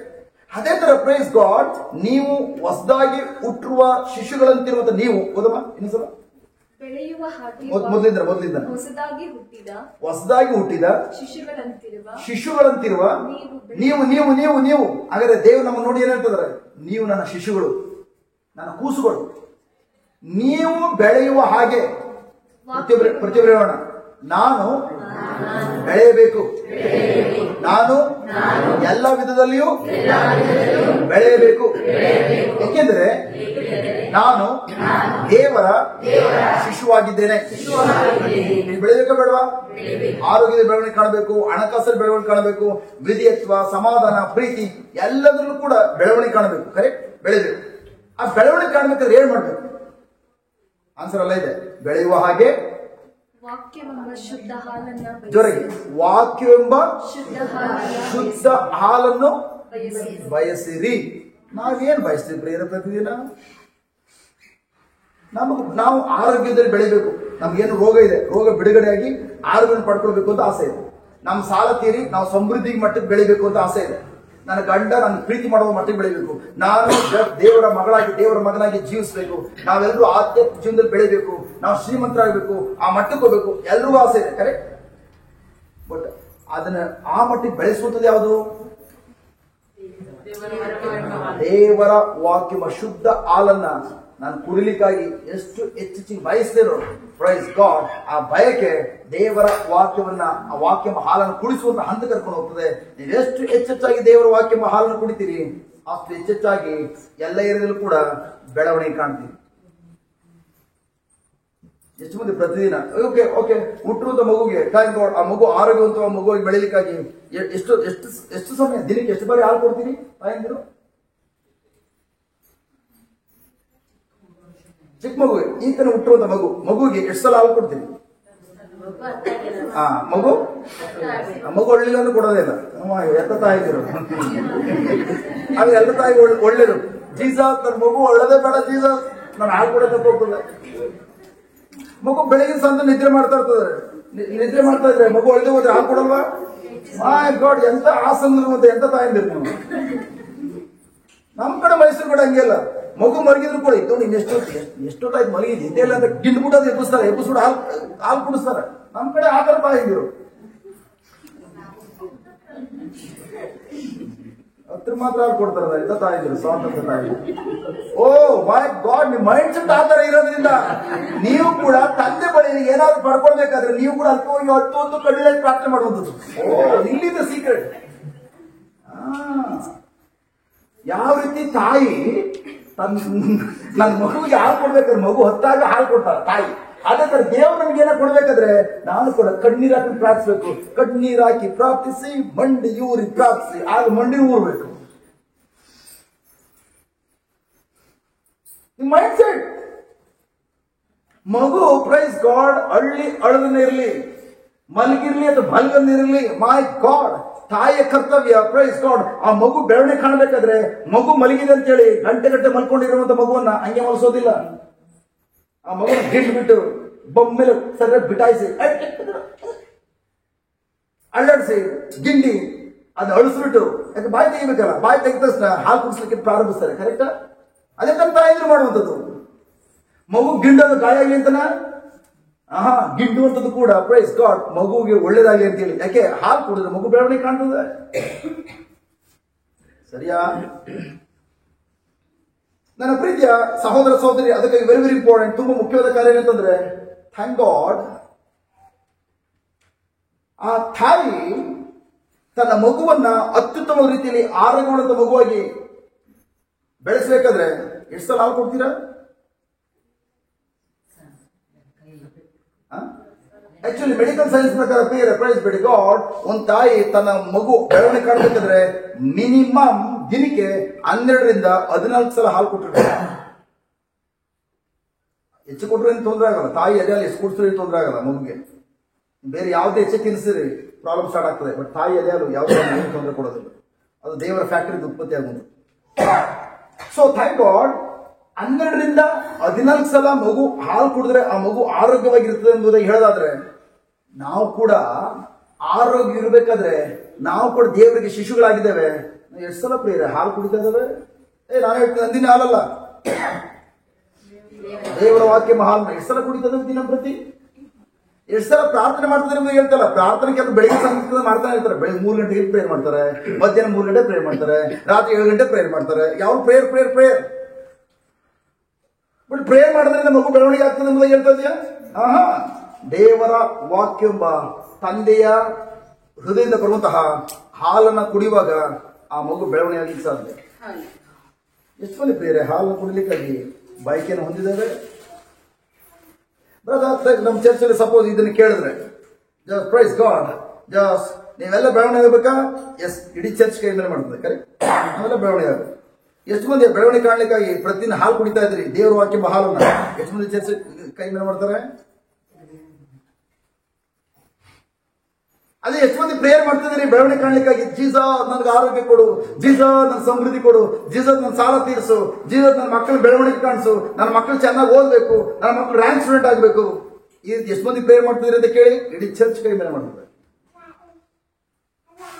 ಬಟ್ ಪ್ರೈಸ್ ಗಾಡ್, ನನ್ನ ಪ್ರಿಯ ಸಹೋದರ ಸಹೋದರಿಯರೇ, ಜಸ್ಟ್ ಹೊಸದಾಗಿ ಹುಟ್ಟಿರುವಂತ ಶಿಶುಗಳಂತಿರುವಂತ ನೀವು ಬೆಳವಣಿಗೆ ಕಾಣಬೇಕಾದ್ರೆ ಪ್ರೀತಿ, ಸಮಾಧಾನ, ಆರೋಗ್ಯ, ಸಮೃದ್ಧಿ, ಹಣಕಾಸು, ಚಿನ್ನ, ಬೆಳ್ಳಿ, ಬಂಗಾರ ಅದರೆಲ್ಲರೂ ಬೆಳವಣಿಗೆ ಕಾಣಬೇಕಾದ್ರೆ ಥ್ಯಾಂಕ್ ಗಾಡ್ ಮೊದಲು ದೇವರ ವಾಕ್ಯ ಎಂಬ ಆಧ್ಯಾತ್ಮಿಕ ಹಾಲನ್ನ ಕುಡಿಲಿಕ್ಕಾಗಿ ನೀವು ಪ್ರಾರಂಭಿಸಿ. ನೀವು ಯಾಕೆ ಪ್ರೇರೆ ಇವತ್ತು ನಾವು ಇಷ್ಟು ಮಂದಿ ಇದ್ದೇವೆ ಇಲ್ಲಿ, ಡಿಫ್ರೆಂಟ್ ಡಿನಾಮಿನೇಷನ್ಸ್ ಸೇರಿದ್ದೇವೆ. ನಾವು ಕಥೋಲಿಕ ಕ್ರೈಸ್ತ ಮಕ್ಕಳಿದ್ದೇವೆ, ಪ್ರೊಟೆಸ್ಟೆಂಟ್ಸ್ ಇದ್ದೇವೆ, ಪೆಂಟೆಕೋಸ್ಟ್ ಸಭೆ ಸೇರಿದವರು ಎಲ್ಲರೂ ಇದ್ದೇವೆ. Thank god. ಬಟ್ ನಾವೆಲ್ಲರೂ ಒಂದೇ ದೇವರನ್ನ ಆರಾಧನೆ ಮಾಡ್ತಿರುವಂಥದ್ದು. ಕರೆಕ್ಟ್? ಬಟ್ ಪ್ರಶ್ನೆ ಏನಂತಂದ್ರೆ, ನಮ್ಮಲ್ಲಿ ಎಷ್ಟು ಮಂದಿ ಪ್ರಿಯರೇ ಬೆಳವಣಿಗೆ ಕಾಣೋದು ಪ್ರಕ್ರಿಯೆ ಆಗಿ ಹೋಗ್ತದವೆ? ಯಾಕಂದ್ರೆ ಯೋಚನೆ ಮಾಡಿ ಪ್ರಿಯರೇ, ಪ್ರೈಸ್ ಗಾಡ್, ಆ ಮಗುವಿಗೆ ತಾಯಿ ಹಾಲನ್ನ ಕೊಡದೆ ಮುಂದೆ ಆ ಮಗು ಮಕ್ಕಳ ರೀತಿಯಲ್ಲಿ ಆಟ ಆಡುವಂತ ಲೆವೆಲ್ ಬೆಳಿಲಿಕ್ಕೆ ಸಾಧ್ಯ ಇದೆಯಾ? ತಾಯಿ ಆ ಮಗು ಹಾಲನ್ನು ಕೊಡದೆ ಮುಂದೆ ಒಂದು ದಿನ ಆ ಮಗು ಯೌವನಸ್ಥ ಮಕ್ಕಳಾಗಿ ಯುವಕ ಯುವತಿಯರಾಗಿ ಮಾರ್ಪಡೋಕೆ ಸಾಧ್ಯ ಇದೆಯಾ? ತಾಯಿ ಆ ಮಗುವಿಗೆ ಹಾಲನ್ನು ಕೊಡದೆ ಮುಂದೆ ಒಂದು ದಿನ ಆ ಮಗು ಕೂಡ ಮದುವೆ ಮಾಡಿಕೊಂಡು ಮಕ್ಕಳ ಜನನಕ್ಕೆ ಜಸ್ಟ್ ಒಂದು ಮಾರ್ಗ ತೋರಿಸುವಂತಹ ಅಥವಾ ಮಕ್ಕಳನ್ನ ಪಡೆದುಕೊಳ್ಳುವಂತಹ ಸ್ಥಾನಕ್ಕೆ ಹೋಗ್ಲಿಕ್ಕೆ ಸಾಧ್ಯ ಇದೆಯಾ? ಹಾಗಾದ್ರೆ ಮಗುವಿನ ಅವಸ್ಥೆಯಿಂದ, ಬಾಲ್ಯಾವಸ್ಥೆಯಿಂದ ಮಕ್ಕಳ ಅವಸ್ಥೆಯಿಂದ ಯೌವನ ಅವಸ್ಥೆಯಿಂದ ತಂದೆ ತಾಯಿಗಳಾಗುವಂತಹ ಪೋಷಕರಾಗುವಂತಹ ಅವಸ್ಥೆಗೆ ಹೋಗ್ಬೇಕಾದ್ರೆ, ಮಟ್ಟಕೋಬೇಕಾದ್ರೆ, ತಾಯಿ ಅಷ್ಟು ಬೆಳೆಸ್ಬೇಕಾದ್ರೆ ಅದಕ್ಕೆ ಅಡಿಪಾಯ ಏನಂತಂದ್ರೆ ತಾಯಿ ಎದೆ ಹಾಲು. ಒಪ್ಕೊಳ್ತೀರಾ? ಬಟ್ ಪ್ರಶ್ನೆ ಅಂತಂದ್ರೆ ನಾವೆಲ್ಲರೂ ಕೂಡ ದೇವರ ಶಿಷ್ಯಗಳಾಗಿದ್ದೇವೆ. ಯಾಕೆ ಪ್ರಿಯರೇ? ಇವತ್ತು ಪ್ರೈಸ್ ಗಾಡ್ ನಮ್ಮಿಂದ ನಾವು ಈಗ ಇಷ್ಟು ವರ್ಷಗಳಾಗಿದೆ ಪ್ರಭು ಯೇಸು ನಂಬಿ, ಯಾತಕ್ಕಾಗಿ ನಾವು ಇಷ್ಟು ವರ್ಷಗಳಾಗಿದ್ರು ಕೂಡ ಇವತ್ತು ಒಂದೇ ಒಂದು ಮಗು ಹುಟ್ಟಿಸಕ್ಕಾಗ್ತಾರ ನಮಗೆ? ನೀವು ಬ್ರದರ್, ನನಗೆ 2 ಮಕ್ಕಳಿದ್ದಾರೆ ಬ್ರದರ್, 3 ಜನ ಮಕ್ಕಳಿದ್ದಾರೆ. ನಾನು ಹೇಳ್ತಿರೋದು ಆ ಮಕ್ಕಳಲ್ಲ, ಆತ್ಮಿಕವಾದ ಮಕ್ಕಳು. ಎಷ್ಟು ಆತ್ಮನ ಸಂಪಾದನೆ ಮಾಡ್ತಿದ್ದೀರಿ ಬೇರೆ?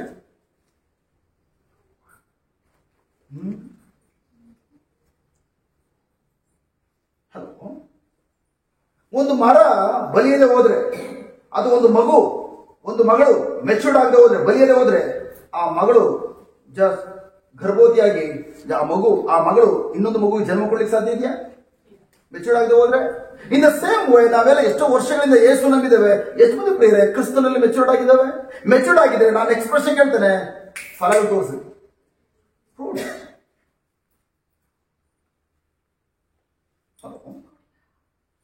ಎಷ್ಟು ಮಕ್ಕಳನ್ನ ಪ್ರಿಯರೇ ಹುಟ್ಟಿಸಿದಿರಿ?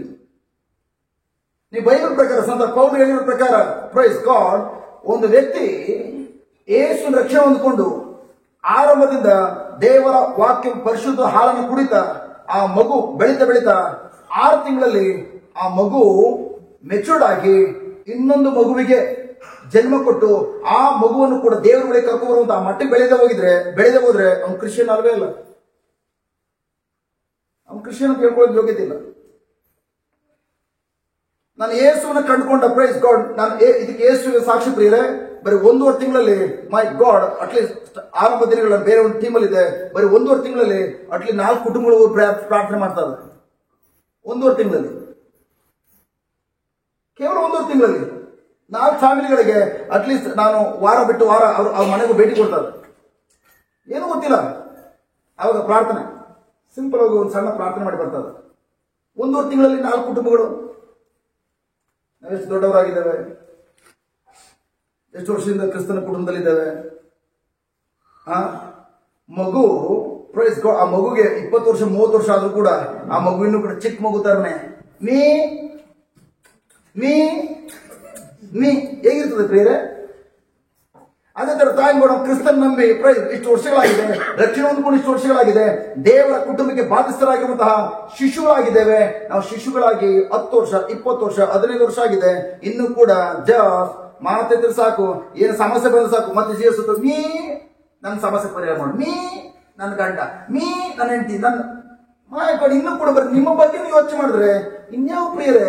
ಮೈ ಗಾಡ್, ಮಕ್ಕಳಿಗೋಸ್ಕರ ಪ್ರೈಸ್ ಗಾಡ್ ನೀವು ಥ್ಯಾಂಕ್ ಗಾಡ್ ಅವ್ರಿಗೆ ಪ್ರಾರ್ಥನೆ ಮಾಡುವಂಥದ್ದು, ಅವರಿಗೆ ಆಧ್ಯಾತ್ಮಿಕ ಆಹಾರ ಕೊಟ್ಟು ಅವರನ್ನು ಕೂಡ ಬಲಪಡಿಸಿ ಅವರು ಕೂಡ ಕ್ರಿಸ್ತನ ಕುಟುಂಬ ಕರ್ಕೊಂಡ್ಬರುವಂಥದ್ದು ಇನ್ಯಾವಾಗ?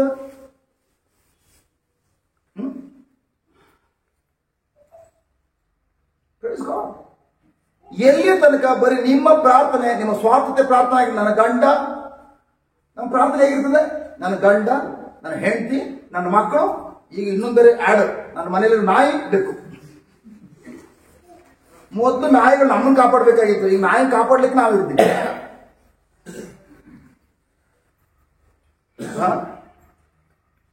ನಮ್ಗೆ ದೇವರ ಯೋಜನೆ ಗೊತ್ತಿಲ್ಲದೆ ಇರೋದ್ರಿಂದ ಪ್ರಿಯರೇ ನಾಯಿನ ಕಾಪಾಡ್ಕೊಳ್ಳೋದೇ ಕೆಲವರು ಮನೆ ಯೋಜನೆ. ಬನ್ನಿ ಪ್ರಾರ್ಥನಾ ಕೂಟ ಇದೆ, ನಾನು ಕೂಡ ಮಂಗಳೂರಲ್ಲಿ ಧ್ಯಾನ ಕೂಟ ಇದೆ, ಬನ್ನಿ ಬ್ರದರ್. ಅಲ್ಲಿ ಜನರಿಗೆ ಮಾತ್ರ ಅಲ್ವಾ, ಪ್ರಾಣಿಗಳಿಗಿಲ್ಲ ಅಲ್ವಾ? ಹೌದು, ಪ್ರಾಣಿಗಳಿಗಿಲ್ಲ. ಯಾಕಂದ್ರೆ ನಮ್ಮ ಮನೆಗೆ 2 ನಾಯಿ ಬ್ರದರ್ ಬಿಟ್ಟು ಬರಕ್ಕಾಗಲ್ಲ ಬ್ರದರ್. ಪರಿಸ್ಥಿತಿ ನೋಡಿ ಹೇಗಿದೆ. ನೆಕ್ಸ್ಟ್ ಧ್ಯಾನ ಮಂದಿರ ಕಟ್ಟುವಾಗ ಪಕ್ಕದಲ್ಲಿ ನಾಯಿ ಹುಡುಗರು ಕಟ್ಟಿರ್ಬೇಕು. ನಾಯಿಗಳು ಬಿಟ್ಟು ಧ್ಯಾನ ಕೂಡ ನಡೆಸಬೇಕು, ಜನರು ಬಿಟ್ಟು ಧ್ಯಾನ ಕೂಡ ನಡೆಸಬೇಕು. ಎಂತ ಅವಸ್ಥೆ ಹೋಗಿದ್ದೇವೆ. ಯಾಕೆ ಪ್ರಿಯರೇ? ನಮ್ಗೆ ಈ ದೇವರ ಯೋಜನೆ, ಆ ಯೋಜನೆ ಏನೆಂಬುದಾಗಿ ಇನ್ನೂ ಕೂಡ ಕಂಡಿಡ್ಕೊಳ್ಳದೆ ಇರೋದ್ರಿಂದ ನಾಯಿ ನಿಭಾಯಿಸ್ಕೊಂಡು ಹೋಗ್ತದೆ. ನಾಯಿ ಕಾಪಾಡೋದೇ ನಮ್ ದೊಡ್ಡ ಯೋಜನೆ. ಹಲೋ, ಅರ್ಥ ಮಾಡ್ಕೊಳ್ತದೆ. Correct, yes uncle.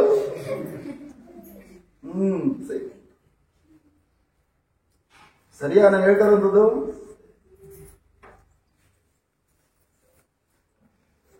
ನನ್ನ ಪ್ರೀತಿಯ ಸಹೋದರ ಸಹೋದರಿಯರೇ, ವೆರಿ ವೆರಿ ಇಂಪಾರ್ಟೆಂಟ್.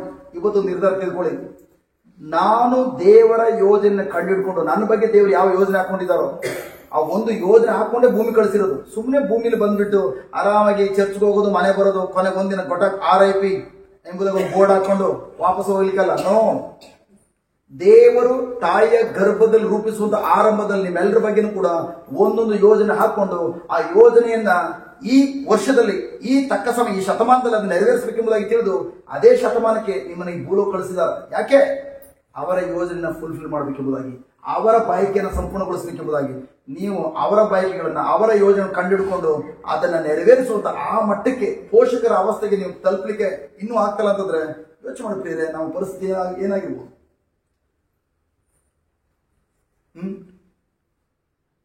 ಅದಕ್ಕಾಗಿ ಪ್ರಭು ಯೇಸು ಹೇಳ್ತಿರುವಂಥದ್ದು, ನೀವು ಎಲ್ಲದಕ್ಕಿಂತ ಮಿಗಿಲಾಗಿ ಯಾವುದನ್ನ ಆಲೋಚನೆ ಮಾಡ್ತಾ ಇದ್ದೀರಿ? ನಿಮ್ಮ ಆಲೋಚನೆ ಕಡೆ ಜಾಗೃತಿ ವಹಿಸಿ. ಹಾಗಾದ್ರೆ ಈ ವಾಕ್ಯ ಗೊತ್ತಾಯ್ತು. ಹಾಗಾದ್ರೆ ಅನುದಿನವೂ ಕೂಡ ಪ್ರೈಸ್ ಗಾಡ್ ನಾವು ಯಾವುದ್ರ ಕಡೆ ಹೆಚ್ಚಾಗಿ ಗಮನ ಕೊಡಬೇಕು, ಆಲೋಚನೆ ಮಾಡಬೇಕು. ಮೈ ಗಾಡ್, ನನ್ನ ಸಮಯ ಸಿಕ್ಕದಾಗಲಿಲ್ಲ ನನ್ನ ತಂದೆಯ ಪ್ರಸನ್ನದಲ್ಲಿ ಕಾಲ ಕಳೆಯುತ್ತಾ ಅವರ ವಾಕ್ಯ ಹಾಲನ್ನ ನಾನು ಕುಡಿಯುವ ರೀತಿಯಾಗಬೇಕು. ನೀವು ಎಷ್ಟು ಹೆಚ್ಚೆಚ್ಚಾಗಿ ಈವನ್ ಪ್ರೈಸ್ ಗಾಡ್ 20 ವರ್ಷಗಳ ಹಿಂದೆ ಪ್ರಿಯರೇ ಊಟಗತಿರ್ಲಿಲ್ಲ. ನಾನು ಎಷ್ಟೋ ಸಲ ಹೇಳಿದ್ದಾನೆ, ನಮ್ಮ ಮನೇಲಿ ಇದ್ದ 5 ಮಂದಿ ಊಟ ಮಾಡಬೇಕಾದ್ರೆ 3 ಹೊತ್ತು ಊಟ ಮಾಡಬೇಕಾದ್ರೆ ನನ್ನ ಮನೇಲಿ 4 ಜನ ಕೆಲಸ ಮಾಡಬೇಕಾಗಿತ್ತು. ನನ್ನ ತಾಯಿ, ನನ್ನ ದೊಡ್ಡಮ್ಮ, ನನ್ನ ತಾಯಿ ಅಕ್ಕ ದೊಡ್ಡಮ್ಮ ಇಬ್ರು ಗಾರೆ ಕೆಲಸ ಮಾಡಬೇಕಾಗಿತ್ತು. ನನ್ನ 2 ತಂಗಿರು ಮನೆ ಕೆಲಸಕ್ಕೆ ಹೋಗ್ತಾ ಇದ್ರು. ನಾನು ಒಬ್ಬನೇ ITI ಓದ್ತಾ ಇದ್ದೆ ಮೈಸೂರು ಬಂದು ಹೊಸದರಲ್ಲಿ. 5 ಮಂದಿ ಊಟ ಮಾಡಿ 4 ಜನ ಕೆಲಸ ಮಾಡ್ತಾ ಇದ್ರು. ಅಷ್ಟು ಬಡತನ. ಅವ್ರೇನಾದ್ರು ಹುಷಾರ್ ತಪ್ಪಿ ಏನಾದ್ರು ಕೆಲ್ಸಕ್ಕೆ ಹೋಗಿ ಗಾರೆ ಕೆಲ್ಸಕ್ಕೆ ಹೋಗಿ ಮನೇಲಿದ್ರ ಆ ವಾರ ನಮ್ಗೆ ಊಟನೇ ಸಿಗ್ತಿರ್ಲಿಲ್ಲ. ಅಂತ ಬಡತನ. ಬಟ್ ಪ್ರೈಸ್ ಬಿಡಿ ಗಾಡ್. ಆದ್ರೆ ಈ 20 ವರ್ಷಗಳಲ್ಲಿ ಇವತ್ತು ಥ್ಯಾಂಕ್ ಗಾಡ್, ಅವತ್ತು ಈವನ್ ಆರಂಭ ದಿನದಲ್ಲಿ ನಾನು ಮೈಸೂರಲ್ಲಿ ಒಂದ್ ಸ್ಥಳ ನಡ್ಕೊಂಡು ಹೋಗ್ಬೇಕು, ಇನ್ನೊಂದ್ ಸ್ಥಳಕ್ಕೆ ಹೋಗ್ಬೇಕಾದ್ರೆ ಬಚ್ಚರು ಮೊದಲೇ ಕಾಸಿಲ್ಲ. ಸೈಕಲ್ ಬಾಡಿ ತಗೊಂಡು ಗಂಟೆಗೆ ₹1 ಸೈಕಲ್ ಬಾಡಿ ತಗೊಳಕಿಲ್ಲ, ನಡ್ಕೊಂಡು ಹೋಗಿದ್ದಾನೆ ಎಷ್ಟೋ ಕಿಲೋಮೀಟರ್ ಗಟ್ಟಲೆ. ಬಟ್ ಆಮೇಲೆ ಥ್ಯಾಂಕ್ ಗಾಡ್ ಜಸ್ಟ್ ಈಗ ಒಂದು ಡಕೋಟಾ ಸೈಕಲ್ ಸಿಕ್ತು. ಆ ಡಕೋಟಾ ಸೈಕಲ್ 24 ಸಲ ಚೈನ್ ಕಳ್ಕೊಳ್ಳೋದು, ಅದು ರೆಡಿ ಮಾಡ್ಸಕ್ ದುಡ್ಡಿರ್ಲಿಲ್ಲ. ಅಂತ ಬಡತನ ಇರ್ತಿದ್ದು. ಬಟ್ ಈ 20 ವರ್ಷ ಪ್ರಯಾಣದಲ್ಲಿ ನೋಡೋದಾದ್ರೆ ಪ್ರೈಸ್ ಬಿಡಿ ಗಾಡ್, ಥ್ಯಾಂಕ್ ಗಾಡ್, ಇವತ್ತು ನನ್ನ ಮನೆಯಲ್ಲಿ ಒಬ್ರು ದುಡಿತಾರೆ. ನಾನು ದುಡಿತಾರ, ನನ್ನ ಹೆಂಡತಿ, ನನ್ನ ಮಕ್ಕಳು, ನನ್ನ ತಾಯಿ, ನನ್ನ ದೊಡ್ಡಮ್ಮ, ನನ್ನ ತಂಗಿರು ಯಾರು ದುಡಿತಾರ. ಬಟ್ ಇವತ್ತು ಥ್ಯಾಂಕ್ ಗಾಡ್ ನಿಮ್ಮೆಲ್ಲರಿಗಿಂತ ಟಾಪ್ ಲೆವೆಲ್ ಜೀವನ ನಡೆಸೋದು. ಟಾಪ್, ಯಾವುದೇ ಕೊರತೆಗಳಿಲ್ಲ, ಎಲ್ಲರೂ ನಂಬರ್ 1, ಯಾವುದೇ ಕೊರತೆಗಳಿಲ್ಲ. ಅದರರ್ಥ ನೀವು ತಿಳ್ಕೊಳ್ಬಹುದು, ವಾವ್, ಹಾಗಾದ್ರೆ ಇವ್ರು ಏನು ಕೆಲಸ ಮಾಡ್ತಾರ ಅಂದ್ರೆ ಇಲ್ಲಿಗೆ ಬಂದಿದ್ದಾರೆ, ಮೋಸ್ಟ್ ಇಲ್ಲಿ ಏನಾದ್ರು ನಾವು ಕಾಣಿಕೆ ಕೊಡ್ಬೇಕೇನೋ. ನಿಮ್ ಕಾಣಿಕೆ ಕೊಡ್ರು ಅಂತ ಅವಳು. ಯಾಕೆಂದ್ರೆ ಅವತ್ತು 0 ಲೆವೆಲ್ ಇದ್ದಿದ್ದು ಬಡತನ, ಊಟ ಗತಿ ಇಲ್ಲ, ಒಂದು ಸೈಕಲ್ ತಗೊಳ್ಳೋ ಗತಿ ಇಲ್ಲ. ದೇವರು 2 ಮಾರುತಿ ವ್ಯಾನ್ ಕೊಟ್ಟಿದ್ದಾರೆ, 3 ವೆಹಿಕಲ್ 2 ವೀಲರ್ ಕೊಟ್ಟಿದ್ದಾರೆ, ಮೊಪೆಡ್ ಗಾಡಿಗಳು. ಇನ್ನು ಮುಂದೆ ಅನೇಕ ಇನ್ನೊಂದು ಬಸ್ಗಳು ಬರ್ಲಿಕ್ಕಿದೆ ಮಿನಿಸ್ಟ್ರಿಗೆ. ನಾನು ಹೇಳ್ತಿರುವಂಥದ್ದು ಅವತ್ತು 0, ಇವತ್ತು ಈ ಲೆವೆಲ್ ಬರ್ಲಿಕ್ಕೆ ಕಾರಣ ಏನು? ಒಬ್ಬರು ಅನೌನ್ಸ್ ಮಾಡಲಿಲ್ಲ ಪ್ರಿಯರೇ, ದಯವಿಟ್ಟು ನಂಗೆ ಸಹಾಯ ಮಾಡಿ, ನಾನು ಮಿನಿಸ್ಟ್ರಿ ಮಾಡಬೇಕು, ನನಗೆ ನಿಮ್ ಕಾಣಿಕೆ ಕೊಡಿ, ಅಥವಾ ನಮ್ಗೆ ಏನೋ ಸಹಾಯ ಮಾಡಿ. No no no no no, ₹1 ಯಾವ ಕಾರಣಕ್ಕೂ ಎಲ್ಲೂ ಕೂಡ ಅನೌನ್ಸ್ ಮಾಡಿಲ್ಲ. ಬಟ್ ಹೇಗೆ ಆ ಲೆವೆಲ್ ಈ ಲೆವೆಲ್ ಬೆಳೆದಿರುವಂಥದ್ದು? ಹೇಗೆ?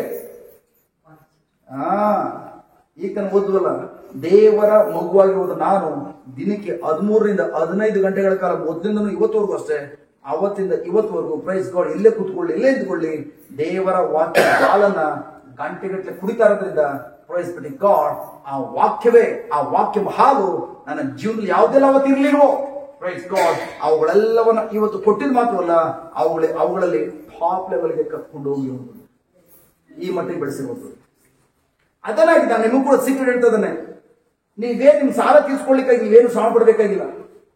ನಿಮ್ಮ ಕುಟುಂಬ ಉನ್ನತ ಮಟ್ಟ ತರಲಿಕ್ಕಾಗಿ ನೀವೇನು ಓಟಿ ಡ್ಯೂಟಿ ಮಾಡಬೇಕಾಗಿಲ್ಲ. ಕೆಲವೆಲ್ಲ ಓಟಿ ಓಟಿ ಓಟಿ ಓಟಿ ಮಾಡಿನೇ ಜೀವನ ಪೂರ್ತಿ ಬರೀ ಹೆಂಡತಿ ಜೊತೆ ಕಾಲ ಕಳೆಯಲ್ಲ, ಮಕ್ಕಳ ಜೊತೆ ಕಾಲ ಕಳೆಯಲ್ಲ, ದೇವ್ರ ಜೊತೆ ಇಲ್ವೇ ಇಲ್ಲ. ಓಟಿ ಮಾಡಿ ಸುಸ್ತಾಗಿ ಮನೆ ಬಂದು ಎಲ್ಲಿ ಪ್ರೇಯರ್, ಹೆಂಡತಿ ಮಕ್ಕಳೆಲ್ಲ ಬನ್ರಿ ಕೂತ್ಕೊಂಡು ಪ್ರೇಯರ್ ಮಾಡಿ, ಆಯ್ತು ಪ್ರೇಯರ್ ಮಾಡೋಣ, ನಮೋ ಮರಿಯಾ ಅಂತ ಹೇಳಿದ ತಕ್ಷಣ ಸಾಕು, ಗಂಡ ಸಾಕು ರೀ, ಅಯ್ಯೋ ಕೆಲಸ ಬ್ಯುಸಿ ಕಡೆ, ಅಲ್ಲೆಲ್ಲ ಓಟಿರ ಮಾಡಿ ಸಿಕ್ಕಾಪಟ್ಟೆ ಸೈನ್ ಆಗ್ಬಿಟ್ಟಿದೆ. ದೇವ್ರ ಜೊತೆ ಕಾಲ ಕಳೆಕೋ ಸಮಯ ಇಲ್ಲ. ಇನ್ನೇನು ಬೆಳವಣಿಗೆ ಕಾಣೋದು ಬೇರೆ. ನನ್ನ ಪ್ರೀತಿ ಸಹೋದರ ಪ್ರೈಸ್ ಗಾಡ್, ಥ್ಯಾಂಕ್ ಗಾಡ್. ನಮ್ಮ ಅಪ್ಪ ಶ್ರೀಮಂತ ಡ್ಯಾಡಿ, ನನ್ನ ಅಪ್ಪ ಥ್ಯಾಂಕ್ ಗಾಡ್ ಟಾಪ್ ಸರ್ವಶಕ್ತ ತಂದೆ. ನನ್ನ ತಂದೆ ಪ್ರೈಸ್ ಗಾಡ್, ಆ ತಂದೆ ಕುಟುಂಬ ಯಾವುದೇ ಕೊರತೆಗಳಿಲ್ಲ. ಬಟ್ ತಂದೆಯ ಕುಟುಂಬದಲ್ಲಿ ಎಲ್ಲರ ಜವಾಬ್ದಾರಿ ನಾನು ವಹಿಸ್ಕೊಡ್ಬೇಕಾದ್ರೆ, ಎಲ್ಲವನ್ನ ಪ್ರೈಸ್ ಗಾಡ್ ನಾನು ಅನುಭವಿಸಬೇಕಾದ್ರೆ, ಆ ಮಟ್ಟಕ್ಕೆ ಬೆಳಿಬೇಕಾದ್ರೆ ತಂದೆ ಹೇಳೋದು ಒಂದೇ ಒಂದು, ನನ್ನ ವಾಕ್ಯ ಹಾಲನ್ನ ನೀವು ಅನುದಿನವು ಹೆಚ್ಚೆಚ್ಚ ಕುಡಿಲಿಕ್ಕಾಗಿ ಬಯಸ್ರಿ. ಈಗ ಮಗು ಪ್ರೈಸ್ ಗಾಡ್, ಈಗ ನಾನೇನೋ ಮಾತಾಡಿದ್ರೆ ಮಗು ಥ್ಯಾಂಕ್ ರೆಕಮೆಂಡ್ ಮಾಡಿ ಅದೆಲ್ಲ ಮಾತಾಡ್ಬೇಕು. ನೀರು ಕುಡಿತಾರೆ ಹಾಗಲ್ಲ. ಓಕೆ, ಆ ಮಗು ಅದು ಹುಟ್ಟಿದಾಗ ತಂತಾಯಿಗಳು ಅದು ನಾನು ಏನಾದ್ರು ಮಾತಾಡಿದ್ರೆ ಆ ಥರ ರಿಯಾಕ್ಟ್ ಮಾಡ್ತಾ ಇತ್ತಾ? ಆ ಮಟ್ಟಿಗೆ ಹೆಂಗ್ ಬೆಳೆದಿದೆ, ಆ ಮಟ್ಟಿಗೆ ಹಿಂಗ್ ಬೆಳಿತೀವಿ. ಇವತ್ತು ನಾನು ಮಾತಾಡಿದ್ರೆ ಅದು ಏನಾದ್ರು ಹೇಳ್ತದೆ. ಆ ಲೆವೆಲ್ ಹೆಂಗ್ ಬೆಳೀತು? ಯಾವ ವಿಟಮಿನ್ ಕೊಡಿಸಿ, ಯಾವ ಮೆಡಿಸಿನ್ ಕೊಡಿಸಿದ್ರಿ ಡಾಕ್ಟರ್? ಏನು ಮೆಡಿಸಿನ್ ಕೊಡಿಸಿದ್ರ? ಇಲ್ಲ, ಬರೀ ತಾಯಿ ಎದೆಯಲ್ಲಿ ಮಾತ್ರ. ಇನ್ ದ ಸೇಮ್ ವೇ ದೇವರು ತಾಯಿಯ ಒಳಗಡೆ ಅಂತ ಫ್ಯಾಕ್ಟರಿನ ಸೃಷ್ಟಿ ಮಾಡಿ ಆ ಫ್ಯಾಕ್ಟರಿಯಲ್ಲಿ ಉತ್ಪತ್ತಿ ಮಾಡುವಂತ ಹಾಲು, ಆ ಹಾಲನ್ನ ಕುಡಿದಂತ ಮಗು ಆ ರೀತಿ ಥ್ಯಾಂಕ್ ಗಾಡ್ ಆ ಚಿಕ್ಕ ಮಗು ಏನು ಕೂಡ ಗೊತ್ತಾಗ್ತಲಿಲ್ಲ. ಈಗ ನಾವು ಮಾತಾಡಿದ್ರೆ ಅದನ್ನ ಗುರುತಚ್ಚಿ ವಾಪಸ್ಸು ಶಬ್ದ ಮಾಡುವಂತ ಲೆವೆಲ್ ಬಂದಿದೆ ಅಂತ ಹೇಳಿದ್ರೆ ಯೋಚನೆ ಮಾಡಿ ಪ್ರಿಯರೇ, ಅದನ್ನ ತಾಯಿಯ ಒಳಗಡೆ ಅಂತ ಹಾಲನ್ನ ಉತ್ಪತ್ತಿ ಮಾಡುವ ಫ್ಯಾಕ್ಟರಿನ ಸೃಷ್ಟಿ ಮಾಡಿರುವಂತಹ ಸೃಷ್ಟಿಕರ್ತರ ತಂದೆಯೊಂದಿಗೆ ನೀವು ಕಾಲ ಕಳೆಯುತ್ತಾ ತಂದೆ ಎದೆಯಿಂದ ಬರುವಂತಹ ಆ ಆಧ್ಯಾತ್ಮಿಕ ಹಾಲಾಗಿರುವ ಪ್ರೀತಿ ಹಾಲನ್ನ ನೀವು ಅನುದಿನವೂ ನೇರವಾಗಿ ತಂದೆಯಿಂದ ನೀವು ಕುಡಿಯೋದಾದ್ರೆ ಇನ್ನೆಷ್ಟು ಮಟ್ಟಿಗೆ ಪ್ರಿಯರೇ ಆ ಪರಿಶುದ್ಧದ ಹಾಲು ನಿಮ್ಮನ್ನ ಎಲ್ಲ ಏರಿಯಲ್ಲೂ ಕೂಡ ಬೆಳವಣಿಗೆ ಕಾಣಿಸ್ಬೋದು, ಬೆಳೆಸ್ಬೋದು. ಹೌದಾ? ಏನಾಯ್ತು? ಒಬ್ರು ಬಂದ್ರೆ ಸೈಲೆಂಟ್ ಆಗ್ಬಿಡ್ತೇನೆ, ಗಮನೆಲ್ಲ ಕಡೆ. ನಾನು ಹೇಳಿದ ಅರ್ಥ ಆಗ್ತಾ ಇದೆಯಾ? ಹಾಗೆ ನೀವು ಬೆಳವಣಿಗೆ ಕಾಣಬೇಕಾದ್ರೆ ಸಪೋಸ್ ಥ್ಯಾಂಕ್ ಗಾಡ್ ಜಸ್ಟ್ ಈಗ ನೀವು ಆರೋಗ್ಯದಲ್ಲಿ ನಿಮ್ಗೆ ಯಾವ್ದು ರೋಗ ಇದೆ, ರೋಗ ಬಿಡುಗಡೆಯಾಗಿ ಆರೋಗ್ಯ ಮಟ್ಟಕ್ಕೆ ಬರಬೇಕು. ಹಣಕಾಸಿನ ಕೊರತೆ ಇದೆ, ಅದು ಬಿಡುಗಡೆಯಾಗಿ ಸಮೃದ್ಧಿ ಮಟ್ಟಕ್ಕೆ ಬರಬೇಕು. ನಿಮ್ಮ ಕುಟುಂಬ ಸಮಾಧಾನ ಇಲ್ಲ, ಸಮಾಧಾನ ಇಲ್ಲದಿರುವಂತ ಪರಿಸ್ಥಿತಿಗಳ ನಾಶವಾಗಿ ಸಮಾಧಾನ ಪಡ್ಕೊಳ್ಳುವಂತ ಮಟ್ಟಕ್ಕೆ ಬರಬೇಕು, ಪ್ರೀತಿಯ ಮಟ್ಟಕ್ಕೆ ಬೆಳಿಬೇಕು. ನೀವು ಎಲ್ಲ ಮಟ್ಟದಲ್ಲಿ ಬೆಳಿಲಿಕ್ಕೆ ನಿಮ್ಗೆ ಏನ್ ಬೇಕು? ಆಧ್ಯಾತ್ಮಿಕ ಹಾಲಾಗಿರುವ ದೇವರ ವಾಕ್ಯವನ್ನ ಹೆಚ್ಚೆ ಕುಡಿಯುವಂತ ಮಕ್ಕಳಾಗಿರ್ಬೇಕು ಅಷ್ಟೇ. Praise God. Hallelujah. Hallelujah. Thank you, Jesus. Praise Jesus. Hallelujah. Hallelujah. Thank you, Jesus. Praise Jesus. Hallelujah. Hallelujah. So ಅದರ ಅರ್ಥ ಅದಕ್ಕಾಗಿ ಪ್ರವೇಶ ಇಡುವಂಥದ್ದು ಎಲ್ಲಕ್ಕಿಂತ ಮಿಗಿಲಾಗಿ ನಿಮ್ಮ ಆಲೋಚನೆಯ ಕಡೆ ಹೆಚ್ಚಿನ ಗಮನವನ್ನು ಕೇಂದ್ರೀಕರಿಸುವ ಮೂಲಕ ಜಾಗೃತಿಯನ್ನು ವಹಿಸಿ